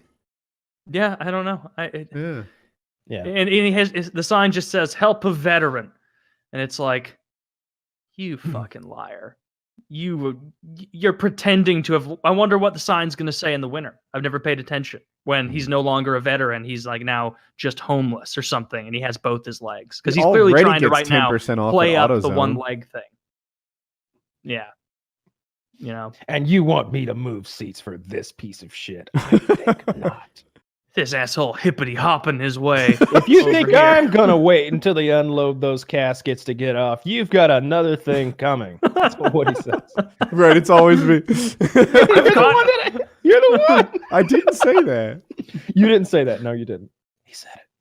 I'm the biggest It's not a idiot. full size chicken. It's a chick. But it really he munches it up, no problem. I mean, that's probably what it is. Cows are picky eaters. Like, this is the veal of the chicken world. What do we call baby chicken to like eat? A chick. Like yeah, no, I understand that a baby chicken is called a chick, but surely like when you're gonna make it a fancy food, you got to call it something. Chiquille. I don't know. I like chicken. Do they kill baby chickens to make chicken wings? I don't think so. Kyle, do cows do this? You've been around cows and chickens. Cows are disgusting creatures, but I don't know if they do They're this. I have sweet. no They're idea. like giant very dogs. tasty. I've never seen that before. I've seen other animals eat a chick whole, like dogs. They'll just munch one up and it'll be gone. Never seen a cow eat eat meat. No. I guess if they're feeding them their own brains for like mad cow disease, presumably they eat meat. Would that make a cow sick to eat meat? Like just once like that, or would it be totally fine? I think it'd be fine. Oh, totally fine, right? Totally Why fine. are you guys so Because it is- sure it- that he's able to digest like birds and stuff? He eats grass. They've got 4 stomachs, but that's for grass. Okay, but mad cow, right? Part of this was feeding cows like basically bits of meal other of other yeah. cows, right? Which must mean they're eating meat, which must mean they're able to do that without getting, like sick from that. I mean, although mad cow disease sickness. That happens to people too, right? Like cannibal civilizations that will get like crazy brain worms and shit, and they'll like go mad from eating people meat. I didn't know that. Yeah, I'm done that in a almost while. positive I didn't make that up. There's like Enough a for me then. 70-80% chance I didn't make it up. The further Yeah. away I get from my academic background, the more willing I am to accept something like that. Like, Yeah. You mean you 4 didn't years study ago? that? Yeah, that one. Yeah. That's pretty The fucked effects. up. Imagining being the chicken and this big lumbering cow comes along and just munches you up. That's pretty fucked. It Well, died to notice so that fast. Chick didn't take like evasive maneuvers at all. Like that was like probably wasn't expecting it. I almost said that's what it was like to live with the dinosaurs, as if that happened. Yeah. They often ate baby chickens. You mean Kyle, the what are you large, munching on the right large carnivorous reptiles you're talking about? Yes, but I Well, the believe that reptiles, but they were birds, they too. didn't coexist with people. That's not How is true. that like living with this? That- did coexist with I've people. lost the thread of commonality. Okay, a cow bending over and eating a chicken whole would be much like living with a T-Rex. Oh, I see. You for mean just like people. There'd be I see. parallel there. And Taylor, you say dinosaurs and people live together? Oh yeah, because what are crocodiles and alligators if not today's? I was wondering where you were going with that. They're crocodiles and I was just alligators. No, those are expecting an accent. dinos, man. They've been around since before fucking plants and shit, maybe. Same with sharks. Yeah, sharks have been around before trees. I saw a tweet about that. That's my favorite source so far. Trump said it. Yeah, it was a tweet from an account like "cool animal shit." And I'm like, wow, No, I'm gonna integrate this into my brain as fact. People A are tweet from the saying President of the United States of America has confirmed. That's where you go with that. We gotta stop everything until we can figure out why cows are eating chickens. declare an emergency. By the way, this video is called "Flirting with Hot Reporter Chael Sonnen I and know Fedor this one. Emelianenko and Matt Mitrione." The reporter is fucking hot. I just need a moment. Where we at? So, I'm it should be starting- timestamped to start at 4 seconds. Ready, set, play. Alan for Vanderlei Silva. We have been waiting 3 years until your fight, so what is your feeling now? Tell? Hello, sweet potato. What was the question? I was a little distracted. What'd you say? My question was, what is your feeling now, Tell? Pretty excited, as a matter of fact. But back to the fight.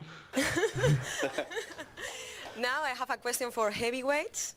Does the This tension is grow the up better part. since Bellator 172? Matt first. I'm sorry, could you fire that one off again? It's a problem, isn't it, Matt? It's really a problem up here. Mildly distracted. I don't feel like there's any tension at all. If there is, it's on his part, and I haven't picked it up yet, but he seems cool as a cucumber to me. Скорее наоборот, напряжение уходит. No, the tension is going away gradually. The translator did not want to say that. Yeah, that's the same translator I saw him with at the fight the other night. So like, I don't know who that chick is. It like looks like his mom, but she's always with him. That's It took cool. me. I was like, is he talking about his boner going down? Yes, he is talking about his boner going down. Yeah. Audi R8 V10 R-tronic. Manual shift sport mode. Oh, he gets passed. 1,000cc bike. It's angry when those bikes pass him, huh? Well, this looks Ninja like style. it's sped up. No. No, please don't start a race. That's the passenger. This is every driver I hate on the fucking interstate. You pass them and they speed up. Hunting the bikers. Yeah, he wants to race bikers. They like signaled him for a race. Jesus. He's doing an 80. Guys completely abandoned the line system of roads long ago. Yeah. He's just He's on drifting. his own. He's waving goodbye to bikes. Like, see ya. Just took 3 lanes. This is sped up. This is how it looks, though. I mean, when you're going that fast, like everyone else looks stationary. When you're going 120, 60 looks fucking stationary. Basically. Yep. This is fast forwarded a little bit, I think, because his hand movements are a little awkwardly quick sometimes. Unless maybe he's just speed demon. I think he's a speed demon, man. Because if you look at like the sheer blood flow, Someone I consider riding with, but not doing myself. the audio sound, like you hear the passenger. He got passed by the bikes. Oh, not for long. Passed one of them back up. I would not want to get into a race with a car as a biker. He is like, so close to just, them. like one little tap and you're dead. Hopefully they're not trying to kill one another. Yeah. I just mean like accidentally one little tap into another car. Look at the biker's back tire. It's fucking barely sticking to the road. As we go through this, there, yeah. Oh my god. He's going so fast through this traffic. It's Yeah, sped this is up, though. ridiculous. It's definitely sped up. The way he's moving his hand, this is 100% sped up. The audio doesn't sound sped up. His voice, the words. That's a good point. And it's just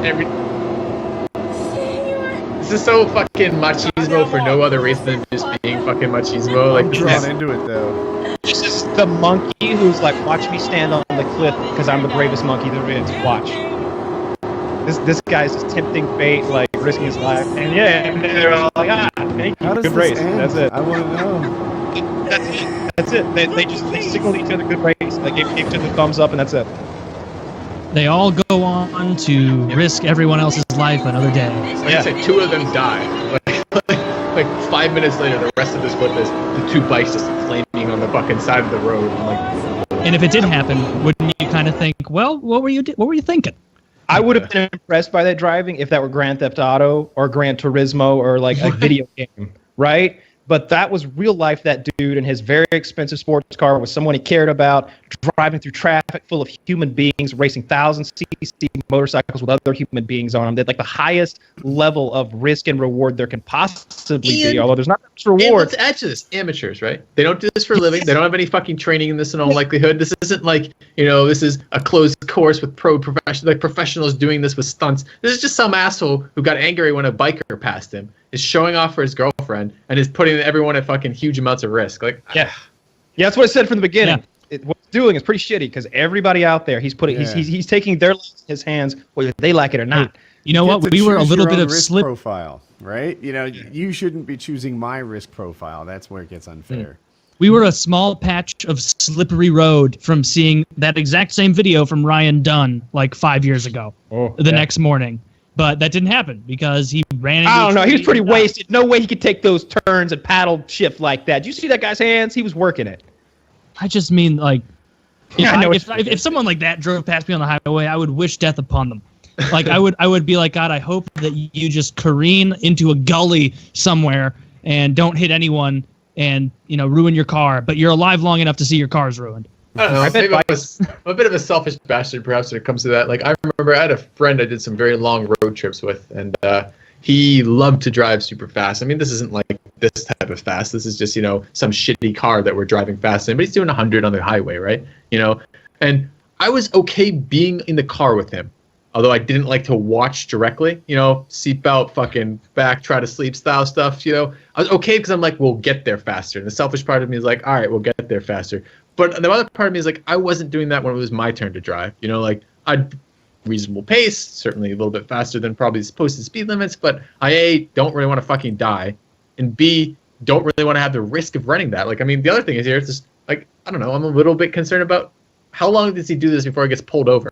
The first cop I go by with that, the first cop sees that and goes, I'm a bored fucking cop sitting in a speed trap. This asshole in a sports car chasing a bike just went by it. You know, I don't know what that is. It's 260 kilometers per hour. He said 280. What is that? Yeah, Like 130 miles an hour, right? 140. I'm gonna Suddenly it's do less impressive. Oh, yeah. You know what? Let's keep it in Unsped up. kilometers. You know, Probably 160. It's going to be over half, right? how many? feet per second? 174 miles per hour. Yeah, it's getting. Oh good. man, our fast in the car. metric system is bad. We did not 180 even is 3 times 60, right? So I mean, that's 3 times what you're driving on the highway normally. Yep. That's Yeah, fucking what, really what a fast. douche. Ah, A third the time to get there. I don't That's drive right. 60 on the highway, but anyway. No, you get the the rough estimate. I agree. Yeah, It's but not- Some people do. today I did. But yeah, I don't know, man. The risk reward for driving fast like that isn't there for me in my like with my brain chemistry, because I think that's probably what it comes down to, or my personality or whatever. Because I've driven really fast in dangerous conditions, not just on road cars, but like off road, where in buggies and all kinds of stuff like that. And it is fun and it's exhilarating. But if you ever like lose it and like just barely get it together in some gravel or something, you're like, oh, the fear I felt from what was about to happen completely outweighs all the fun that I could ever have doing this. Like let's just not do this anymore. This is not cool. I've gotten out of like, I've lost control before and stuff, and that terror is just, it grabs your heart. You know, it's like, oh, this is do or die. Do I die? Do. Okay, I live now. Like you're in that moment of like, maybe I'm about to die for like a split second, and that's not a good. So there it is. The goalie's tried to trip him. And there he is. The goalie hit him with the back of his stick. And now he hits him with the front of his stick. Camera goes off, but when we pan back, he'll already be kicking goalie ass. It looks like the white jersey's beating him up, but he's actually trying to pull him off because the black jersey's just tearing him apart. Taylor, goalie have it coming? somewhat he did, because he tried to trip him there with his pad around the net, but then the player also tried to trip the goalie. If you watch as the player skates through the crease, he gives the goalie's right skate a kick with his left foot, like a nudge to try and kick his feet out from under him. And so they were both asking for it in a way, and that's really shitty. Oh, I see it. I see it. Yeah. Yeah, that's really shit. He tried to slew foot him, and slew footing a goalie is incredibly dangerous because they don't even have as much protection on the back of their head as players, because they don't anticipate to get hit there. And so, and it's also bad because, like, as a goalie, you're an incredibly specialized position. So you can't just be like, our goalie's hurt, we don't have anyone else. Let's you just put the goalie stuff on. Like, no, I'm a defenseman. I can't do it. I literally can't. I won't know what to do. I've tried it. It's harder than It's so much harder than you think. It's different. Yeah. I always thought when I was a goalie that I would be especially good at stick handling compared to most goalies. And then I realized you have to hold it backwards, and you have like a glove instead of like normally you have a catcher's mitt instead of a glove. And I'm just like, oh, I don't know, I suck all this sudden. And yeah, it's tough. So they were both asking for it. The biggest douche in the situation is the player, though, because if you're gonna get in a fight with a goalie, you have to at least do the respectful hockey thing where you throw your gloves down, you square up, and you get ready.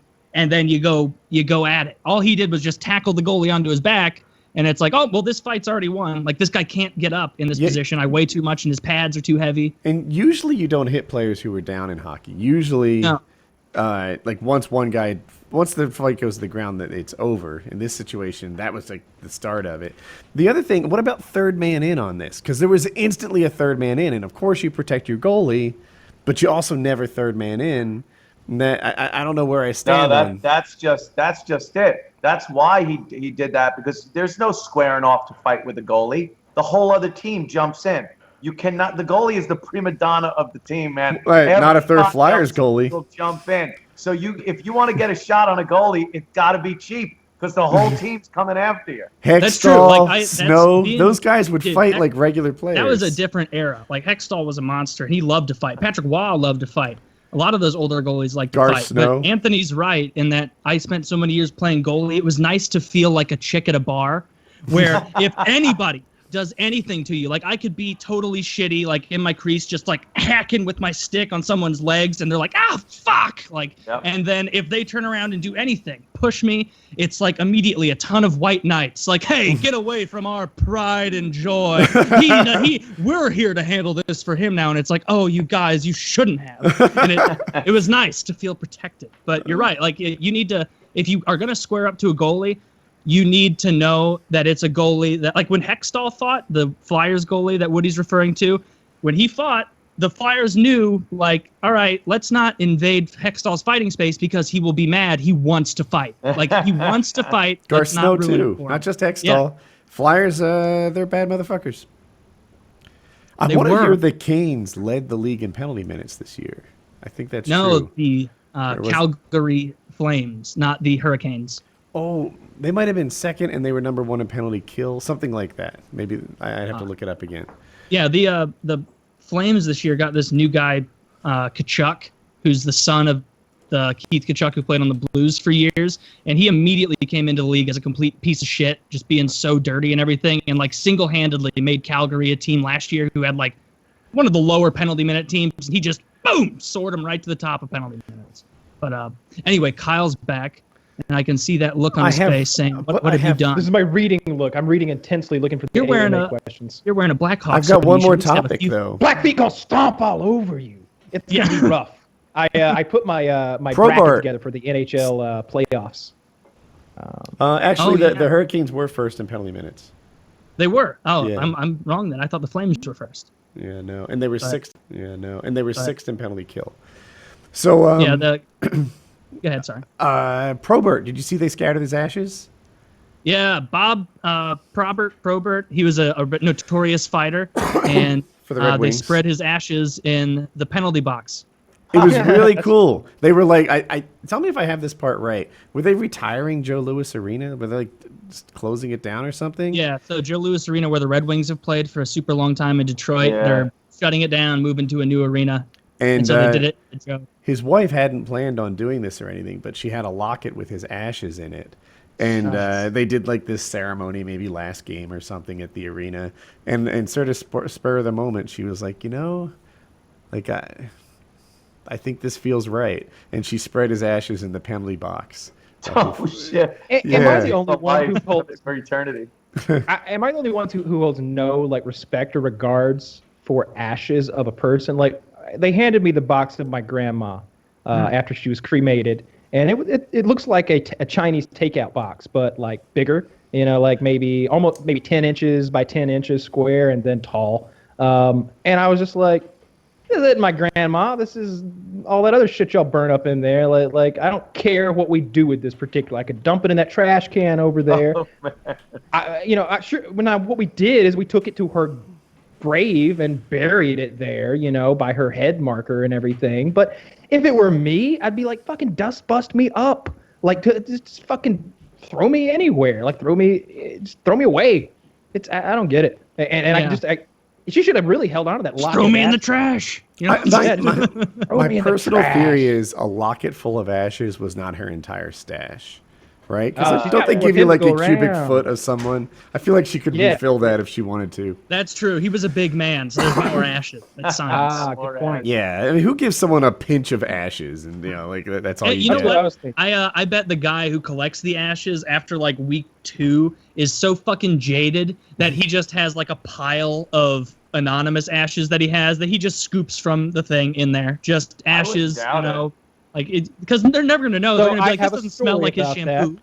Yeah. All right. So there was this guy in Georgia, and this came out maybe 8 years ago, and he was running a crematorium, but his furnace, his cremator or whatever, had broken down like 5 years ago, and apparently it's very expensive to get it going again. So he just started dumping the bodies on his property and giving people boxes of ashes. I remember this story. And what he would do with and he just had a pile of ashes there, like you said, and he was just like, a heap for you and a heap for you, and this, and who cares if it's a little Joe and a little Sally and a little Billy Bob and a little Dave? Like everybody just gets a cubic foot of something, and someone. I remember they were searching his property, which was rather large. Let's call it 15 acres or something like that. in the ponds, buried in the ground, in the woods, in like barrels and shit. Just people buried every fucking where. So yeah, what you said about like maybe you just get a scoop of something, absolutely, and that just further like adds on to my thought process of like I don't care about those ashes. Like I'm not quite sure what the process is for cremating someone. Do they wheel in? Do they put a naked body in there, or are you in there in a cardboard box or a wooden box? Like what On are those TV, ashes? it's always the actual coffin. Yeah, right. And so when I see that, because I don't have any real world experience of seeing an actual crematorium, I'm like, well, that fucking box is full of burnt, very expensive coffin. Mm-hmm. Like you just spent like $4,000 on a coffin, then burn it, and they gave you, and they charged you maybe $1,000 to burn your $4,000 coffin, and then they gave it back to you in a. It's like insult to injury. This whole process. There isn't some kind of a coffin rental place. Like you would It's think illegal. You rent the coffin, you have the body in there for the showing and everything, and then when they cremate it, the coffin goes back and you rent it out to someone else that doesn't want to buy a coffin to burn it. Or I think you can't. That's a good idea. I hear you. Based on television, where I learned most of my Law and Order stuff, only one body can go in a coffin. You can't reuse a coffin. And well, who's gonna care? like I thought that too, right? One at a time. Like at first you're like, dude, just reuse the coffin. No one cares. The dead bodies, etc. But what if the bodies are a little imperfect, right? What if they leak a little bit, right? What if they they're suck gooey? all that out? Are you familiar with the embalming process? Like you change a only liner at a high level. Fuck. Maybe they have a liner in it, and you change the liner after the rental. You know, it's like a toilet seat cover. You just pull it off. Yeah. Roll their body in. The more That's a good idea, though. Process is morbid as fuck. Like the whole securing of the eyelids and plugging of the buttholes and like all of that stuff. Specifically, Actually, can we talk more about the butthole part? I'm curious. What kind of plugs do they use? I don't know what kind of plug they use.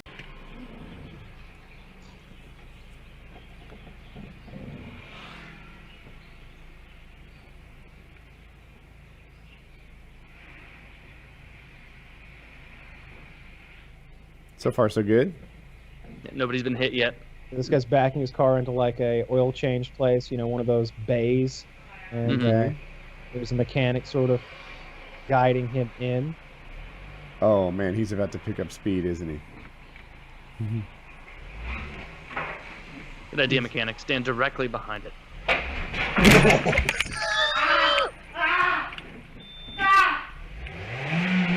What are you doing?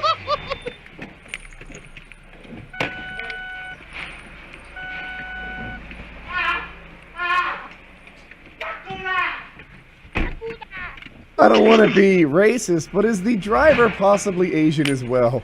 Yes. I wanted to touch on that, but I didn't want to. I'll leave it to And us. then the other guy comes in and just kind of stares at him. Are you faking this? You sleeping on a job again? I want you. In I my pay you to head, come here work. You're not working. that accent was so good. Well, you get hit by a car and you freak out. Yeah. I'm hoping he's fallen in the pit. Is he in the pit? Nah, he's laying on the ground back there. Like, look, I know it's a little fucked up, but something about the look at his face and the noise he made, that like, let's see. My shattered pelvis. Right? We're like, not again. I know. Wait, is that him standing up? China, though, so he'll be fine.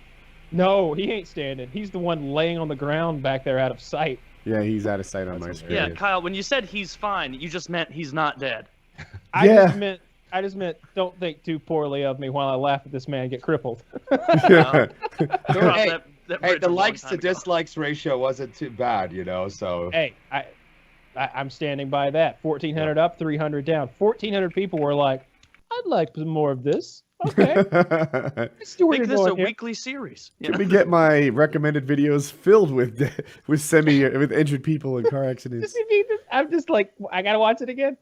Dude, you know how there's so many Russian videos of dash cams? Yeah. Because people are always trying to just like walk into traffic in Russia and like fake getting hit. Imagine the gold we'd have on YouTube if China implemented some kind of dash cam policy. Yeah. Like that's a whole country of people who are not good at driving. But I don't know if they're straight up as psycho though. I like the Russians that just fight during road rage and stuff like that all the time. You know, the deal is in Russia, you get a discount on your insurance for a dash cam. And it's big enough that it pays off in like the first year. So people do it. People in Don't they have Russia that, like- seem angry on the road. Don't they have that here as well, where you get a discount if they can monitor? Like, I don't know.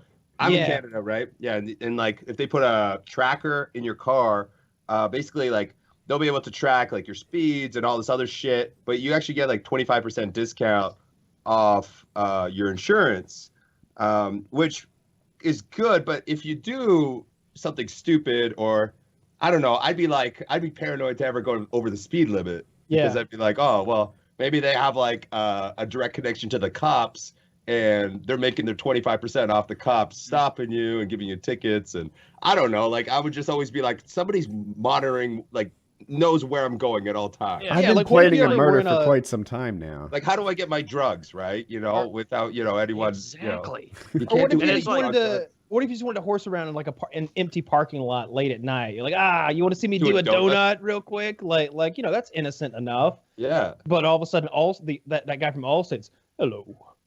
I noticed last night at 3 a.m. you were doing a few donuts. Your You're having a little too much fun. Yeah. You don't need that. You don't need Big Brother Allstate looking over your shoulder. No. Like I had my insurance company try and do something like that for me, where they're like, "Oh, you put this safe driving tracker in there, and it can reduce your premiums by some amount that's not significant." And I'm like, "Why?" So next year you can go, "Hey, we are reevaluating your premiums, and you do speed pretty often, so we're gonna have to up it to this or that, or oh, there was a crime that happened here, and you happen to be driving by, and now the police are subpoenaing our records," or like, I don't want my insurance company tracking me at all. Like, to save what amounts to, $100 a year. Amounts. Yeah. Totally not on board for that. Man, the related videos to this Chinese mechanic getting crushed are worker crushed to death by robot in Volkswagen plant, worker killed when saw kicks back. Let's see, Alabama girl crushed to death by robot. What I'm You curious don't have about? angry intercourse? I have angry intercourse. That's one of them. Let's see. So this is, of course, the San Diego Chargers security guard masturbating furiously in his pants to the San Diego cheerleading squad. Now, I got to look at these girls. I might pull it out myself, okay? They were very nice looking. They're like 8 feet away and bouncing up and down. But this guy's got to be an exhibitionist. He's got to be getting off on the fact that people are clearly seeing this. I'm going to hit play. Ready? Ready, set, play. See, I have a whole bunch of thoughts on this. At first, I thought it was going to be fake. I thought it was going to be like, oh yeah, I do see how it kind of looks like he's masturbating. No, he is clearly like he's milking it. His dick is in that hand. Anyone who has a dick knows what's happening here.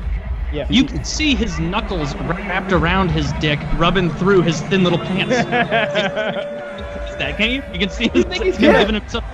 He's gonna blow a load in there and like just go with it. He's gonna have like cum on his leg and thigh and just be like, yeah. I don't. 3 more hours here at Charger Stadium. I don't know what his scoop is, but like, he did it. He really did it. Like I can't get past that. I really thought that it was going to be one of those like, yeah, LOL. Like it does kind of look. Oh, if you shake it more than twice, you're jerking it at the urinal, or like one of those dumb things. He is pleasuring himself furiously right in the end zone virtually. He's like 8 feet away from the end zone. It's right behind him. There are millions of eyes on him right now. At least 2 million, right? Like, although right now there are tens of millions on him specifically. Yeah, that guy just on his lost knuckles. a real cool job. Oh yeah, just fucking just.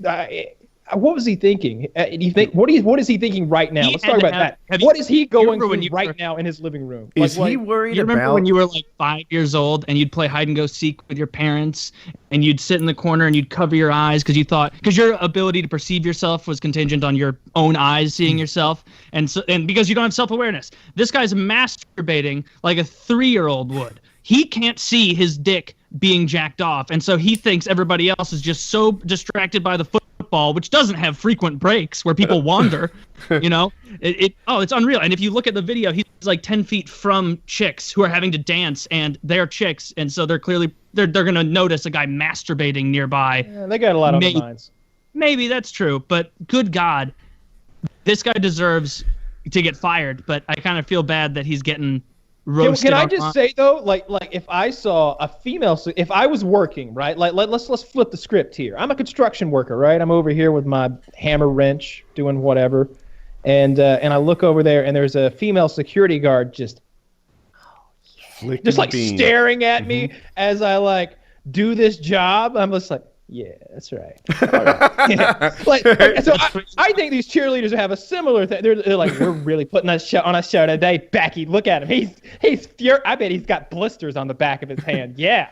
Yeah. You liking that, kid? Yeah. Here's what we haven't talked about yet. Is he in criminal problem? Like, does he have? Because I've heard of issues where in public urination, people have to register as a sexual offender now, right? Because he's good. He can take it out. Well, but he's masturbating. I mean, you can get that's a sexual being thing. A peeping Tom. Prove it. He had an itch. That's true. A continuous itch. He must have had a rash. First of all, Your Honor, let me just say that my penis is incredibly hairy. Now, second of all, the night before, I slept with an unclean woman who gave me crabs. You see, Your Honor, the entire length of my penis was covered with these itchy crabs, but I was so committed to my job of keeping the San Diego Chargers safe. I came in, and sure, I itched a little. I scratched a bit more, but I kept my eyes, if you've watched that video, on the crab. The Chargers almost got shot with a load of jizz. The extent of my fire ant fetish is none of your concern. Rubbing him on my cock, getting it. A good excuse like right now. Like his phone, he looks at his phone, 117 new messages, 840 new calls. He's like, shit, I better start thinking about this. I got to figure out what I'm going to tell him. Dude, there's no explanation. I can't think of a good explanation because clearly itching the only one that that's the only one that works. Your dick with your hand wrapped around it? What? Like if your hand's wrapped around your dick, you're not itching. You know, if you're itching, you're doing like the twist on your nutsack, getting that good twist and pull a little bit. Well, I would hope that in court they wouldn't like bring in like a video specialist with a laser pointer to be like, you see, you can tell by the angular position of his wrist and the bulge of the thoracic muscle. But you can. You can. I'll ask you to freeze on 34.5 seconds. Here you can see the glands of the penis below the final knuckle here, located on this graph. I printed it all out, handing it out to the jury now. And here is an artist's rendition of what could be beneath the pants. You know, like I get that he did some inappropriate public behavior. I hope though that he's not registering as a sexual offender for the rest of his life. I feel like he's harmless. Have you ever masturbated? It makes more sense for this register than a public urinator. In a public place? Yeah. Have you ever masturbated in a semi-public place, like in a car, like in the parking lot, something like that? What should be worse? If I find somebody in the middle of the night drunk peeing on a tree in the park, or if I find somebody drunk at night masturbating at a tree in the park? There's one that I'm pretty okay with, and there's one that's going to make me very uncomfortable. I want to know what park you're going to. Well, this is a fictitious park. I'm just saying, maybe a Tuesday and a Wednesday, the guy, one day's pee day, one day's jack off day in the same tree, and you just happen to see it. One, you'd say that's a guy peeing. I've peed on trees. Yeah. That's okay. That shouldn't be a sex crime. If I see a guy jerking off and there's no stimuli that's appropriate, then I've got a real issue with that. Cause I didn't go looking for him. If I just stumble upon him like this guy, or like you're at Subway just watching the chick make cold cuts, wanking in the fucking booth, that's just inappropriate. But yeah, if you go to the park and somebody's peeing, yeah, that's no big deal. I got no problem with public urination. I think it should be. Well, I guess you can't make it legal because then you have the hobos just peeing everywhere, huh? I don't know what to do. Yeah, it's something that should be like a shake of the head and a frown, but that's about it. Like, hey, come on. Like, maybe you get a. If I were president, I would institute a new law. It would be called the when you gotta go law. You gotta go. Don't ask, don't smell. I can't define why I want this guy to get off, right? If I saw some guy jerking off like in the privacy of his car, I wouldn't care. If I saw some guy jerking off to children at the school, I would. If I saw some guy jerking off at a restaurant where there were like a mixed company and stuff, then I don't really like that. Like that seems like too far. But like if you stumble upon him in a place where he might have thought he could get away with it, strip club. Okay, I almost want to give him a pass. You know, like let that go. This guy, real public, I get that, but somehow I don't want him the rest of his life ruined. You know why I have a similar thought to this? It's because like there's two things. There's only like I guess there's three scenarios. One is he's completely deranged, right? And this is like habitual, like uncontrollable masturbation. That's one thing. That's very unlikely. The other thing is maybe this guy is an exhibitionist, and this is the ultimate fucking jerk off session for him. Get a load of this, world! He looked at the ratings on the last Chargers home game. He's like, 1.8 million. He's just digging it. And then the other is that I don't know. He's just really, really horny that day. He just really needed to release some pressure so that he could guard the San Diego Chargers. I think you're correct in your first one about the exhibitionism thing. That might be true because you can picture this guy laying asleep at night the night before this and just like unable to sleep because he's so excited. Like tomorrow's the day that you masturbate at the Orange Bowl. Like millions of people will have the opportunity to see you. Most of them won't even know you're masturbating unless you get caught on Twitter and millions find out. I think the cheerleaders are part of it too because he's right there next to it. And like I don't know if you saw those cheerleaders. They're really smoking hot and they're jumping up and down. Titties are going everywhere and they're like 8-10 feet away. I think he just got too horny. I think the launch sequence was triggered and there was no stop on it. And that's just he's like, I don't know. I know I shouldn't be doing this, but oh my god, I can't not do this. That to me is the headspace that I wish the video kept going until he finished, and then you got to see the look of shame come on his face. And then in the dark spot as that fucking clam crawled down his leg. Yeah, all cold and sticky. That oyster, whatever you would call it. Yeah. I don't like that. Yeah. Well, I mean, there's really no like. If he were wearing some Carhartts, he'd be able to beat off in there and no one would be the wiser. But, I mean, they're going to notice in these Adidas track pants that pants. You know, people are going to be hearing that boop, boop, boop, boop, boop, except it'll be a little sloshier, a little stickier. I bet it rubbed his knuckles raw, like on the back, from just going back and forth on that material like that for God knows how long. I bet he pulls out and it's just like, I need some Neosporin on there. Yeah. Or maybe he's got like grip tape. This is only the first quarter. You know? I figured I could get in a quick 3. Hope I can save some of this for the fourth quarter. Give it up, girls. Yeah, what a fucked up guy. And he's got to be so embarrassed right now. This has got to be so embarrassing. He's the butt of every joke. He's the punchline of everyone who like watches internet videos right now. Yeah, I mean the good thing about the internet is they'll find the new person to hate but the new person to mock pretty soon. Sure. But yeah, there's always somebody. This is the thing you want on your like. Yeah, that's a damn shame. He should have thought that through. I've got some updates. So he was fired. He masturbated more than once. I guess you can call it that. He masturbated more than once without finishing. Masturbated more than once? Yeah, he did it, I guess, early in the game and then again after halftime or during halftime. His shoes sound like Velcro when he takes that first step back towards the locker room. The woman who videotaped it didn't notice until other people started yelling at him to get his hands out. Like, get your hands out of your pockets. So that made her notice. Now, I don't know if he could hear him yelling at him or what, but that happened. Don't you wish they got him on the Jumbotron? Yeah. The police are investigating it, but it doesn't look that bad.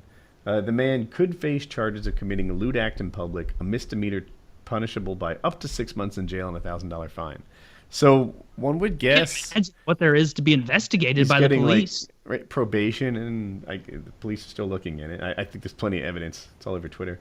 So he masturbated multiple times, but you think that just means he kind of got himself up to up to speed a couple times, and then he was like, edging it. He was edging it. Yeah, thanks, Kyle. He was waiting on the Chargers to score a fucking touchdown. He was going to blow his load right there in the end zone. He was timing. He was going to blow it like right in the darkest part of the tunnel when running off the field, so no one would know. And And he'd get off on walking out the other side of the tunnel, be like, nobody knows, and just came on the floor. That's probably what he was thinking. I bet. Maybe he comes on his hand and like high fives every player as they go past. that like, should be there. Maybe that's his game. He's been doing it for fucking months. Always good luck for us, you know? Sticky Steve! Oh, yeah. he got fired. I don't know if I said that. Yeah, imagine like he high fives everyone, then the receivers like, don't drop the ball for the rest of the Exactly. night. They're just one-handed grabs. They're like, pull So that what's shit the in. Pre-game ritual. You caught more passes last week than any wide receiver in NFL history. Well, I just go to my player Sticky Steve here. Want to do our pre-game patty cake ritual. Yeah. Sticky stuff. It's not pine tar. It smells like bleach, though. You know? It's legal. It's pungent. It's not sugar. It's not sugar. It's sticky though. Yeah, I hope he doesn't get in too much trouble. I don't know why I've got such a soft spot for him. If he pulled it out, I would be a little bit harder. Yeah, right. Yeah. If he actually just like blew angry ropes right there on the side of the field, I'd be a little more concerned. You know, sometimes the launch sequence gets initiated. That's never happened to me. Look, I definitely have never been so fucking horny that it's like, all right, right here, right now, it's got to happen. There's always been a way to like, all right, you got to focus on some other stuff right now. You know what I mean? Like you're just not always in a place to fucking jerk off. So that guy should have taken note of that. I think you got to look into his history for sure. We need to see if this is a serial offender here. Look at him under a microscope a bit. But I don't want him on life. probation. I don't want to ruin his life now. I just want him to know, do it again in a year, and your life is ruined. Yeah, I think the reason we're feeling sorry for him and kind of wanting to give him this second chance is because this has been such a public humiliation already. He seems punished enough, right? Yes. Yeah, there's no one who ever met him who doesn't know about this. They probably already do. They're like, oh, yeah, look at him go. If that guy was 2 years younger than me in my high school, I would be like, oh, I know that guy. That's the guy. You know? He's looking at himself in his bathroom mirror, just willing a beard to grow. Just as fast as possible. Come on, I already shaved my head. Got glasses. You know? I use a cane now. I think I got him off the trail. He's trying to put on 50 pounds as fast as possible, just milkshakes all day. Spirit Airlines. What a tantrum. Did she go into the bathroom? Just has to deal with her shit. Oh, no, she's still there. What a... But wait, are they flying? They're on the ground. I think they're in the air. Oh. Let her out at 35,000 feet. I can't tell. Like they may be like at the... Look at her crying now. She's so upset. They should have put her in the safe bus. That's it. Wow, what an absolute child. Well, so inconsiderate. I'm trying to drum up a situation in which that would be more forgivable, right? Like, is there a loved one on the ground that she just learned about? Did she get separated from her kid? Why is she acting like that? I don't know. That's a crazy person. I'm not going to give her the benefit of the doubt. No benefit of the doubt for her. Fuck that lady. I wish they'd put her in a straight. I wish that black dude had punched her unconscious. I wish he had beaten her down like I saw a cop beat a woman up the other day in the street, and he just like kept clocking her until she was down and out. I wish he'd done that to her. This like drunk white bitch like comes up to the cop and like tries to scratch his face or palm his face, and he shoves her once, and she like falls on her ass, hits her head, and then she gets back up and comes at him again, and he's just like, well, that's it. So it's 2 strikes and you're out. And he fucking like starts wailing on her like a man, just throwing hard punches and just knocks her the fuck out. It's great. I'd like to see that here. She needs a beating. I love the threat. My brothers are Marine snipers. Do you want to fuck with the Marines? Like he has 300 confirmed kills, and all that. Start going into that copy pasta. Yeah. Yes, I do. Yeah, what a bitch. Super, super rude to everybody else on there. They just want to go where they're going. Yeah, nobody wants to be on this plane in the sardine can. So what happened is another passenger became very ill, and they rushed that other passenger off the plane first due to a medical issue. And somehow somehow that triggered this woman, and now she wants to get off the passenger immediately too. It's not known if she's either like related to that passenger or bonded to him in some way, or if she just doesn't want to be on a plane that formerly had a sick person. That's where it is. Or she didn't like the sick person being able to get off first, and she wanted to like get out. I don't know. Who knows? There's no excuse. No excuse for that. Like whatever it is, you just sit there, you breathe slowly. I've been on so many planes where I wanted to do just what she did there. They've been like, well, they're not waving us in yet, so we're going to do another lap around LAX. And the air conditioners are off because we're not in the air anymore. But don't worry, we're going to blow this warm air on all of you. Just sit back and relax. Like 3 laps, 4 laps. We sat on a runway for an hour one time, just doing fucking laps. I had to piss. And like when you're landing, you're like, all right, 15 more minutes. We land, gate.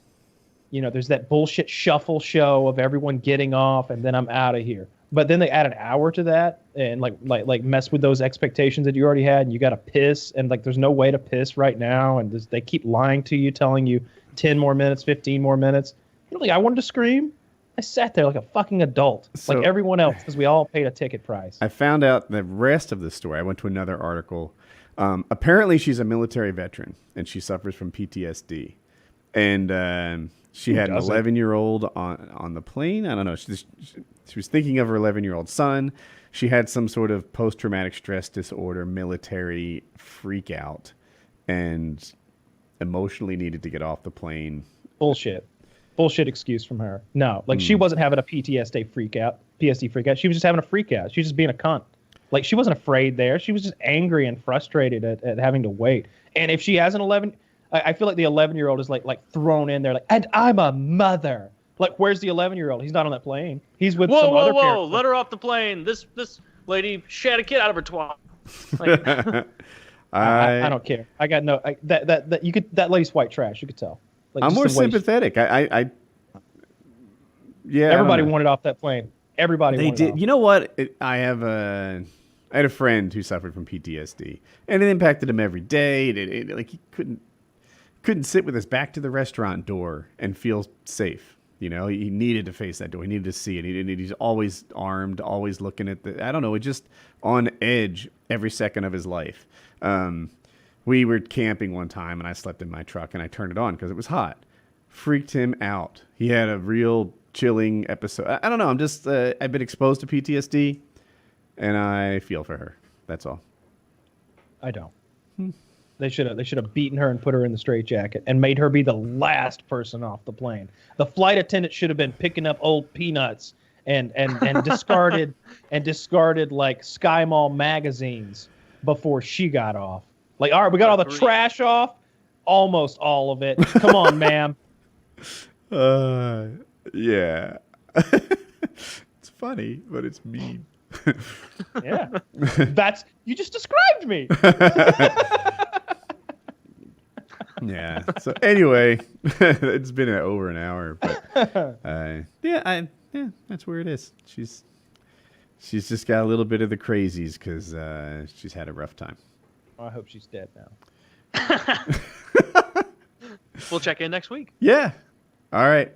PKN 201. It begins on a Wednesday afternoon. A All neighbor right. helping a neighbor. In the video, you see a lady telling James Hofert the guy in the truck is a troublemaker. Hofert checks on her, then drives down the street. The guy in the truck follows him. Got a problem, sir? Then Hofert pulls out a gun. Get the out of the way!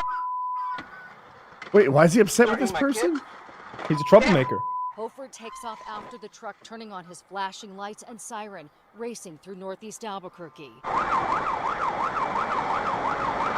Thing is, he is not a police. Nice. Other kids in the back seat. The truck stops. Hofert gets on the phone. The truck takes off. Hofert races after him. I have a disgruntled driver causing accidents. The There's two no speed through seatbelt. neighborhoods. The truck No stops again. seatbelt. 2 kids in the back. He just hit me! Oh, God, I'm not putting it to that. Oh no. The children are crying. Did he Did fall? he trip? He tripped. Fell. God damn it, my training let me down. He just ran me. I'm going Kid, you're gonna first. remember this. How cool your dad is. This guy is. I want to go home. I wanna go home. Oh. Glasses got on his face. Not until I cap this bitch. And he's causing a lot of. This guy is. He's had enough. Oh look! Oh look! He just runs after him at the end. Bang, bang, bang, bang, bang, bang. Man, Did he St. hit Louis New anything? Year's style. Yeah, You he want to hit know the what side of the happened car. next? He might have Yeah, that's what I want to know. Well, the shooter's been arrested on child abuse charges, firing from a moving vehicle, and impersonating a police officer. And the person who was shot at is still on the loose with a warrant out for his arrest for drunk driving, as well as hit and run at this point. You know. So he has sirens. Well, this guy. Yeah. So the guy was a troublemaker. Got sirens. He did. Let's circle back to that. But like, is it unreasonable to like bump the guy and run when he's already pulled a gun on you? You're crazy too. Everyone's fucking crazy. I would just be trying to floor it and escape anywhere if someone was pulling a gun really? on me. Like, I would not waste the time throwing it But into you know what? When reverse. he backed into reverse, this guy's car started smoking. I was like, "Whoa, is this like GTA? Is his car out of commission now?" I think it would rust your radiator, right? Like if I'm in a full size truck and that other guy is in a car where I think it's bumper versus hood, then it's not a crazy move to like disable the radiator, take off. I think it's a crazy move. Like, I don't think that guy in the truck was at all innocent 100% in this. He was probably being a shithead, driving dangerously, like maybe trying to antagonize this other guy. Oh, But the no, way the other guy apparently he was reacted, drunk. he He took was a it from drunk 10 driver. to 100. So that's... It's just you know, it started with why the would you throw truck it in being reverse? next to him, and he pulls out his pistol and starts what did he say right at the top of the video? So get the fuck out of the car. Or He told him to something get out like of the car with a gun. That's carjacking, that. Like, no. right? No, see, that's when I don't even... Reverse is the last thought on my mind. I'm He's also flooring it anywhere swearing. but there. He's swearing a lot in front of his kids. Yeah, He's swearing a lot That's probably in the front of worst his part. kids. That guy's a real cunt for that. He's rude. He's And he was murdering a lot in rude? front of his kids. It seems. He was rude though. Yeah, He's just gonna raise more swearers and continue. Don't the worry, cycle. kids. This guy's a troublemaker. What? He's a real no good Nick. A ruffian of sorts. Well, I'm on team truck driver, to be honest. I really feel like if Would it help if you knew the truck driver's Mexican? no, Kyle, if I hit you, then you are fully within your rights to hit me back, right? That's how these should. I don't know if it's how it actually works, but that's how the moral code should work. So that other guy opened the conversation, as far as I know, with pulling a gun on him. That makes him susceptible to a little bumper bumping. Yeah, no, it makes him susceptible. I mean, can't you kill him? Yeah, you should be able to. If someone pulls a gun on you, can't you kill them? I think you're Someone right, butts me actually. in line. If someone pointed a gun at me, Right? And- What do you and- need to and- wait and- for me and- to shoot first? and That's it went crazy. click, and they're like, "Oh shit, my bad. I thought it was loaded. Give me a second." And someone handed me a gun, I'd be like, "Well, I have no choice now." Right? Yeah. Yeah. Unless you're in a car and you can drive away, like this guy was. Well, then I'd reverse into him first to be like, "Sup, bitch? But That's you the can't move. even shoot me." I always wanted to do this. I would have deployed the series of pranks and traps I've installed on the rear of my car: ball bearings, oil slicks, gas. Honestly, I A fucking hate this guy. rear-facing harpoon. You think that's an exhaust? No, it's not. That's going to fire a harpoon and kill whoever's in your passenger seat and the child behind that passenger seat. I hate this guy. Which one? This is fucking idiot with his kids. Like, Yeah. I hate Under Armour now also because for sure. So I'm like, I'm mad at them too. Did you notice before he took his seatbelt off what kind of seatbelt he had? He had an Umbrella Corporation seatbelt. This guy's Oh a serious my badass. God, he What does that loves mean? video games. It's he plays from Resident Evil. It's the corporation that made the virus that turned everybody into, the monster. This guy's a zombies. fucking loser. Yeah, but all It jokes means the aside, gun- Mr. Under Armour opened the conversation by threatening murder. He's actually now he's So the- he's Mr. Wesker. The Now other that we saw that guy, he has the Umbrella Corporation. the other guy was fully within his rights to bump his car. I think. Hell, he could have ran him over. That other guy's No, fully within his rights to raise his children. the other guy. He could go in the back and be yeah. like, well, now you lose these. I'll take it It's a my step son further. and daughter now. If you pulled a gun on me and I ran over your body. I ran you over with my car.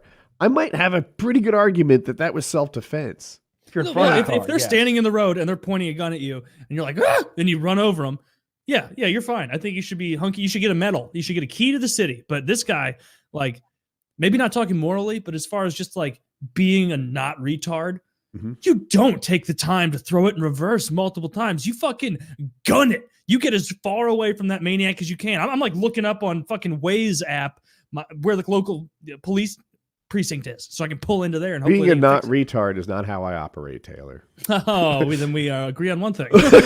I hate this guy. Look at his stupid fucking hair. Dude, you know what? This guy makes me want to get in a high-speed chase. You don't like this his guy hair? This guy makes me want to never go to Albuquerque, New Mexico. This is the type of where this person that happened? I would die to. This guy. Imagine this guy killed you because he didn't like how you were driving, and this is how you died. This guy with his kids in the backseat and that haircut and that Under Armour shirt, that seatbelt, bro. This guy's making me mad. I have an issue with the little post that he has on his steering wheel to turn it like a tractor. Yeah, Me too. Oh my god! There's so. I'm actually taking the camera, the seatbelt cover, that little post, The wannabe everything police. about what he's doing. Yeah, this guy. This is what kind of person is this? This person wants to be a police officer so badly, right? Right. There's got to be Probably a like subreddit failed for his people like this. psych eval to Right? become a cop or What something. subreddit would I find people like this on? Public freakout. Or fight porn. Fight porn. Ooh, I think we've actually. You don't know about fight I porn? think no. You know- do you know about porn I've heard fight? of it. I've heard of it. Porn fights is. I know. My- I remember my every favorite. subreddit. I remember every subreddit you've ever mentioned to me.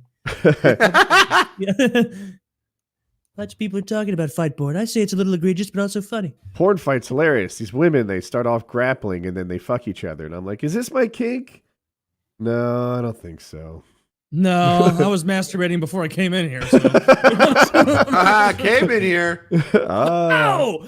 You're always masturbating before you come in here.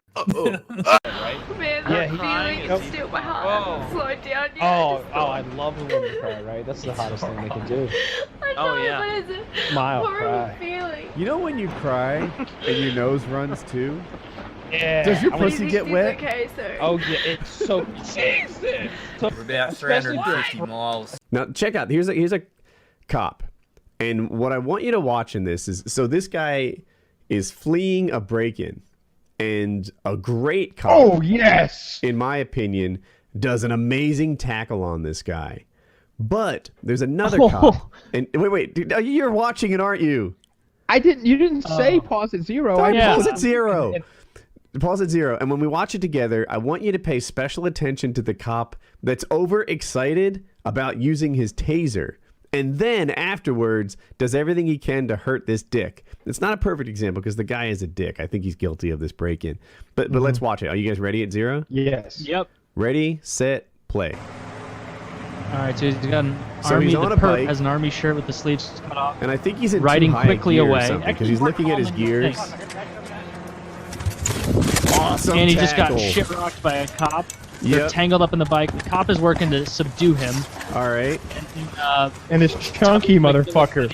That's not the here, this is the guy on the left. He pulls out his taser. I want to get him. I want to get him. Oh, wow. Boys, move over, move over. I want to tase him. Can I tase him? Guys. Let's hit him. Let's hurt him. Come on, guys. Come on. All right, let's bring in the knee. Yeah, so now it's just unnecessary. And that guy was like, He you was see the screaming, kid who spilled "Ow, something and they kind of my panicked head, for a second? your That's what he looked knee. like. My head, please.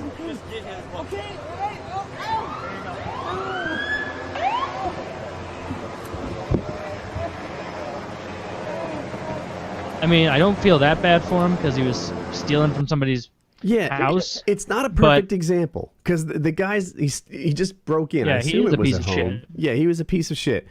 But that cop who was like, I want to tase him, he's like itching to get the taser out. And then once they've got like one of the handcuffs on and tasing's inappropriate, he goes and he drives his knee into the guy's face as it's on the asphalt. And you like Here. given Go back and watch his body language. Okay, to what second? Back So like 16 seconds before he comes in, look at how his feet are stutter stepping around. It's like he doesn't know what his adrenaline's going so high. He's never experienced this. He's so excited. Did he you just say wants to hurt 16 somebody. seconds? Look at He's it. not even He's a in shorter. No, I know, but when he comes over, see his feet moving around. What second? The second he comes over is 21. Okay. And so now look, when he pulls it out, his feet are bobbing around everywhere. He doesn't know what to do. Another officer runs in and gets involved before he's even made a move. Yeah, that's and it. His body language is someone who had no confidence growing up. He's not a big guy. He's shorter. He's about the same height as the woman who... Oh, no, that's a guy too. Wow, nice hair.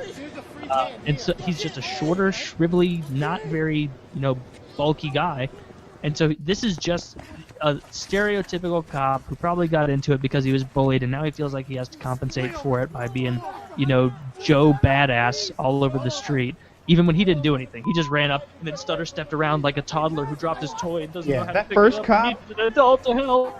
That's what he's like. That first cop Just was a a little- little tackle that was epic. Yeah, the Yeah, first that tackle cop was great. He's the one that caught the bad guy. And then for some reason, the bad guy struggled. He tried to stand up and get away, and I hate that. But the one cop, the one that we're all focused on with the nervous footwork, I see him in another situation. Really, he's a sadistic fuck. He got off on driving his knee into that guy's face. The guy's got 2 handcuffs on as I'm watching this right now. Yeah, he really liked doing that. He's the kind of kid who would poke a squirrel's eye out just to do it. The squirrel's eye? I don't know. I just picked a that's small hard to animal. That's do. what serial killers do. But yeah, this guy's got 2 handcuffs on, and he's still driving his knee into the guy's face, and it's just inappropriate. These guys are cocksuckers. They really are. Like there's no reason to put his knee on the back of that guy's head. I bet it hurts. No. Yeah, there's no reason to do it. Yeah, I bet it does hurt because I really doubt that guy was like, I think I'm applying too much pressure. This could hurt him.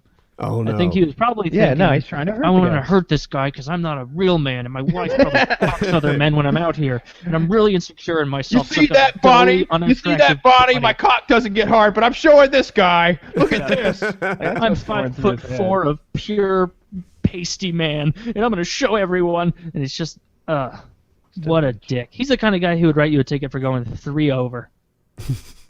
He's sadistic. That kind of guy. The sadistic means that you get off on hurting other people, and I know you guys know, but I thought someone watching might not. And that's what I see from him. I think that he was really excited and happy and just jazzed to have an opportunity to beat someone up without any risk to himself. Yeah. And it was clearly the first time that had happened. Clearly, from his feet doing that. I just don't get over. I can't get over it though. I've watched it several times now. That tackle was epic, and the cameraman. Here's what I'm wondering though. It seemed as if the suspect was running toward the cameraman. Did he not see this guy standing there filming? The suspect was on a bike. He was just heading around the corner, and it looked like the suspect. Now that you said, did he see? He was looking at his own gears. I think he was in the wrong gear on that 12-speed bike. Maybe so he was looking down. Yeah. Yeah, so here I can show it again to anyone who wants to see. But if you look at the start of this video, he's hyper focused on the gear, like he's trying to change it or something like that. And that's how he didn't see the cop, and bam, nailed him. So yeah, that video was awesome. Pretty satisfying video as far up to the tackle. I liked it because that was a good cop video. Wow, that guy actually got him. Even the first 3 cops I thought was good, but when that 5th one got there, can I tase him? Can I tase him? Let me tase him. Just doing the nervous footwork, the whole Yeah, the little douche McKilligutty comes in and ruins everything. Ugh. I bet he's the officer they all hate too. Oh God, Steve's here. Yeah. He's gonna make a scene. We're gonna be on the internet again. How many live leak videos do you have to make for us, Steve? How many times? All right, so there's a cop, and I guess we're seeing a GoPro on his chest. It's his body cam. I doubt it's a GoPro, but it's something. Okay, he's driving, and he sees he's pulling up to a group of of kids in front of a Quickie Mart of some sort. You guys having fun? Yeah. Walking up to him. Looks like they're just standing next to a red truck, not doing too much. Oh, he's holding a gun at somebody. Away. He has headphones on. Now! Get your hands out! Get them out! Yeah. Ooh. Oh, wow. Jesus Shots fired, Christ. shots fired. Get me medical here now. What was he doing? It looked like this guy was just walking. He wasn't getting his on. He didn't hear us. Oh no, that's the deal? Yeah, he's got headphones in, so I guess he He didn't was hear the cop listening to yelling. Game of Thrones. This could have been me.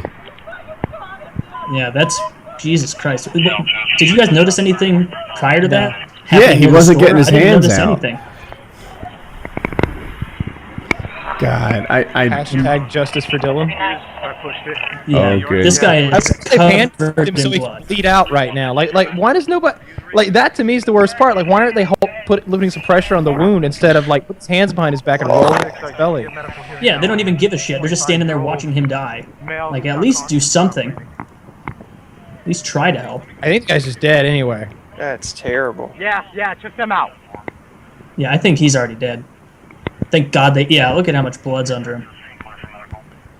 That doesn't seem like a lot to me. What's on his iPod? Oh. It's clear. I'm happy for the body cam. Still. The body we need cam is like... I'm glad it's all true. You know, now we know. Why did they have an interest in this fellow? Does anyone know? Because they went straight for this guy. Like, he was their person of interest. Does anyone know the background behind that? No. If you go back and listen, though, he says something to the cop. Really? Can you make it out? I don't think there's much left to He watch calls the cop here. a fool. He calls the cop a fool? He was messing with. He lifted his shirt up and kind of was like messing around with his waistband right as the cop shot. But that's not good. That's not good. Have we watched that thing where the Ferguson protester learned the importance of compliance on the show? Jesus, if you I don't know if I've seen that. If you just go ahead and skip like 5 minutes in, like you'll just see the puddle of blood grows and grows. This guy's dead. Yeah, I stopped playing it because it just seemed too bad to me. Look at that. 3 minutes in, and the guy's just now starting to give a shit about doing something. I'm surprised that's even on YouTube. Right? Yeah. Dude, can we watch this video? It kind of shows the counterpoint. I hope I haven't watched it on the show before, but you guys know me. Repeats are what, that's kind of my thing. He is one of the most outspoken critics of police use of force here in the Valley. But he gets some on-the-job training about use of force tonight. Very interesting stuff. Reverend Jarrett Maupin led protests and marches after Phoenix police shot and killed an unarmed man. Well, tonight he gets a chance to experience the split-second decisions that police have to make when encountering a suspect. And our Troy Hayden was right along with him tonight getting the training as well. This must have been eye-opening. It was a really interesting experience. You know, we've all watched those protests all over the country after police officers are accused of shooting people who aren't armed. But what would happen if one of those protesters felt what it was like to wear a badge and then be put in a life or death situation himself? So I'm going to have you put the holster on right inside your belt loop there. Jarrett Maupin gets his weapon. You might recognize him as a high-profile organizer in the minority community. Just last month, he led marches on Phoenix Police headquarters after an officer shot an unarmed man. We want his badge. We want his gun. We want his job. Today, he accepted an invitation Badge, gun, to look job. at things from the other side, agreeing to go through a force-on-force training session with the Maricopa County Sheriff's Office. 3 scenarios where you have to decide to shoot or not shoot. Scenario 1 is a call about a man casing cars in a parking lot. Maupin approaches the man and starts asking questions. Look. You're looking for your vehicle. What kind of car do you drive? Wave your head and your gun. What kind of car do you drive? It's my car, man. Oh. Maupin, the officer, is shot. It happens that fast. At what time did you It's fucked, right? It was time for you to address the use of force that was given? When he came to the back of the vehicle and was hiding, you know, I could sense something was wrong. Scenario 2, a call of 2 men Yeah, fighting. but he got shot. Yeah, watch this one. What's wrong with you? What's going on today, gentlemen? What do you want? What's happening here? What's wrong with Back you? up. Huh? Oh, he shot him. What are you doing, man? Hey, he shouldn't approach me. He shouldn't approach me. He shouldn't approach me. He shouldn't approach me. What happened in there? Yeah. What are you doing? You just shot him? Hey, he rushed me. Tell me why you shot. Well, I that's really shot because he was very within that zone. You can know, I get. felt there was an imminent threat. I didn't necessarily see Right? him armed. So now he shot an unarmed man, and the witness is going to be like, I don't know why he did it. Right? Instantly, he's like, why'd you shoot? We were just arguing. Again, an unarmed man was shot. Yeah. Scenario 3. And of course, it'll be framed however people want it to be framed. Watch this. I need you to keep your hands up, sir. For what? Because I need to check that waistband. Well, what? What are you doing? Because I don't know what you have under there. Everybody, look at this guy. What are you doing? No shots fired, but the suspect did have a hidden knife in his waistband. I went through the scenarios too. We can pause here. I'm not interested in the reporter. The reporter does all the same things. He shoots the first. He gets shot by the first guy because the first guy, he's like, hey, you know, like, what? This is my car. Why are you bothering me? Hey, why's your hand on your gun? Pow, pow, pow, pow. And I would have been shot in that scenario too. I wouldn't have known to start laying some bullets into this guy as soon as he walked to the back of the car. Like, it's a toughie. He didn't do anything that seemed worthy of shooting until he shot. And then the second guy, I might have shot him, perhaps wrongly, because there he is. He's physical. He's aggressive. He was coming at the cop. They obviously picked a cop. He's coming at the trainee, I guess. And they obviously picked an actor cop guy who was big and imposing, right? Like, that guy's going to beat up 98% of the population. He's coming at you. What's your other choice? You know, like it. And the third one, he had a knife on him, and, you know, bad.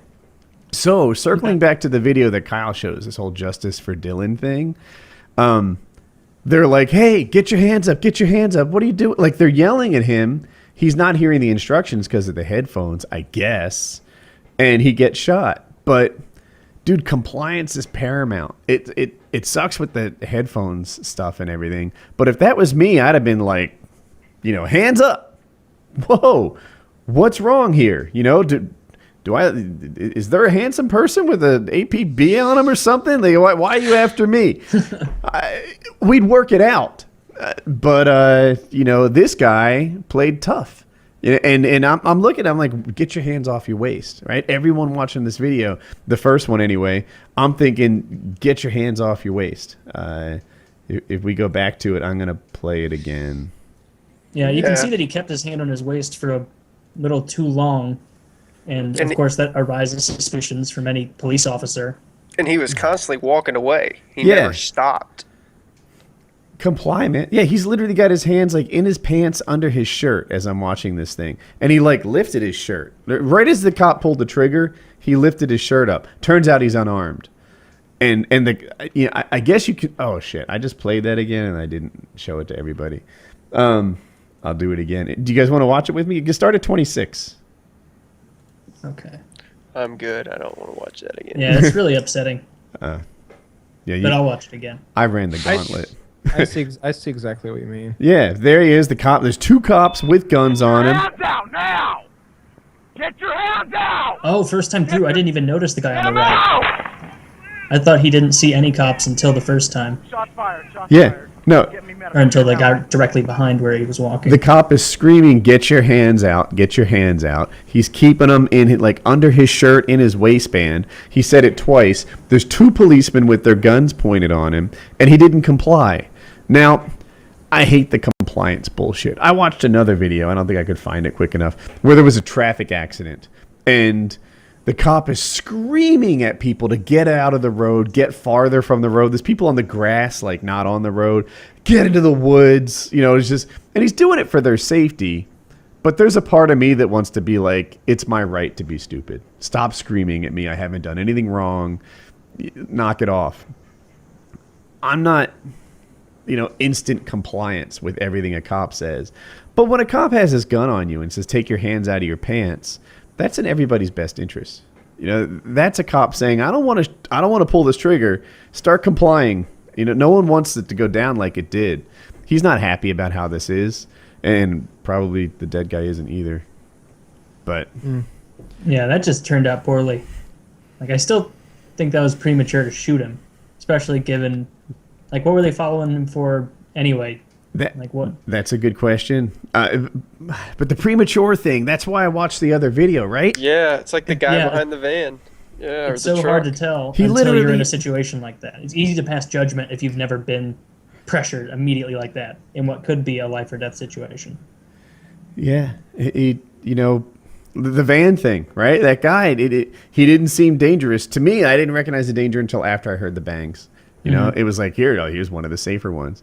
So, so making these decisions, I talked to my daughter about it, and she definitely wouldn't approve of me calling her a tumblerina. So I didn't say anything like that. But she was saying like, there's no situation in which a policeman should shoot an unarmed guy, and I'm like, does that mean that police need to be like superheroes, like able to beat up everyone? No more women cops ever, right? That's a thing too, because almost all women can get beat up by most men, right? That's like a thing, right? And so now you only have guy cops, only have like ex-NFL football player cops, because you can't shoot, right? You can. And then she said there should be no situation in which a cop fires first. That's another thing. So now you can only survive if the other guy is a bad shot.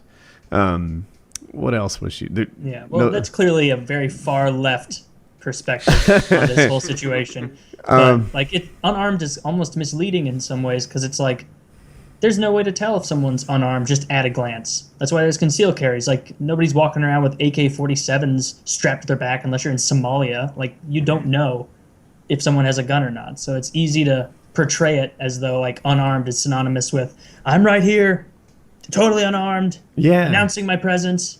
But I also see the other side, so that's kind of where you should be. Like when a cop is in that state, like I remember thinking back, like what would happen if I was Trayvon Martin, right? If it was me going out to get all my, Skittles and iced tea for my drug of choice, and then the Zimmerman comes at me and says, what are you doing here?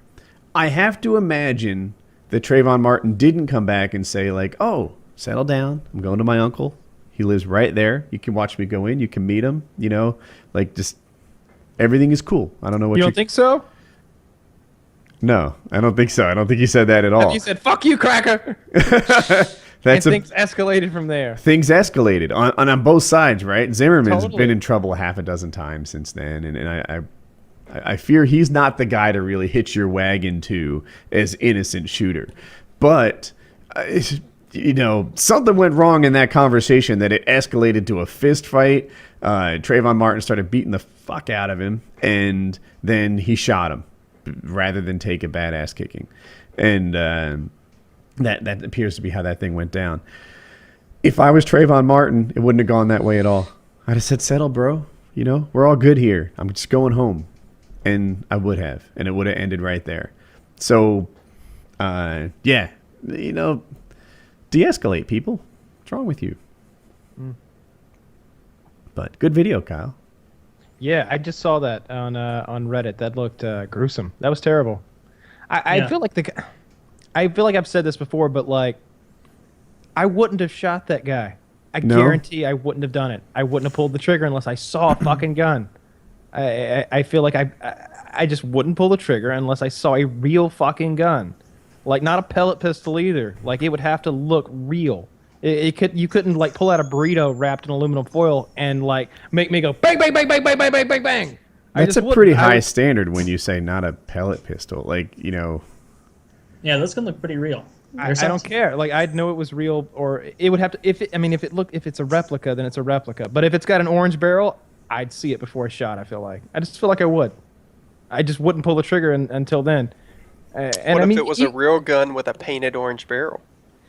Well, then I'm going to shoot that guy. No, you wouldn't. You'd be fucked. That guy's gonna murder me right there. Like, fuck you! Bang, bang, bang, bang, bang. Like, I'm fucked there. Yeah, that's what every criminal should do, I suppose. Just paint the internet fucker orange. They won't take you seriously until it's too late.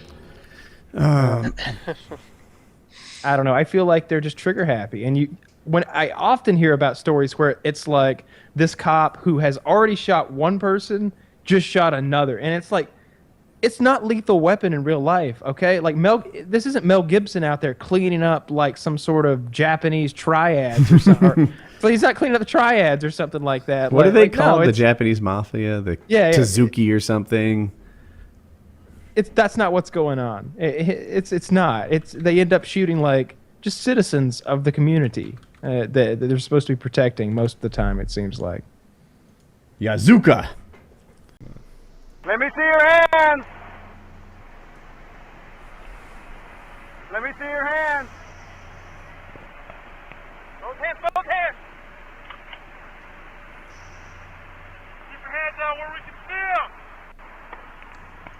Both of your hands. Other hand, right hand up. Right hand So they're just screaming at this guy for his hands. Yeah, and I can't see his ears in the way. Yeah, it'll get a little better as far as that goes. He's gonna get out of the truck. He's showing them one hand, the left hand. Lay down on the ground. Now he's out of the vehicle, telling them to lay down, but he's walking away from them. They're identifying themselves repeatedly. Let the dog go. Let me see your hands. They don't have a dog. He's sticking his right hand behind his back intentionally and walking toward the officer. He's 15, 20 feet away tops, maybe the length of the vehicle. He keeps hiding his hand and pretending like he's got something He in just it. said you're gonna get shot, man. Popped it. He's gonna shoot him right now. Times. Shot him twice. He's on the ground, reaching for his waistband. Watch his hands. Watch his hands. He's reaching under his shirt into his pants. Shot him again. Don't reach for your hands. Quit reaching for what you got. Keep your hands up. Keep your hands up. Oh, and he's unarmed. You will get shot again. Stop. Oh, and he's white. Look I at him. couldn't even tell. Look at him. Look at him. Yeah. And a fourth time. So yeah, that's what fucking happens when they tell you not to stick your hand in your pants and you keep I think we sticking got a your hand dog in with your us. pants. I'm gonna pause He got it shot there. 4 times and he died. So I'm gonna get it off now. So a couple things are important to note because it's hard to hear with that audio and everything. He literally said, "I hate my life," I think was his quote, something like that. And the speculation and the general consensus across the internet is that it's not only a good shoot, but a suicide by cop is how most people are viewing this. And that's what it looks like to me. If nothing else, that guy was just acting incredibly inappropriately in the most intense situation that a normal person is ever going to be in. It can't act any more stupidly than that. He's putting this hand behind his back repeatedly and sort of he's holding it like this, like there's something maybe in it. It's hard to see what's going on. Yeah, he's scaring them. So, what they do, there is a Black Lives Matter activist, community leader, seems like a really educated, well-spoken guy, and he was really critical of the way that the police handled some of these like tense situations. You know, they're too quick to shoot. So the police invited him into a use of force scenario training, and do you want to watch it? Do you want to watch like a minute of it? Let's watch a minute of it, even if it's a repeat.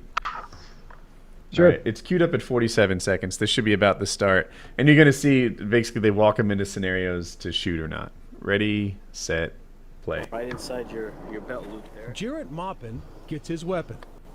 You might recognize him as a high-profile organizer in the minority community. Just last month, he led marches on Phoenix Police headquarters after an officer shot an unarmed man. We want his badge. We want his gun. We want his job. Today, he accepted an invitation to look at things from the other side, agreeing to go through a force-on-force training session with the Maricopa County Sheriff's Office. 3 scenarios where you have to decide to shoot or not shoot. My problem with this is that the Black Lives Matter guy. My problem is the Black Lives Matter guy has no training. You know, he's just it might as well be not even any of us. He's got less training than all of us. Well, the goal is to open his eyes. To what? To, let's say, that would be like that would be like if some rocket scientist like messed up and the space shuttle exploded and he drugged me in there and said, "Hey, you do it. You fucking make the spaceship go into outer space." Oh, you failed too, huh? It's Your not the simulation same. didn't turn out well. No, because these guys are all saying like, you know, you're not making good decisions. I could do better. I feel like there's like it's obvious to anyone. If they say I could do better, then that's one thing. All right, ready? But they are making bad decisions. Ready, set, play. In a parking lot, Maupin approaches the man and starts asking questions. What? Where you have your hand in your gun? You're looking for your vehicle. What kind of car do you drive? Where you have your hand in your gun? What kind of car do you drive? This is my car, man. Oh. Maupin, the officer, is shot. It happens that fast. At what time did you think that it was time for you to address the use of force that was given? When he came to the back of the vehicle, and was hiding. And I want to watch could the sense second one too. Something was wrong. Scenario 2, a call of 2 men fighting. What's going on today, gentlemen? What's wrong with you? What's going on today, gentlemen? What do you want? What's happening here? What's wrong with Back you? up. Huh? What are you doing, man? Hey! Hey, you shouldn't approach me. He shouldn't approach me. He shouldn't approach me. He shouldn't approach me. What happened in there? Yeah. What are you doing? You just shot him? Hey, he rushed me. Tell me why you shot. Well, I've shot because he was within that zone. You know, I felt there was an imminent threat. I didn't necessarily see him armed. We can but stop he here unless you want to see the third clearly one. to do some harm to the officer, to my Yeah, we can stop here. All right. I don't know. This video opened my eyes wide open. Like all of a sudden, like, yeah, that first scenario where it seemed like the guy was like, hey, man, why do you have your hand on your gun? Settle, settle, settle. Right? It went from 0 to 100, you know. I was actually watching Kyle. I was actually watching funny enough, Parks and Rec just a couple days ago, and it was one of the earlier seasons when Louis C.K. is a cop and he's dating Leslie Knope, Amy Poehler, and it was one of those little kind of mockumentary like asides with Louis C.K. where he was talking about why he liked Leslie, and he was like, I mean, you know, just like, I mean, unlike the 99% of people who are really aggressive and unpleasant that I deal with every day, she was nice, you know, and it was like, oh yeah, like that must really suck for 99%. Obviously, maybe exaggerated, whatever, but a high percentage of the people you come across being surly, unhappy, and obviously it's because those people sometimes are just like, oh my god, dude, give me a ticket throwing 64 and a 60, like eat shit. But it does open your eyes to how they develop that us versus them mentality, you know, of like we're all on the same team and we're working together. Back to the video, like it went from 0 to 100 as he came behind the car, and then the other one, there are two guys fighting, right? And then he's there all chest puffed out, approaching the cop, and as soon as the cop pulls the trigger, it switches to, why would you shoot an unarmed man? Yep. And it's all of these issues are so much more complicated, or all of these scenarios rather are so much more complicated than people would like to believe, who just want it to be a cut and dry thing of, you know, people on the left mostly of like, oh, there's no reason to ever shoot anyone, you know, they didn't even have a weapon, right? Because hindsight's 2020, and people on the right saying things like our cops go through hell every day, and you know sometimes shit happens. Like it's just neither one of those sides is helpful. Yeah, a lot of it all comes down to, if a cop tells you to do something, you comply and you do it. And no one that's being shot is complying. That's the common thing. Yeah. You know, it could happen. It could happen. Occasionally, it could happen. You know, something, you know, could be way out of the, you know, what's, you know, acceptable. But for the most part, almost every single person is getting shot. If you comply and you do what the cop's telling you, whether you agree with it or not, you don't get hurt. If we had watched the rest of this video, and that might not make for a good podcast, but that was his takeaway. He's like, the value of compliance is the thing I really learned. That's the problem. Like in both of those scenarios, the guy, of course, the shooter didn't comply, and the other guy didn't comply. And if the guy's not complying as a policeman, you have to start wondering why. You know, like this Alton Sterling guy, he's got a gun on him, and he's not complying. Is he just keeping his options open? Like that's my fright if I'm a cop. And the cop is going to protect themselves. They're going to go home at the end of the shift as far as they're concerned. They're not going to put themselves in a situation, you know, day in and day out where maybe they don't go home. You know, like if it comes down to it, they're going to shoot. Maybe that half second of delay is the difference between, you know, subduing someone or them getting a handle on a knife or a gun and really causing some mayhem. Like, yeah, I don't know. Yep. Whenever I see non-compliance or, you know, extreme non-compliance, it's like, man, like, oh god, I hate that they shot, but you don't like to see them get, like, anybody get shot. I timestamped it. If you wanna watch this, it's like right as his bit starts. Yeah, I'd like to check it out. See the. I watched the first 3 seconds and I was hooked. Yeah. It was good stuff. Yeah, So the way what we we generally do- do. Yeah, go ahead, Woody. we'll queue up at 1:17, and then 3, 2, 1, and press play and sync. So, are you queued up? I'm all ready. At 1:17. All right, 3, 2, 1, play. Does the shirt say nasty? They call him nasty.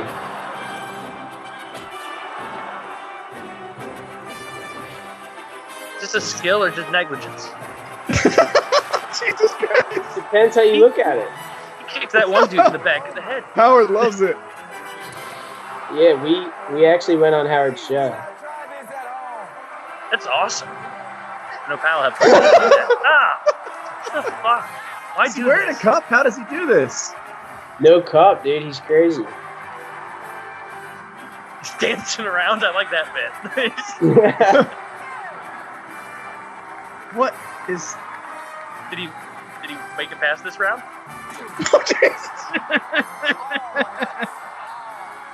For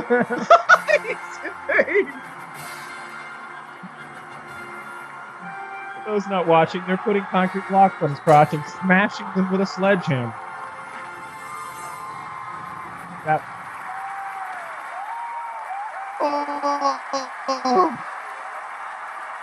How do you practice for this? Well.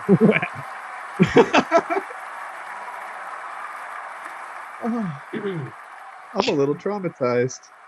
I don't understand. you're traumatized.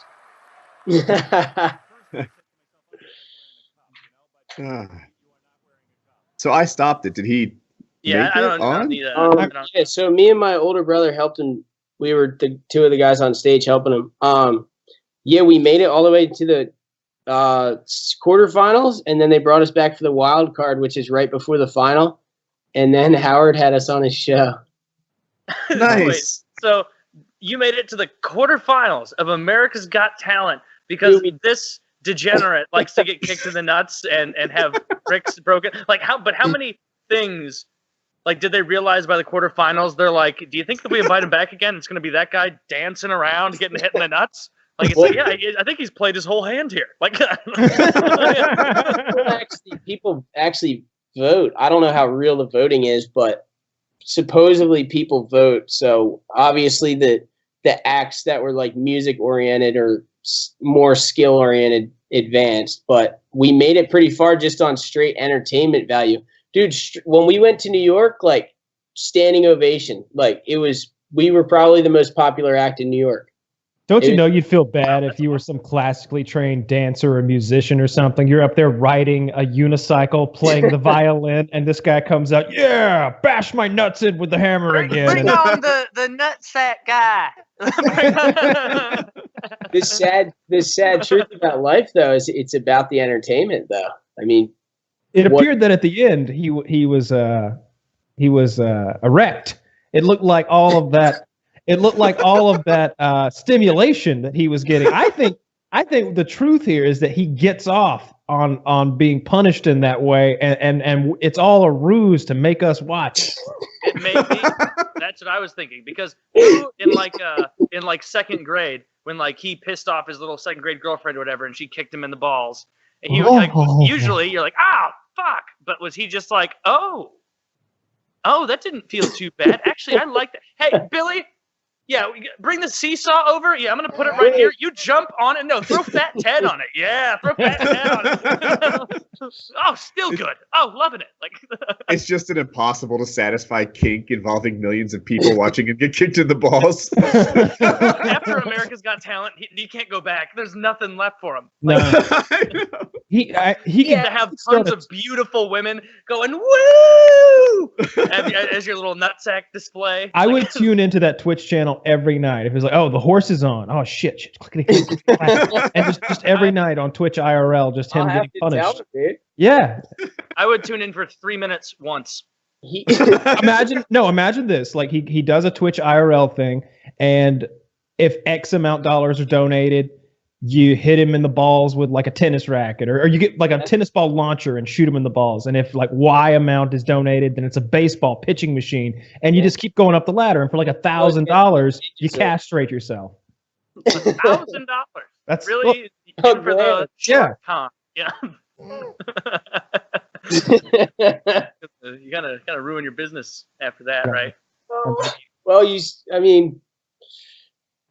that's not the nutsack man himself behind you, is it? No, that's JP. What's up, boys? Did you ever kick him in the nuts? No, I haven't. I don't get off on that. I think it's pretty terrible. But he agrees. He thinks that guy gets off on it too. JT. Yeah. I mean, a lot of people might think that. I've seen some messages that he's received, and they're pretty gnarly. People like it. hypothetically, what would an example of like a message? Like like a pretty elderly man like hits him up on Facebook and says that he wants him to film personal videos of him doing it naked, like for the other guy to watch. God damn it, dude! You didn't have to be as honest as to say an elderly man on Facebook. You could have said, you know, like a 23-year-old, cute little redhead likes that or something. But no, it's some grizzled guy in West Virginia in the Appalachian Mountains. I said it was gnarly. What'd you say, Kyle? Oh, yeah, this is well, good for him. He really took a low effort thing and turned it into a winner, right? That's all you can expect. He actually had a success. Well, it wasn't successful necessarily, but he actually had a TV show on MTV, but it got bumped to MTV2. It was called like Nuts with a Z or something. It was called Numb Nuts. Oh, I was halfway right. Was it really? Yeah. I'm gonna look this up. Numb Nuts, MTV. You'll find something. You'll find something. Whoa! Season 1, episode 12. So they at least Must got be a good one. something. Are they still on? No. No. Cash that one out. It actually wasn't about getting hit in the nuts though. It was produced by Ashton Kutcher. It was like it was Fear Factor, but with like, I guess, more hardcore stuff. But where everything's getting kicked in the nuts. Every week another girl wins. All right, contestants for challenge number 3. You get kicked in the nuts. Oh, looks like Ed over there didn't see this one coming. Still struggling from the last 2 challenges, getting kicked in the nuts. Let's see if we can get kicked in the nuts again. Oh, yeah. And our 5th season consecutive winner, Samantha. You know, I'm just as much of a man as anyone else here. Just because I'm trans doesn't change that. And it's like, you sneaky bitch. We can't say no. It's too PC. I have a video I want to watch together. I got it from the PKA subreddit, but it was after we mentioned Grindr on the on the. You guys on Grindr too, boys? No? Oh. Check this out. We're here at spring break, and there's plenty of guys to mess with, so we're gonna go find out some of their info, pass it along to Kevin, and he's gonna prank them using the man-on-man dating app Grindr. The guy in blue tank top, his name's Chris. He goes to Baylor. He's in finance, and he plays fullback football. Chris! Hey, what's up? Chris from Baylor, right? You're Chris from Baylor, the finance major? Wow. We've been talking on Grindr, the gay app. The gay app. You played football. I've always wanted to sleep with a football player. Shane? Check out this guy. Yes. Hey, from Grindr. I'm Gabriel from Grindr. Gabriel. The gay app for the iPhone. What's going on? It's so good to finally meet you. Come here. Look at the girl. Get out of that pit, silly. Are you serious right now? Are you serious? Look at the guy. He's totally cool. I've been talking to you for over 2 months. You're telling me all about your senior year at Monmouth College and how you're a big football star there. And you're so interested in going into marketing and God knows what else, and blah, blah, blah. And then we make plans to spend spring break together in Panama City, and then you're just pretending like we never met. What is your problem? Justin. How's it going? Justin from Purdue. Oh my God, this is so awesome. So Right good on. to meet you. What's happening? Not much. So, well, come on. I feel like you're being all distant now. We've been talking for months online through my Grindr app. Yeah, bro. I don't know who you are. We talked about how you're a hunter and that you wanted me to shoot some hot loads with your gun, and I'm pretty sure you weren't talking about your 308, honey. Right on. I want you to shoot it down my throat. Don't walk away. Oh no. A mouth when the lights are off. Oh, you send me nudes of you. I can't believe this. We watched Top Gun on Skype together, and we had laughs, and we cried, and you told me about your parents and, you know, their problems and all this stuff. Tonight at like 3 a.m., don't try drunk texting me and saying, I'm sorry, but you ambushed me in front of your friends. I don't want to hear it, because guess what? I'm going to delete you from my phone book, and I will never talk to you ever again. This is bullshit. Ugh! So infuriating. God damn it. I'm here with Ashley, All the right. biggest. You guys didn't like it as much as me. That was great. I've already seen it though. I thought it was one of the best prank videos on YouTube. There's a part 2 if you haven't seen that.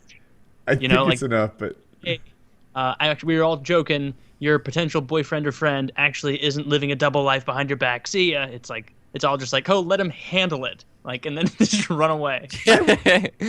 I don't know what happens, you know, like afterwards. If they come back and ask for permission to use their likeness Faces. on YouTube. Is what Yeah, they do. their faces and stuff. Yeah.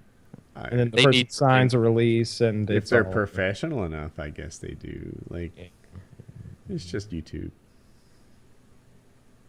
Only What? 4.5 million people saw that and now think they're gay. You know, so I don't know.